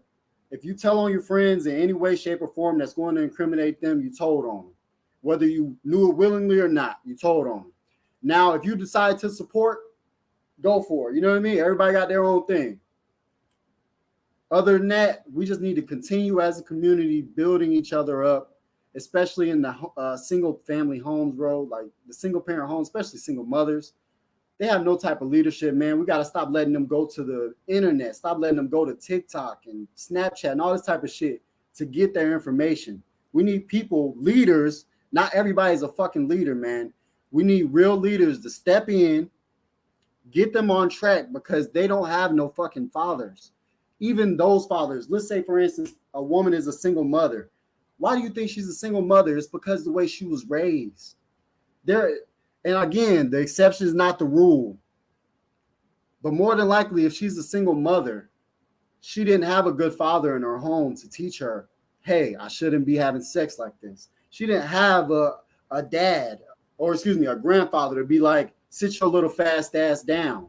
She didn't have that. And that's why we get into these situations where there is no leadership. So other than that, now y'all could go, bro. I pause now.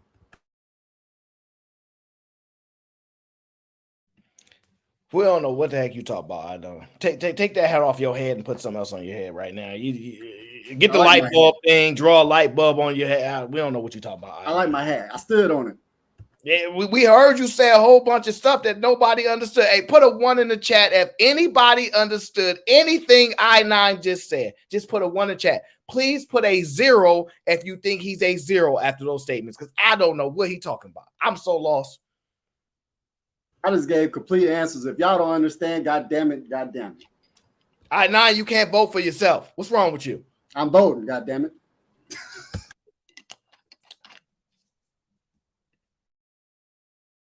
Yeah, you didn't lost it. We go.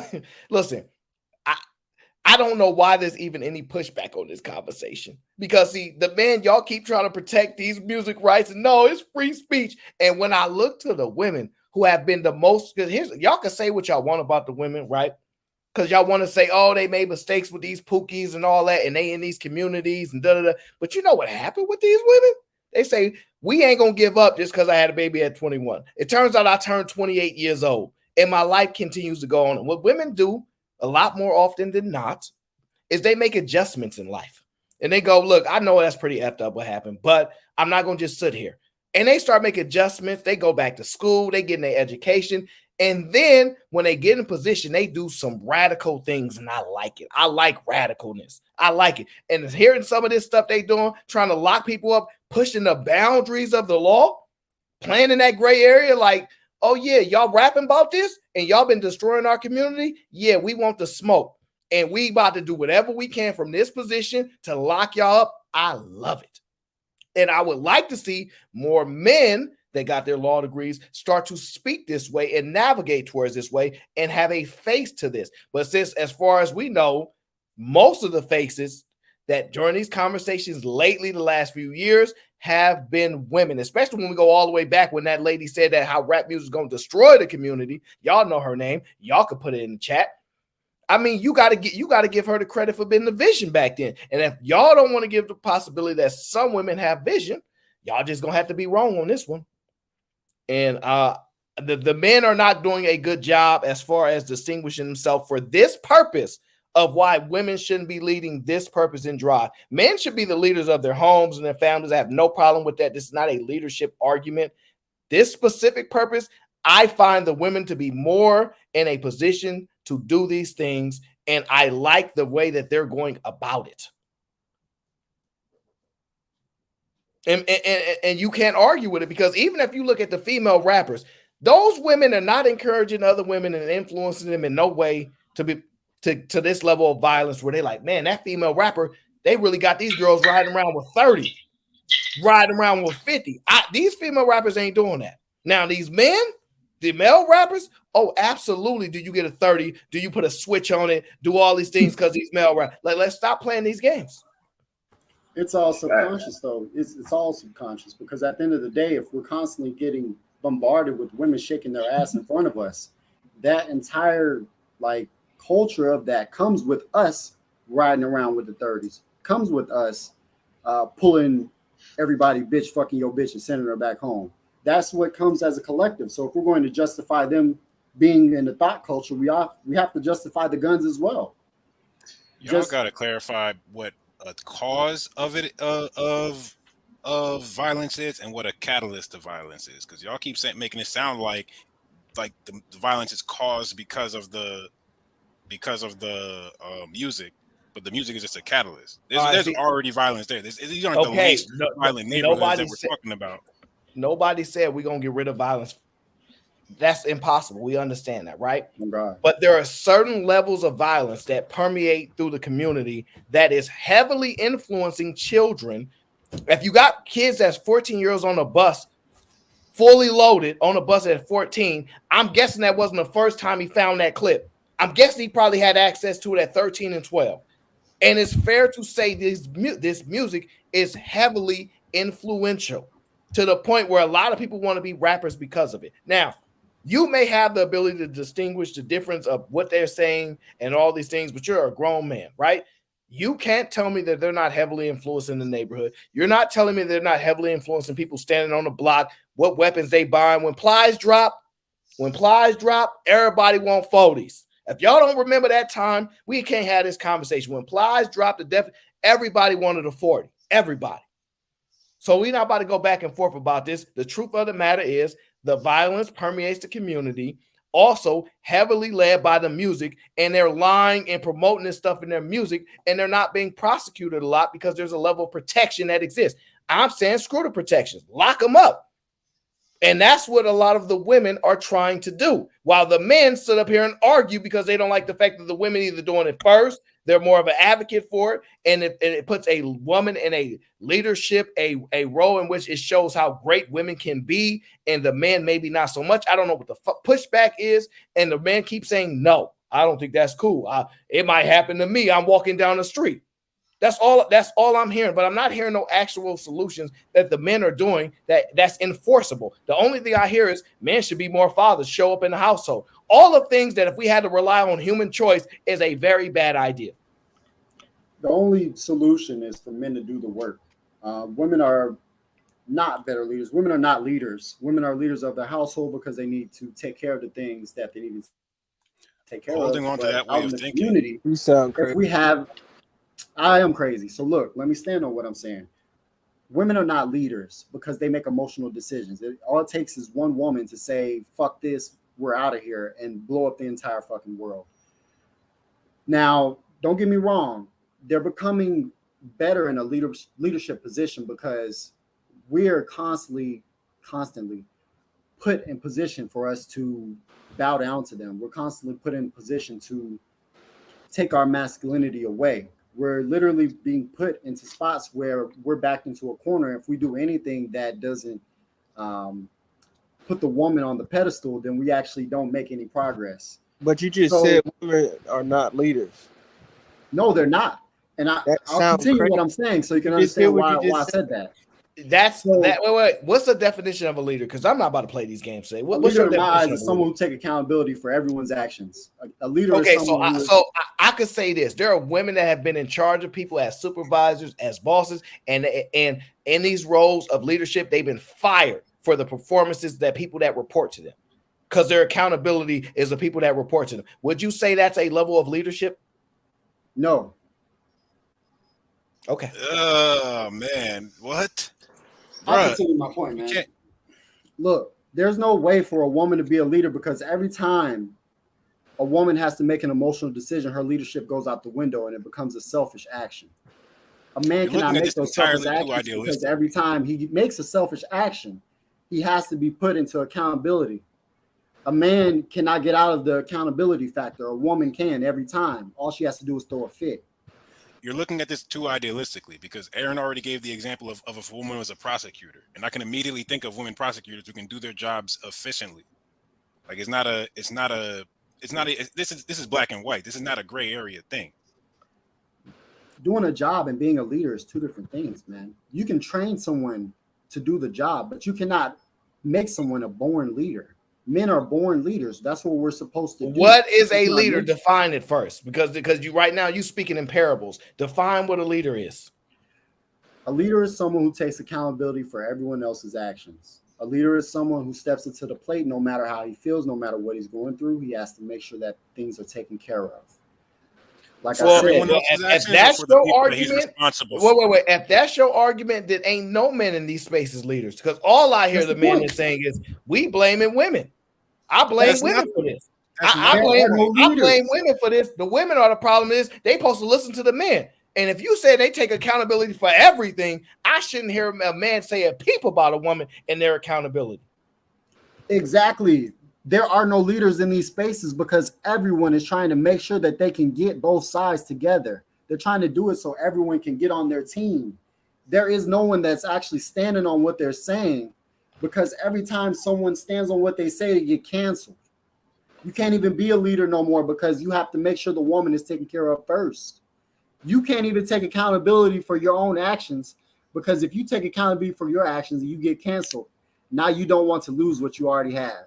Bash, I need you to Bro, you're digest spewing your rhetoric because thought if a process prosecutor puts and someone then away, respond. takes one gun off the streets, It wasn't she's no parallel. accountable to that one gun she took All off the right, street. guys. Okay, just give me a It's a moment. practical conversation, and you don't have to go into if she's a leader or not.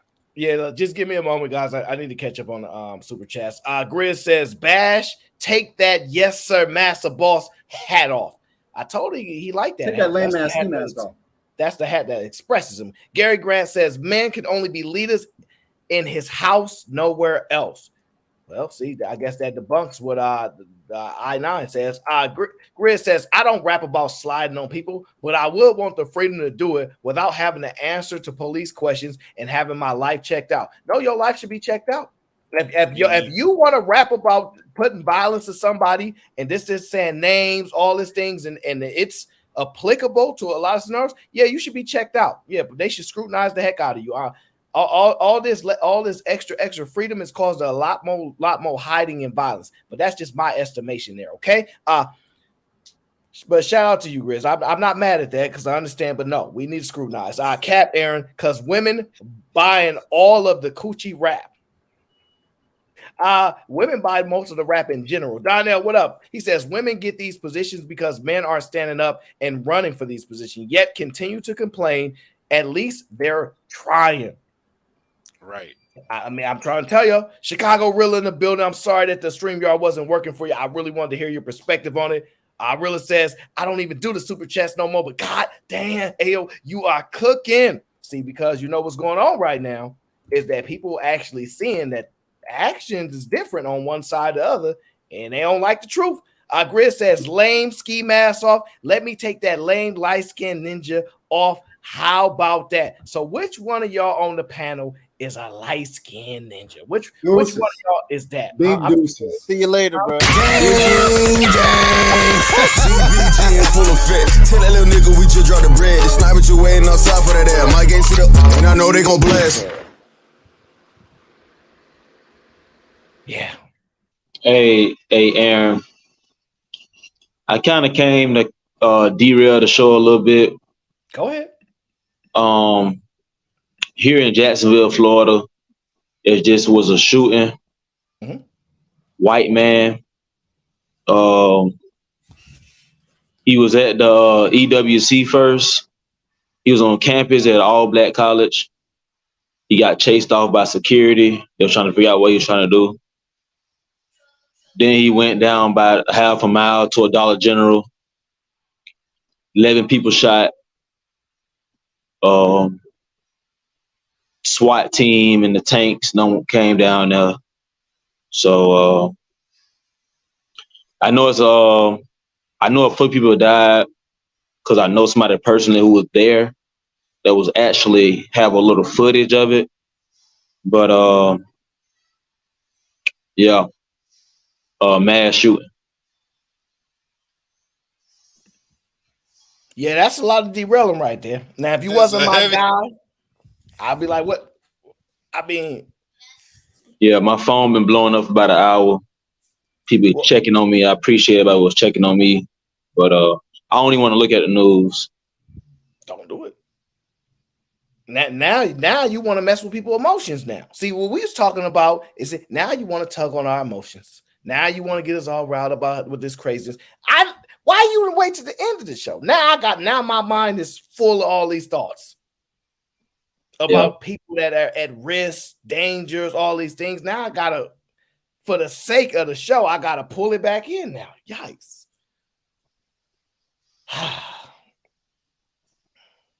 I'm gonna do the best I can to operate accordingly. Antonio, I know you've been watching for a little bit.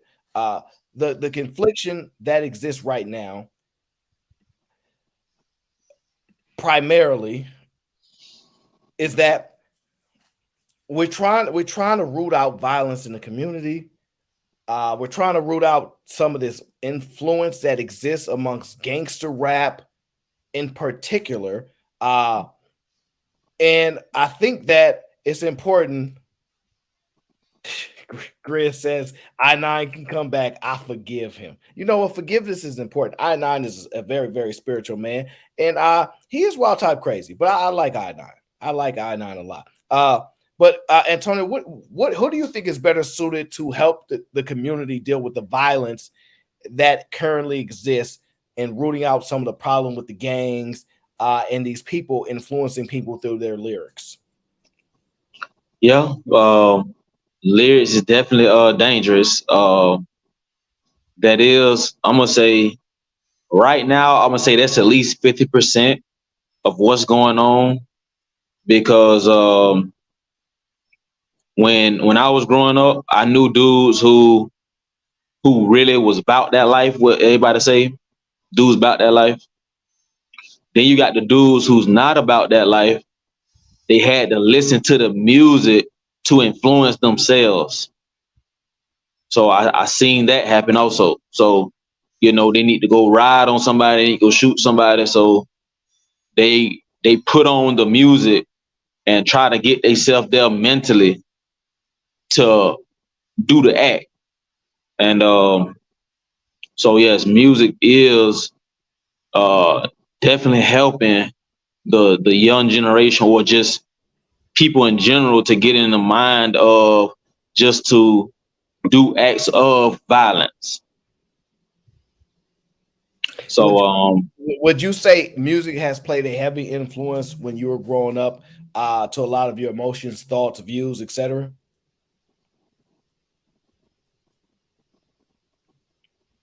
I wouldn't say heavy, but it definitely played a role, most definitely. Facts. Fair enough. Fantasy Island Girl. Hey, Arno. Did you come up here to support one side or the other, explain why one is probably better suited to lead?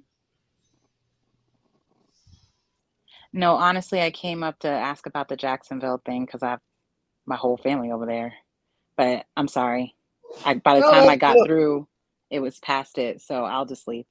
No, it's fine. You can ask a question. I mean, it's about connecting at the end of the day. But Antonio don't he ain't really trying to watch the news and stuff and get too much information about it. Because that's not easy to deal with. So yeah, it's less than a mile from me. I go to that store myself. So yeah, it's really dangerous out here every day, and people need to realize that every time you walk out the house, there's a danger that looms. Mayo Monkey says women in these positions help cause the outcomes. What makes you think that they can solve the problems? That's well, Mayo Monkey, what is the solution to the problems? Because I understand you think that women can't help solve the problem or build to solving some of the problem. A lot of times, people, what y'all want to do is this, and this is why it's hilarious, right?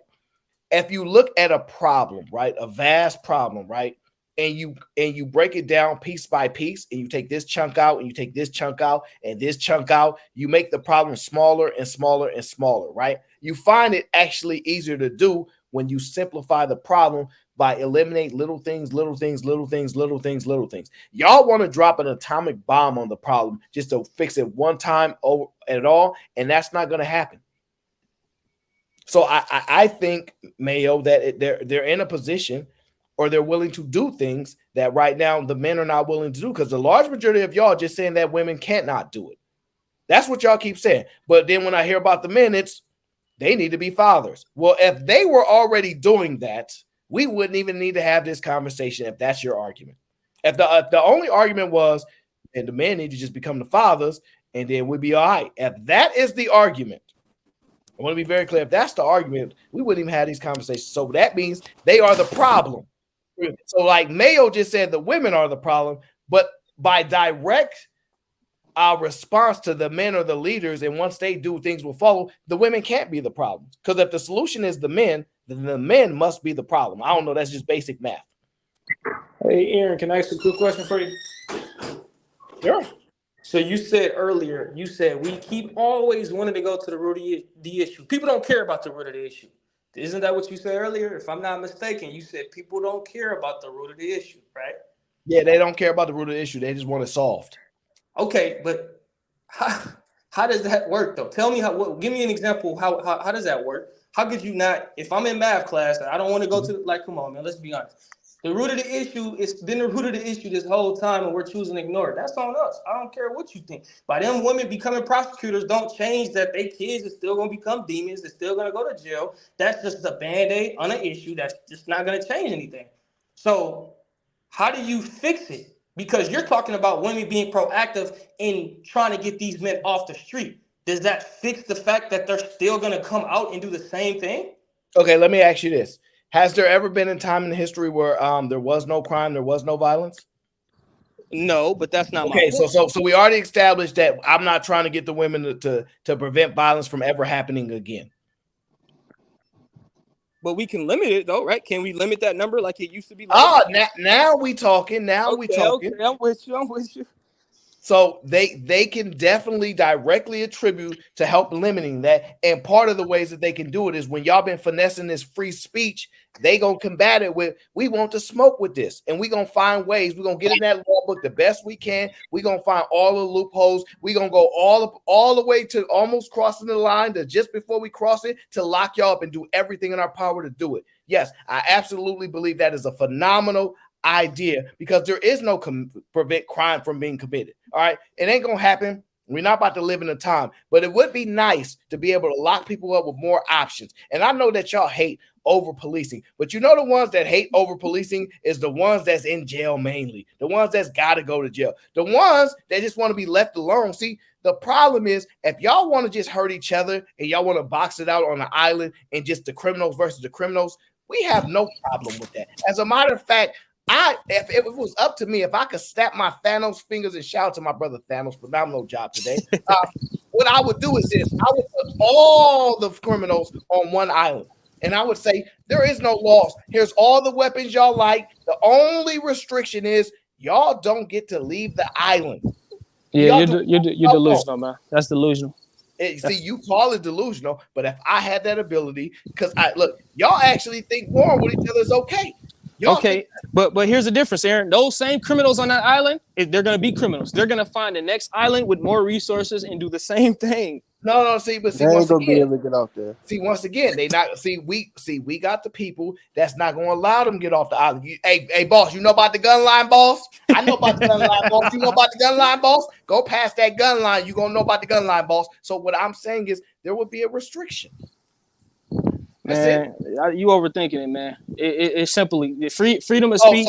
Wait. So the solution is simple. Give us a solution one more time. Well, I've already mentioned it before, right? Like people want to ignore the fact we have new people. No, Kobe, we got. I get it. That just came to the stream. Go ahead. Okay. So again, my point was this in the beginning, right? The kids are turning out this way because of the fathers not being in the home. I've already mentioned that when we had fathers in the home at 70%, the crime rate was much lower, right? The homicide rate, all of that was much lower. And I believe that having fathers in the house helped contributed to that because now, and it's not just about being in your kid's life. No, picking them up and all that. Like I said before, it's not being a father. Being in the household, seeing what your kid is listening to, the music that he's in tune with, all of that matters to me. And now the men are blaming the women, saying, "Well, I can't force my way in the household. They now have more laws in place to keep me out of the household." Okay, well then now that's a decision. That's a me error, right? I'm picking her. I made a bad choice. I picked the wrong woman to be with. But my whole point is that with fathers being in the household, you now get a chance to limit the chances that your kid grows up and becomes a demonic force. That's my point. Here's the problem. Here's the problem with your point, right? Because I was gonna let you slide, but now you want to smoke. I'm gonna give it to you all the way. How many of these kids that are struggling, that are committing these crimes, their daddy is actually somebody in life?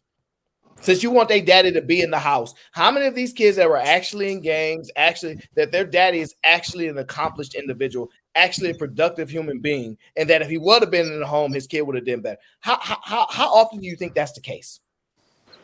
So I think, I believe that the kids that have the fathers that are still going out there and making those decisions, that's a small percentage, bro. You can't compare that to the kids who don't have their fathers and that's all they know. That's their nature. There's a clear disparity. Yeah, that's a clear difference. I'll reiterate the question to make sure we have a clear understanding. The ones that you keep saying that they need to have their daddies in the home. If we talk about the ones that are not in the home, they are the fathers, right? To those kids, Are the ones that are not in the home, are because they're not dead, they exist, are they productive individuals or are they mostly losers? I would say majority of them that don't have the fathers. Yeah, I think they're losers. Yeah. No, the fathers are losers. So putting a loser in the home ain't helping actually. Like I'll give you the example that sort of makes it more clear, right? If we were talking about women, because we want to blame the women again. No, that's not me. That's somebody else. No, I'm not talking about specifically about you. But if you want to say women are kicking guys out, making these laws to make so men can't get in the household, let me give you an example. I don't know many guys in gangs where they like, yeah, you know, my daddy's a doctor. Oh, you know what? Yeah, my daddy's a pilot. Yeah, you know, my daddy's running this company. You know, my dad's an engineer. And he just, you know, and so, but I don't care. I just want to be out here thugging because, you know, that's not the case. They dad is crackheads, thieves, robbers, drug dealers, gang members. They dad ain't no good. So most of the people that are experiencing this is because they daddy trash. And you want to put they daddy that's trash in the household when the sad part is, and it's not going to be comfortable, the women had to make the decision to get that man away from their kid. And that don't sound fun. But sometimes they have to make the harsh decision. Okay, so let me ask you this. Are you saying that they're not in the household because they're losers? Is that what you're saying? Because they're on the drugs? No. Yes, a lot of them, once again, we're speaking towards the violent ones, the ones in gangs, making this music, promoting this stuff. Most of their daddies are losers. He's basically saying their daddies are trash, bro. And so you advocating that fathers need to be in the home, fine. If they fathers are productive. Okay. So let's go. Let me ask this, right? Okay, I get your point now. I had to think about it. I get your point. So are men more losers today than they were back in yesterday? Right. Because men were in the household way more. There were still losers back then too. So what's your point? It's always been lames. What's my point? No, your point was they need to have daddies in the house. Now, yes, that's my point. That's my point. Okay, that's a fine point. Now, let me ask you this: can you force daddies to be in the household? No, I didn't say you can force it. That's why. But the things that you're promoting are not actionable. It's very much actionable. It's not actionable because there's no enforcement of that. You can't enforce people to be in the home. Okay, I get it. You're saying there's no enforcement of it. But again, that's why I say it starts with us. Your decisions, that's the decisions you make. That's a bad idea to be relying on human beings making the decisions like that. It's very dangerous because when we study what human beings naturally are, not good decision makers. Okay. Listen, I'm fine with men being the leaders. And most of the men that are leaders are not having conversations about their sons or gang members. I'm not saying it can't happen every once in a while. Okay. So here's my question, right? Outside of certain laws being changed to get men out of the house, what has really changed in the last 40 years, right? Like, I'm just talking about on a larger scale, what else is keeping them outside the house besides some of these laws that we've already agreed that, you know, that's contributed to these men being out of the household? What else has changed? What law is contributing to men being outside the house? Because I don't want to just assume nothing. I want to know exactly what you mean. What laws are telling men they can't be in the household? Okay, well, I'm speaking to the fact that post, like, let's just say from 1970 till now, right? You're talking about the WIC program, the SSI, a lot of the programs that women get when they have single mothers get by having children, right? All of those programs, a lot of that stuff, those women get qualified for because men are not in the household having a secondary income, right? I'm saying before that, right? What is the other factors that are keeping men outside of the household, outside of some certain laws and certain regulations? That's what I want to know. That's a complicated answer. My assumption is they don't want to be there. See, but that's what I'm saying. Why is that the assumption, though? So there's dudes who want to be there, and you're not giving them the benefit of the doubt. There are good dads who legitimately want to be there.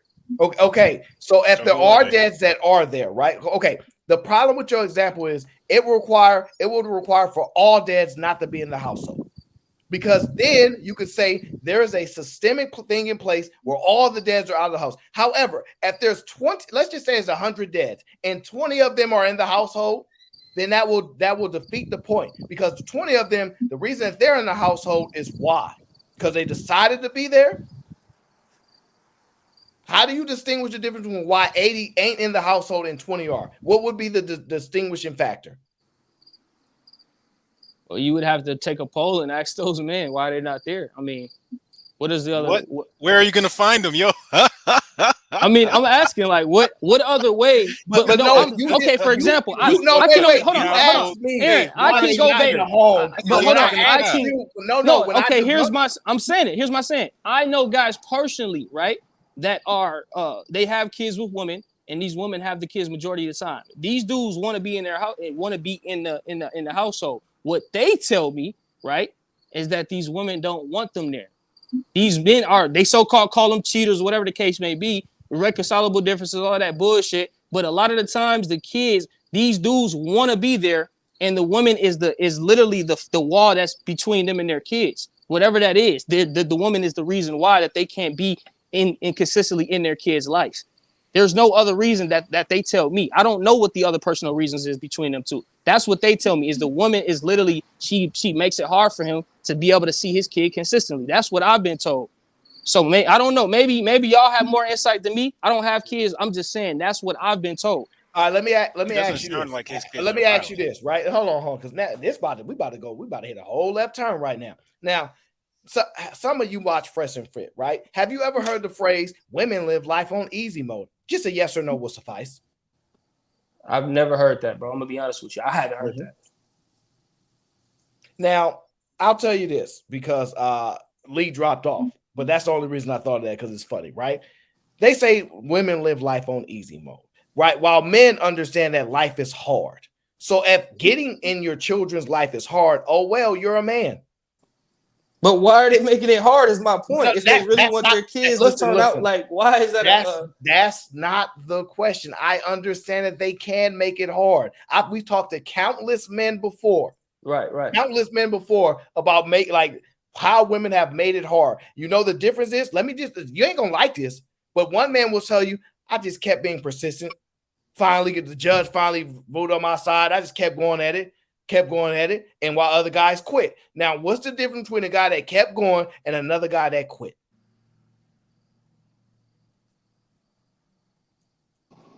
You have to acknowledge that one quit and one didn't. Life ain't fair and it ain't easy. You're a man. Oh, well, she make it difficult to see your kids. Oh, well, keep going. Why is everything in life supposed to be hard, but that particular situation supposed to be easy? Why?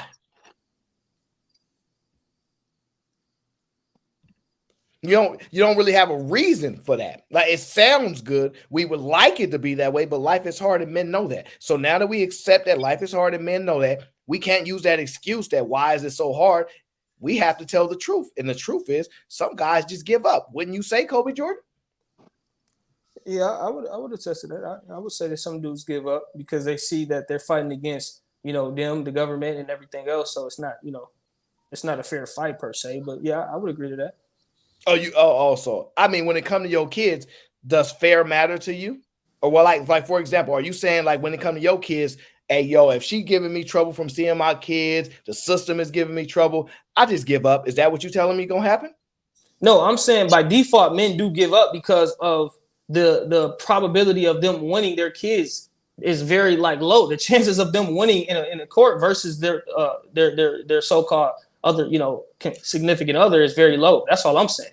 The chances of them winning custody the way they want it is low. The chances of them winning something that they could work with is very, very reasonable. So hold on. So you're saying that men have just as the same chance of winning custody of their child than the woman does? Is that what you're saying? Getting some form of custody that if they're trying to be in their kid's life, that'll be acceptable. No. I'm saying the opposite. Let's put. I know you're saying the opposite. Hold on. The opposite doesn't make sense for the fact that how many fathers are actively involved in their children's lives.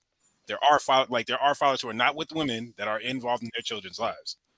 When you say involved, that comes down to my point. Is he getting the kids on the weekends and she's getting them the majority of the week? Like what's the ratio, you got to give me an example, because that's what I see majority of the time. Women got their kids most of the week. He gets them on the weekend or every other weekend. And that's typically what I see with my cousin, her daughter, and, Okay, and so her, you know what I'm saying? now look, this conversation about to go to another level. Now let me ask you this: what type of dad, right? And he makes way more money than her, by the way. But go ahead. No, let's do that. Okay, let's talk about the money part. So is kids gonna be there Monday through Friday while he making all that money? You say, are the kids Is gonna his be kids there? going? Because you said he only see him on the weekend, and we all know that's typically because that's his days off of work historically, right? So if he working, making more money than her Monday through Friday, is that what men want to do? They want to stop working more and hang out with their kids? I think that some men do and some men don't. I think some men want to be able to work, want their kids during the week. Yeah. I think some men can afford it. Can you hear me? Can you hear me, Eric? Nah, I was being petty. My bad. Go ahead. No, I was just saying that it just depends on the man, bro. Like, there's some dudes who they have other families. Bro, the same thing with the women. So it's cap. These women, they not even watching the kids either, bro. They got their mom and their grandma watching the kids. I'm not speaking about the women right now. We're talking about the men. Okay, yes. Then I would say yes. There are men who do. Yeah. They want to work and take care of their kids. Yes, there are men who do want to do both. Are they capable of it? Yes, if the women are, then yes, they are. Why are you not answering the question on the other side though? That's my question. Why doesn't it go both ways? Wait. Because look, here's the difference between me and everybody else. I don't like to do let's blame each other game. I like only one person has to take responsibility. That's how I am in real life. I don't blame nobody else for my predicaments, my situations. I take all accountability for it every single time. It makes my life easier because everything that goes wrong, I'm to blame. Okay, you didn't do nothing? Nah, but it's my fault. It's easier that way. I agree with you. I'm the one who would take accountability and say it's my fault. I'm going to make better choices now. But what I'm saying is that if you're going to use that and say, well, are men capable of it, right? That was the question. I would say yes. He's making more money. He can pay someone to help him as well. The woman makes less money, and she's not even really taking care of the kids like you think she is. See, now she has she's not really taking care of them, and because you got to understand the household, bro. Did you grow up in a single household? Okay, you don't have to answer that. But let me just say this: if a man has grown up in a single household, like I did, I'm gonna be honest with you. They both work. They both work. She wasn't taking care of me more than he was taking care of me. So that's just I don't understand that whole. But that's an anecdotal experience in order to project it onto everybody else. So the problem that you're having is this, right? You're saying if I'm making a lot of money, I should get my kids, and then while I'm at work making all this money, I put the kids either in some form, some level of overseer by somebody to watch them instead of them being with their mom to watch them. Why would the judge agree to that? That's No, but that's not. I didn't try to. That wasn't my main point. My main point was as an example, he does make more money than her. That was just the scenario I presented. Yeah, but the reason he makes more money than her typically is because he's working more than her. That's not true. That's not true. He works the same 40 hours, 45, 50 hours. Let me make sure I understand. So the mom is working Monday through Friday, and the children are at home watching themselves. And then she go and drop the kids off Saturday and Sunday to the dad when he's off work. That's your argument? No, what I'm saying is that some men that I know, they have the same schedule. They work Monday through Friday, right? The woman, she so-called works Monday through Friday. Same schedule. He just happens to be in a field where he's making more money than her. So what I'm saying is that whoever they choose to watch the kids when she's at work, that's in both. They both have the choice to figure out that situation on their own. What I'm saying is that you're presenting it as if the woman is able to take care of her kids because she works, like you're saying, because she works less. Is that what you're saying? That's not like they both work the same amount. They both work the same amount of hours. That's my point. Like, how would the judge pick and choose? Well, both of they work 40 hours. He makes 65K. She makes 40K, right? What I'm saying is that there are men who could do both. She's doing both. My question is, why can't he do both? The scenarios you adding, right, is that she goes to court and says, Your Honor, the man shouldn't see his kids except for only on Saturday and Sunday, because I work full time during the week and somebody else is watching them. And I don't think they should be with their dad. The scenario you given is not applicable in real life. No, it is. So what are the women doing? So here's the question. What are the women doing, Aaron, when they go to court? Are they saying they're not working at all? Listen to the point. Okay, I'm gonna try this again. Okay. If the women are actually working, right? Okay. And the man wants to see his kids outside of Friday and Saturday, and he's capable of it, and the woman's working, where are the children at Monday through Friday so where he can't see them? No, it's not about. They either in daycare. You got daycare, school. I mean, with they grandma. They don't talk about how she got them 8 hours of the day. All that, most definitely. I agree with that, Aaron. But hold on, Aaron. But Aaron, why are you not acknowledging? I'm telling you from my experience and from most of the situations that I've seen, bro. She goes to work, right? Mm-hmm. And then while she's at work, not only is she trying to get the kids, and guess what? If it's not even his weekend to have the kids, who do you think the kids is with? Let's say it's not on his weekend. That's not the question. If you gotta put that in there. It's context. No, but listen, you said most of these dads are weekend dads. I'm saying I don't know dads that are trying to get their kids Monday through Friday. The mom is actually working and she's not even with the kids, and she's saying you can't have the kids while she at work. That's cap. No, that's cap. You're lying, bro. There are women who's like, no, you're not coming over. You're not finna take him. You're not doing this. I know. I've seen. How are they saying that when they at work? And why wait. Why would the judge agree with that? This is the problem. Most of these people not actually fighting these custody issues. They give up, like you said. Because if you told me the judge, they went there and had arbitration, right? And the judge, and he said, hey, judge, look, the kids, while she at work, I want to see the kids Monday through Friday. Oh, no, judge, I think that's a bad idea because while I'm at work, I usually drop the kids off at my mama's house. Usually they probably working the same hours. That's why I said you created a scenario that ain't real. Not. It's not because they don't go into the court saying that. Thank you. They're not actually going to the court. But they're not going in saying that. That doesn't mean that that's not what they're doing. Then you're making the point more. The men are not describing to the judge what's happening. No, you're not listening, Aaron. I'm gonna just say it one more time, and I'm gonna be clear, right? What I'm saying is this, right? I'm saying that yes, there are men during the week that want their kid. I'm not saying the full Monday through Friday. There are days through the week where he may want to see him, take him out if it's his birthday, even if it's not, even if it's just time he wants to spend with his kid, play Xbox, whatever the case is. He wants to see his kid, right? She will blatantly say no, right? I got something going on. He got this going on. She'll make up a situation to where he's busy. I got stuff going on. He can't come over your crib. You get him when you get him. I've seen that. I've heard my cousin tell her dude that. Yeah, okay, that's a possibility. It happens all the time. But the way you made it seem was the mothers are working full time. The dad's getting all this money, but the dad has the ability to be around his kids. I don't know, some magical time during the week when he's not working, making all this money. And she says, while I'm at work making money because I work too, you can't see your kids. Okay, so you do realize, I mentioned they both work the same. So they most likely get off. They work an 8-hour, maybe a 9-hour shift. So they're not at work all day. When she's off work at 5 o'clock, she'll get off. He wants to maybe come grab him and spend maybe couple of hours with him. Okay. I willingly seen them say no, bro. I get it. Okay, now I get it, right? Okay, so now you're speaking about like different things. Like, for example, right? If let's just say we both work 9 to 5. I get off and we both go home. We both get home at 6. And the kids are with me now. And you say, let me come over and get the kids. For a couple hours. No, I'm with the kids now. I was working all day. I want to be with my kids. That's actually reasonable. But hold on, how is it? But she has them Monday through Friday, and he can't get. But she ain't with them. She at work, like you said, so she don't have them while she at work. But why is she at work? That's my question. Like, why is she at work? See, you asking a wide range. Hold on. You said she went into the court, and the reason they gave her because she doesn't work as much, right? Why is she all of a sudden working now? She's supposed to be watching the kids. And now you're saying that it's reasonable for her to keep him after work because she hasn't seen him. Neither has he. He only gets them every other weekend. She has them Monday through Friday. She sees them Monday through Friday.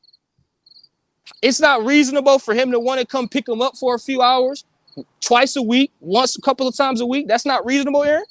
Oh no, it's reasonable. You ask why would she do that? And I'm telling you, as a Out of woman, spite. Out of spite. That's simple as that. oh yeah. So she can do that out of spite. And like that's what people get to do in life. They can do that out of spite. You made it seem like he went to the courts, argued his rights, argued for such and such, made a compelling argument, meaning like, yeah, I'm available to see my kids, and she won't let me see them, even during the times that she's not necessarily with the kids. Okay. That was my initial. No, issue. I didn't. I didn't make. If I made it seem like that, that's my apologies. I didn't make it seem as if they go in like. I say that they give up before they even get, because again, I mentioned in the beginning, they're not just going up against the women; they're going up against the system, which they most likely will fail.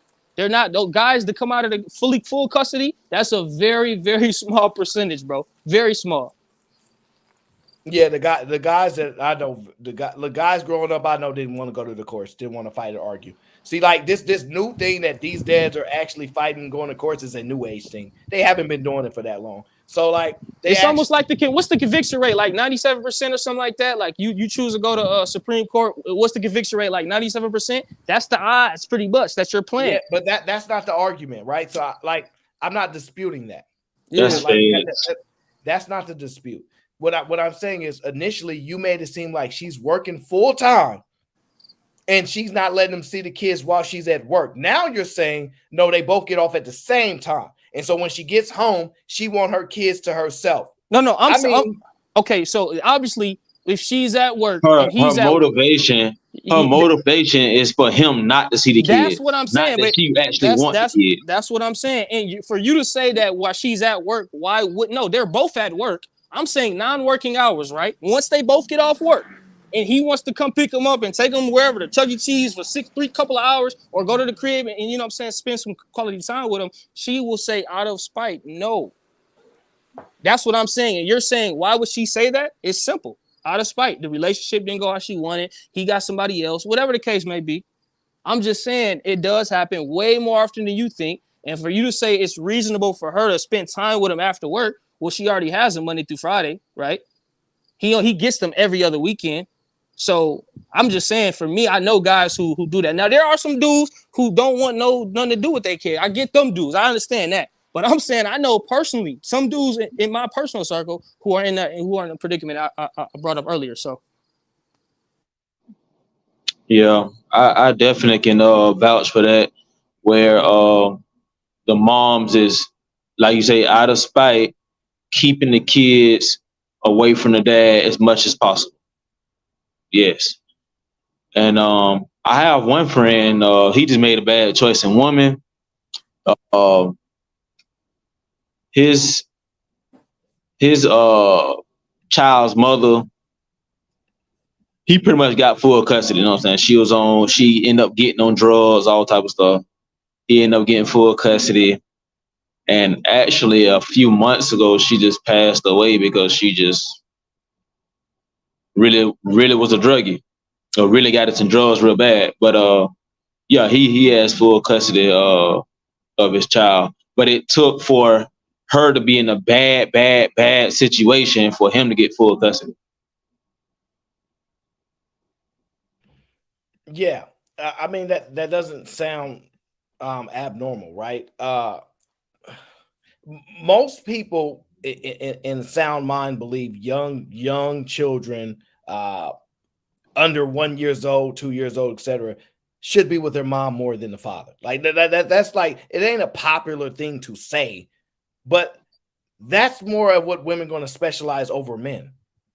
And it's not a popular thing to say, but that's what's being normalized. Now, the problem here, what we get to is y'all want to act like there's not a possibility that women are better at parenting children up to a certain age than men are.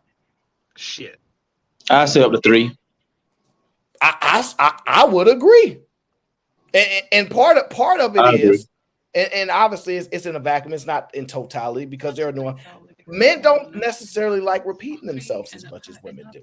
See, if you pay attention to how women actually raise a kid, they repeat themselves 1,000 times. Don't do that. Don't do that. Stop. Hey, stop. You know what men do? After 2 times, their voice start to literally go up in flames. They raise their voice at some high pitched levels after a few times. They ain't had enough of that. So they raise children differently. And I'm not saying right or wrong, whatever. I don't care. But it's within reason for anyone to say, yeah, the kid should be with their mother the majority of the time, especially under 2 years old. Even men don't really argue against that. No, And I'm so gonna have to agree. 3, from 0 to 3, I'm gonna have to agree 100%. It's probably better with the mother. After that, then it's up in the air. And, I agree with that. I agree with that 100%. I've been saying I want my kid to start at like 3, 4. I don't even want to deal with no 0 to 2, right? And I'm joking, right? Because I might actually be better equipped than most people because I actually do understand those flaws of men, that the frustration that they get and the adjustments that I can make, right? But I know most guys are not going to do that. So reasonably so, the part that's throwing me off is that sometimes men just don't want to admit that they didn't want to fight for their kids because life ain't fair and it bothers them. And they mad because yes, there are some bad women. So what? Deal with them. Like that's life. I mean, we can't say men are the leaders because they love saying that, even though I don't care what y'all say. Y'all can't lead nothing because if nobody ain't following you, ain't leading nothing. So these women don't believe y'all they leaders because they ain't got no man around. Therefore, they walking around leaderless. So y'all not as important to them as y'all think they are. Now, they might suffer for it, regardless of the case. Y'all ain't around. Now, the point being is this. I hate to tell you, but the men that say, oh, I fought for my kids, y'all kept on fighting, somehow, some way, they have a different story. The men that say I gave up have a different story as well. Oh, man, I can't. I gave up.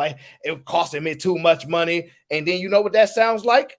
A limit, something that people say, I do anything for I do the same thing with women. When they say I do anything for my children, I think they liars. Because the only way I want to hear anything is that I've been fighting for 17 years. My kid almost 17. I still ain't got to see him. Yeah, you still keeping the fight up, though. Then I believe y'all when y'all say y'all willing to do anything. But it turns out y'all willing to quit at a certain point. And not only that, it's proven that in the court system that men that fight for their children, they win a high percentage of the time. This is the part that nobody want to talk about. The men That's that not what Kobe Jordan said. Kobe Jordan said, no, that don't happen. Sharon, I want to ask him a question. What's the percent on that? Because you can share that statistic with me. What percent of men that fight for their kids actually win? It's over 50%. Yeah, I want to see that percent myself. It's over 50% that the men that fight for That's custody, cap. they win. Okay, put it in the back chat. I'm finna look it up right now. Go ahead, look it up. I don't need to put in the back check if you're gonna look it up. Look it up. That the men that fight for their children, they win their children. That's just what it is. And I'm one of the men that did it. My friend, he's one of the men that did it. Another coworker that I know, he's one of the men that did it. So if you're gonna fight for it, then you need to fight for it. The problem is a lot of men, when they fight for their children, they try to bash the women to win custody of their children instead of actually fighting for their child like a goddamn responsible human being and a responsible father. That's the part that you're missing. They want to say all the bullshit that you were saying earlier why Aaron was arguing with you in the first place. They try to bash the mother. No, prove how you're a better parent. Prove that you're a better father, and the judge is going to approve of you. It's not this whole bullshit of my kids we both go to work, and then I come pick them up after work at 6 o'clock and take them to Chuck E. Cheese, and then I drop them back home. No, that shit doesn't work in a real life scenario when you're raising children. I think that might be something. That might be something I got to look up from state to state because I ain't talking about over 50%. If guys is winning, I definitely want to see that statistic. See, the problem is that it's a small percentage of men that actually fight for their goddamn children. That's the real problem. Here it goes, Sharon. Robert Platinum says, Aaron O, fighting for children is prohibitively expensive for most of male population. You cannot spend $20,000 to $60,000 if you only earn $34K. Well, that may be true. I guess since you're willing to do anything for your children, you might have to earn $80,000 if that's the claim, or say, I'm not willing to do anything for my children, which I will gladly accept that answer because it's within reason, actually. You be like, yeah, that's too much for that kid. I ain't doing all that. But just don't say you're willing to do anything for your kid. I don't know what's right or wrong. Maybe the fighting a battle that you most likely going to lose just to prove Aaron O wrong is not what you want to do. But I'm within my reason to say, if I hear y'all say out y'all mouth, I will do anything for my child. Y'all best stand on it then, Because what I'm hearing right now is, nah, it's too expensive. That don't sound like anything to me. Nah, like, you know, I tried for like 2 months, but you know how the courts be. That don't sound like anything to me. That sound like, you know, a limit. So as long as y'all not claiming y'all do anything for your children, we good to go. I agree 100% because guess what? I fought tooth and nail, and guess what? I had my baby girl with me all up until she moved out and had her own human being for herself. All up until what? She was 20. And Sharon, how much did that ticket cost you, if you don't mind? Just a rough ballpark. It cost me that when my child was living with me, I was still giving the mother child support. How about that? I'm saying to fight. No, that's how much it cost me. That even though my child was with me, I was giving that woman child support. And not only that, when it was time to file taxes, guess what I said? I said, hey, woman, you can claim the goddamn child. I don't even need to claim the child. Yeah, so that's what it cost me. According to the so therefore, I'm willing. So therefore, like what Aaron was saying, I'm willing to do anything and everything to keep my goddamn child. I wasn't going to try to nitpick and say, oh, that's not fair because no, whatever it was, I did it. Okay, one second, Sharon. Kelly, what's going on? Hey, how are you, Aaron? I'm all right. I'm not overly familiar with you. Oh, I know. I've been watching you for a while. I just wanted to come on the panel and just say hello to you. That's a little scary. You Sorry. make me nervous here, Kelly. You make me a little nervous Sorry now. about that. Yeah. Are you here to talk about the parenting aspect of it, about men fighting for their children? Yes, I've actually been through that when my son was little. I actually went through that. It was an interesting topic. That's why I was wanted to come on the panel and talk with you guys about it, because I went through that. My son's grown now, but when he was younger, I went through that, and it was a lot. So I'm sorry. Really quick before he goes, according to divorce lawyers for men, it looks like, according to them, the men that do fight, 18.5% actually win the case. So that's in two different sources. One said like 22%, the other one said 18%. So this 51%, you got to drop the link. Drop the link for that. Well, that's because you're only using divorce. So no, I said for men that fight for. That was just the name of the website. You said in divorce. Kobe, from what I've seen with a lot of people that are big time debaters, they don't have a lot of articles and data on that type of stuff to be that specific. For you to find it that fast to debunk the conversation is rather impressive. No, I was just looking. I don't disagree with him. I just want to know where he found it at, because I've never heard that number. Even from listening to lawyers, I've never heard that number. So that's right. So again, you're talking about divorce, and I'm talking about that was the in totality. No, that was just the name. That's people that have children out of wedlock as well. I'm not just including divorce rates. I'm including regular people. But I used two different sources. The other one had 22%, and it was just regular custody. So I used both. But anyway, my fault. Go ahead. However, like I was saying, I was willing to pay the cost. I gave up. What was I was saying? I still paid her goddamn child support, even though the child was living with me full time, and I still didn't claim my goddamn daughter in no income taxes for the whole 18, 19, 20 years that she's with me. So that's what I was willing to do. Whatever it took, I was willing to agree to whatever it took to make sure. Oh no, Sharon, don't do this, because now you're taking away excuses for people to have. I shouldn't have to pay her no nothing for my kids. Those my kids. They about to get into that conversation. And this is the point. As long as you don't say you're willing to do anything for your kids, we have no problems. The second you start speaking that incendiary language to me, I'm going to push back at the highest levels, because I'm going to find out that 99% of y'all quit. And then really quick, Aaron, I want to add one more thing. Just think about it, right? They were married, and even if that percent is wrong, you think that single men would actually win at a higher rate than married men? That's what you would. Is that what you're saying? See, the problem is what you fail to realize, that most men do not want their children, and I'm gonna just keep it 100% with you. We not even. But hold on, I thought we were speaking on the percentage of people, Most men guys do not, who actually most go men to do court. not fight. That's the Most only men do thing not fight. that's the only thing that was kind of crazy to me. Listen, No, you can't switch. the majority of men do not fight for their children. No, but hold on. That percent is the majority of men who do fight. That's my point. No, the majority of I men was do the not fight, especially in divorce. You can ask any 18% lawyer, of men who all fight for custody. all lawyers would tell you that when they give advice to the men that's getting divorced, they say do not fight because it's gonna cost you too much money. They advise them to not fight, and guess what those fathers do? They concede to that fact. So you probably not really reading that. Whatever statistics that you got, you're not reading it No, properly. but hold on. I don't negate that it's not expensive. I already said that it's expensive. But there are That's a other. tricky There are statistic other. to use. But yeah, but Okay. there are other situations that Hey, that, I that gotta occur. go. It's You not know I'm just the out here money. grinding like usual. I scream at y'all. Yeah, I it's appreciate you, simple. bro.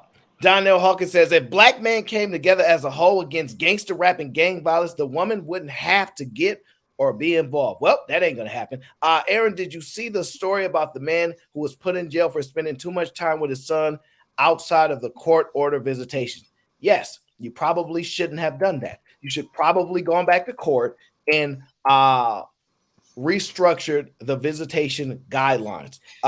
Just because you want to spend time with your kids, if it's against the orders of the court, which is the law, it's a bad idea to do it, whether or not it's right or wrong morally. Okay, it is what it is. I know that ain't a nice thing to say, but it's the truth. You can't just spend a bunch of time with your kids if the courts have ruled that you shouldn't be doing that. It ain't nice. It ain't fair. Life ain't fair. But if you go to jail for violating terms legally, I don't know what to tell you. You're gonna go to jail. So shout out I to just wanted to say this. According to Sharon, hey, if 80% of men start, fighting for custody, then we should see 80% of men get custody. I think that's what I'm hearing. So I think if more men fight, then more of us will win. That's what I'm hearing, which is completely delusional. But go ahead. Can I say something? Yeah, go ahead, I fought and I got a joint shared custody a long time ago. You strike me as somebody with a daughter, Kelly. You have a daughter? I have a son. He's 20, 21. Oh, he grown. He grown. Yeah, he's grown. That's why now I can talk about it. But look, during those times, he was like, "Yep, she might come back for this custody. I ain't gonna say nothing." Look, you gotta play the game. You gotta play the game. I've been through all that a long time ago, so I can relate to what you're all talking about. So Donnell says, Aaron, you're agreeing that men who have their children full time should still pay the mother's support because that's what Sharon just said. No, I'm not agreeing to that. What I'm saying is that if you say you're willing to do anything for your child, then you go into that line of agreement. If you say it's wrong, I shouldn't have to pay child support to see my kid, then you're right in that position. It's only the ones that say I'm willing to do anything for my kids that I have the biggest pushback against because y'all the biggest liars.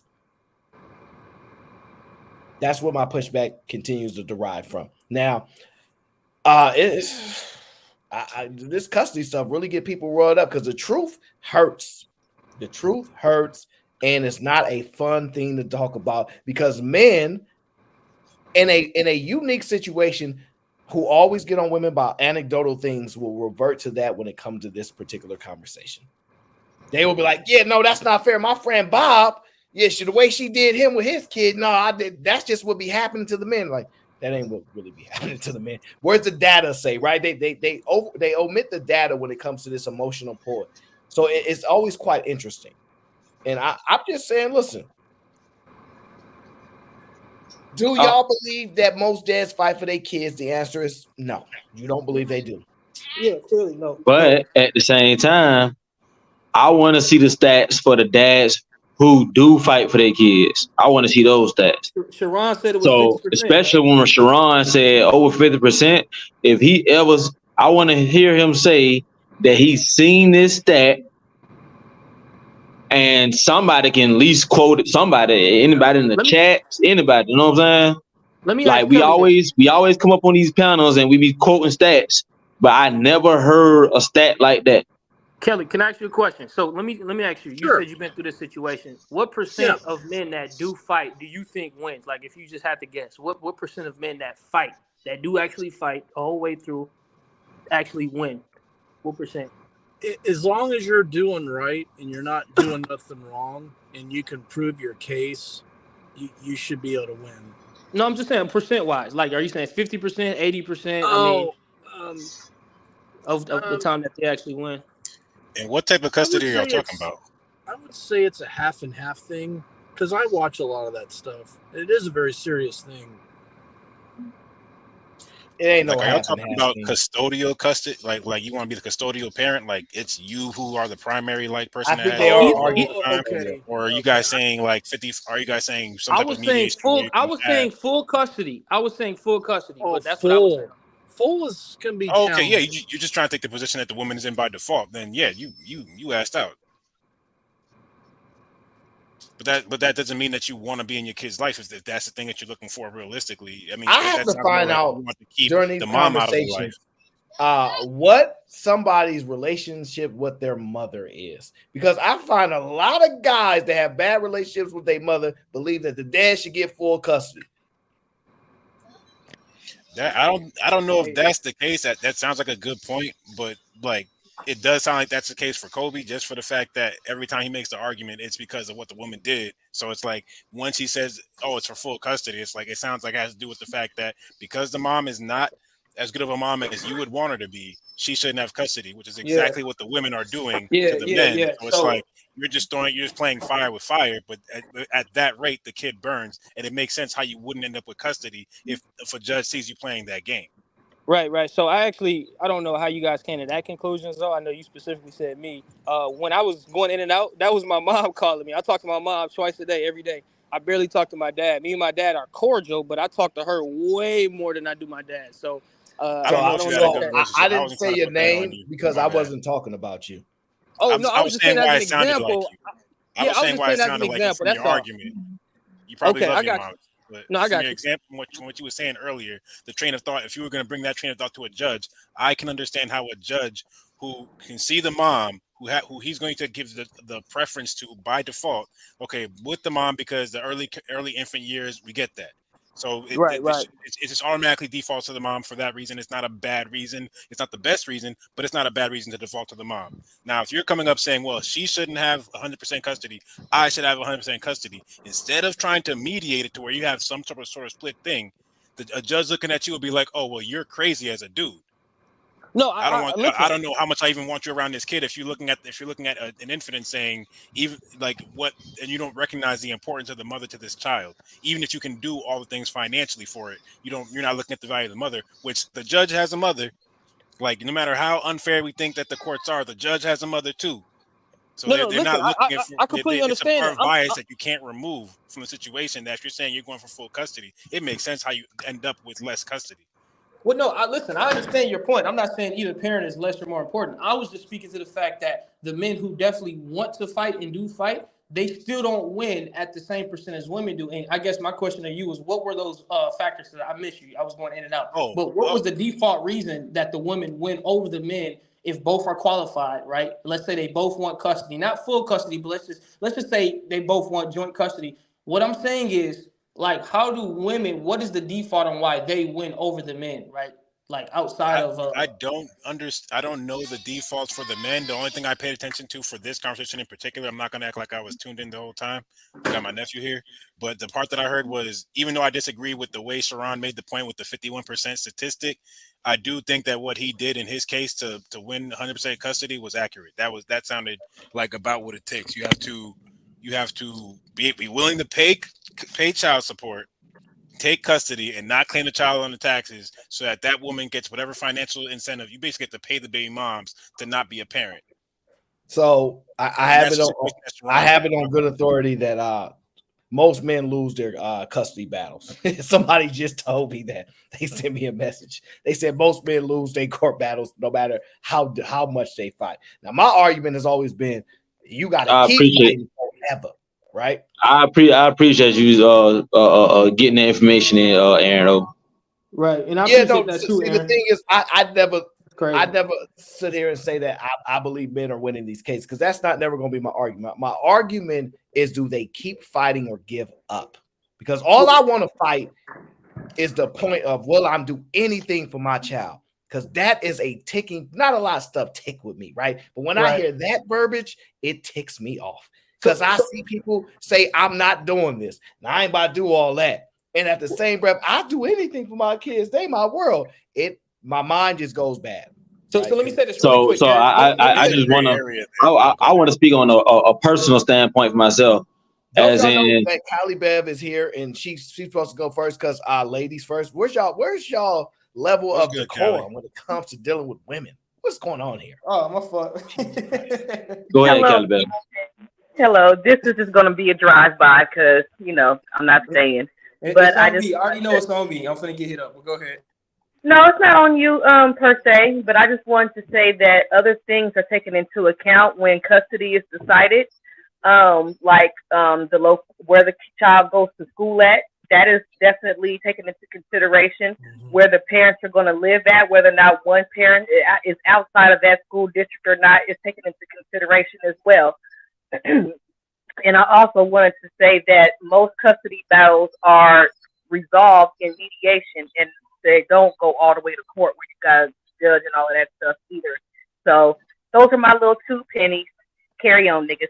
Exactly. Just give me my Saturday and Sunday and we cool. You know what I'm saying? I ain't trying to see them kids Monday to Friday anyway. You know, give me my weekends. I watch the game. You know what I'm saying? Weekend dad. But Kelly Bell, let me ask you this. Let it be every other weekend. That's something else too. Niggas, folks would be happy with every other weekend. So a lot of stuff is resolved already. But hold on, Kelly. Let me ask you a question. I just came to drop my 2 pennies. Okay, I got you. I gotta go. She changed her name to Drive By Bev. When she does that, she ain't talking to you. Arnold says just being able to fight means you have a certain level of wealth. The data set would rarely include the average earner. Well, and that was my next question. Like, how much do you have to have? Because Sharon said he was paying for the child support and all of this stuff.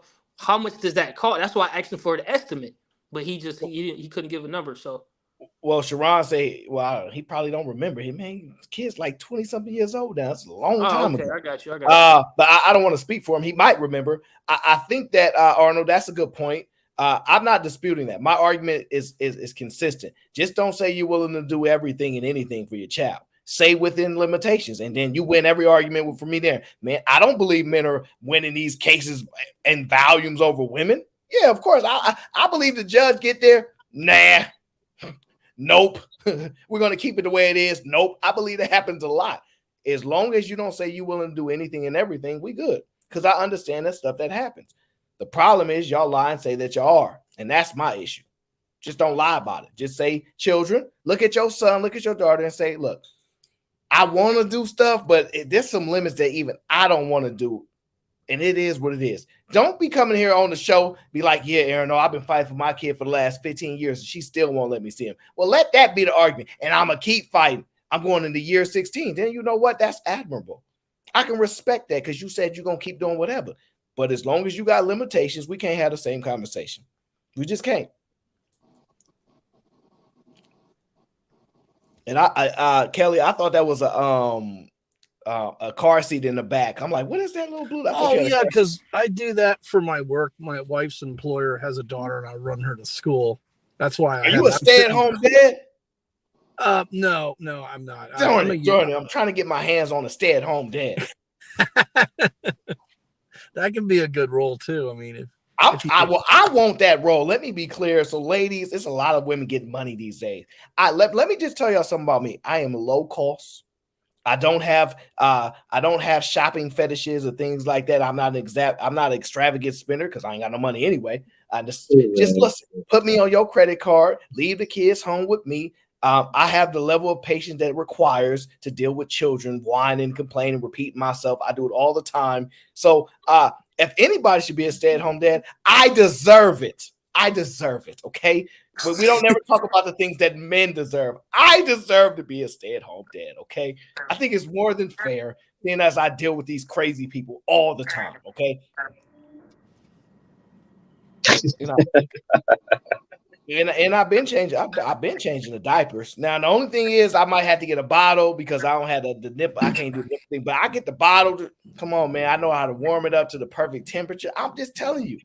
Like I listen, ladies. Look, I know y'all rather get money because y'all want to be stuck at home being a stay-at-home mom. The solutions are here.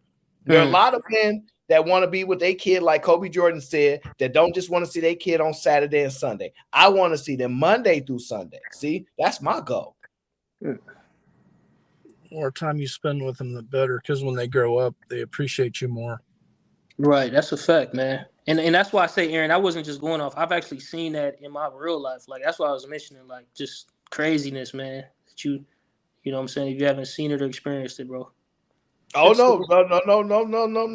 I've experienced a lot. But my story is all I'm obligated to tell.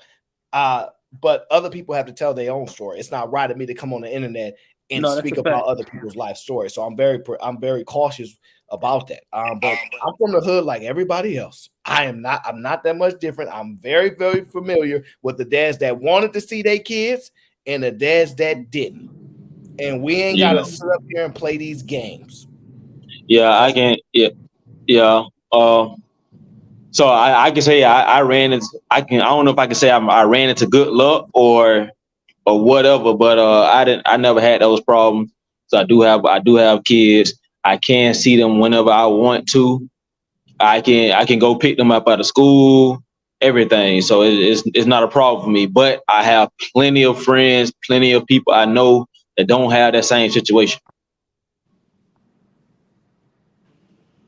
I'm going to Canada because that's where the women that don't want to be stay-at-home moms and they get their stay-at-home dads. I'm going to Canada. No, they modern out there too. It's crazy out there too, man. Nah, I actually got a video on some Canadians about their experiences right now too. I've been waiting to pull that one out. I'm gonna hold that one. Kelly, how long you been watching my show? For about 3 weeks, Rob Black suggested me to watch you, but he told me that don't go around, keep it a secret because that's how you like to, I guess, supposedly keep it. I've heard you say that. Fair enough. I think he's talking about. Do you know Rob Black? He's a YouTuber. I think he was talking about Fight Club. Yeah, Fight Club. Yes, yeah, that's where Rob, because Rob told me about Angry Man and then he told me about you, and so I've been kind of watching Angry Man and then this show and. Yeah, no, Rob is my guy. Oh, so you know Rob? Okay, great, cool. He might be in the chat watching right now because I told him to come on the panel and want to come on there because we've known each other for almost 2 years. Well, I mean, I know Rob, but it may not be the same Rob we talk about. So now I'm cautious. I'm like, I don't know. I know Rob, but maybe it ain't the same one you talk about. I don't know. He has a big channel. He's 75,000 subscribers. He's got a really large channel. He mainly does shorts now. Well, I don't know if I know that, Rob. I did not know anybody that got 75,000 subs. No, I exist. To be honest with you, I'm little invisible man. I'm trying to stay that way. Hide out in Canada because Vanny Ruth said I could come to Canada. She said that's where the ladies that's winning are at. See, the ladies here in the chat when I said be a stay-at-home dad, they was like, no, boo, we don't want that. See, I don't like these modernized women here. See, I want the Canadian women now. I'm about to do more research on them. I'm going to do a little bit more research on them. I'm not going to play that video. You know what? It's time to end the show, everybody. It's time to end the show. I appreciate you guys coming on. But we got Fight Club in about, 3-4 hours, give or take. What time is it? 2:30, 3, 4, 5, 6, 7. Yeah, about 5-6 hours. I'm going to get some food. I'm hungry, okay? I didn't eat my dinner last night, my breakfast. So listen, leave me alone, okay? I've served my time to the people. I'm going to take a few hours to get some reading done as we prepare for the Fight Club. And Kelly, if you're available, I would love for you to watch the show. You can come on the panel if you want, no problem. But I love for you to watch the show. All right, Aaron, real quick. I got some stepdaddy duties, man. So I'll see you later, man. All right, stepdad, get up out of here. We was promoting stepdads around here. I'm the best stepdaddy, okay? But my rule is this, Kelly. You might want to take this rule now. Only one child. Now, if a woman make a mistake, this is my rule before we get up out of here. See, if a woman make a mistake and have a child, right, by somebody that she don't want to be with, and for whatever reasons, I can let it go. I can say, you know what? She was young and dumb. I don't like that answer, but I have to concede it, okay? She can be younger than. If she got 2 kids, this is important. If she got 2 kids, then you need to charge her $120,000 per kid. All right, because you take a heavy risk to dealing with these women with all these kids, and every kid after that at $120,000. So if you're dealing with a woman with 3 or 4 kids, she needs to be making an amount of somewhere around $500,000 a year. Okay. If not, do not deal with them, Kelly. You get a lady with 1 kid. Now, here's the one exception: if she has twins, then you can kind of go against the grain, be like, oh, there was one time it turned out to be 2 kids. You could juggle that. But I'm trying to tell you, it's going to save you a lot. It's going to save you a lot if you mess around and charge $120 per kid. All right. Thank y'all for tuning in to the Aaron O Show. I appreciate y'all. We will see y'all later on This Is Fight Club. I hope you guys enjoyed the show. Please comment, like, subscribe. I told you I would attack this show a little differently. Okay. Hopefully you guys got to enjoy it. I appreciate you guys. We're going to get up out of here. Make sure you guys leave a comment at the end of the show about your favorite part, because my favorite part was the whole show. Because why?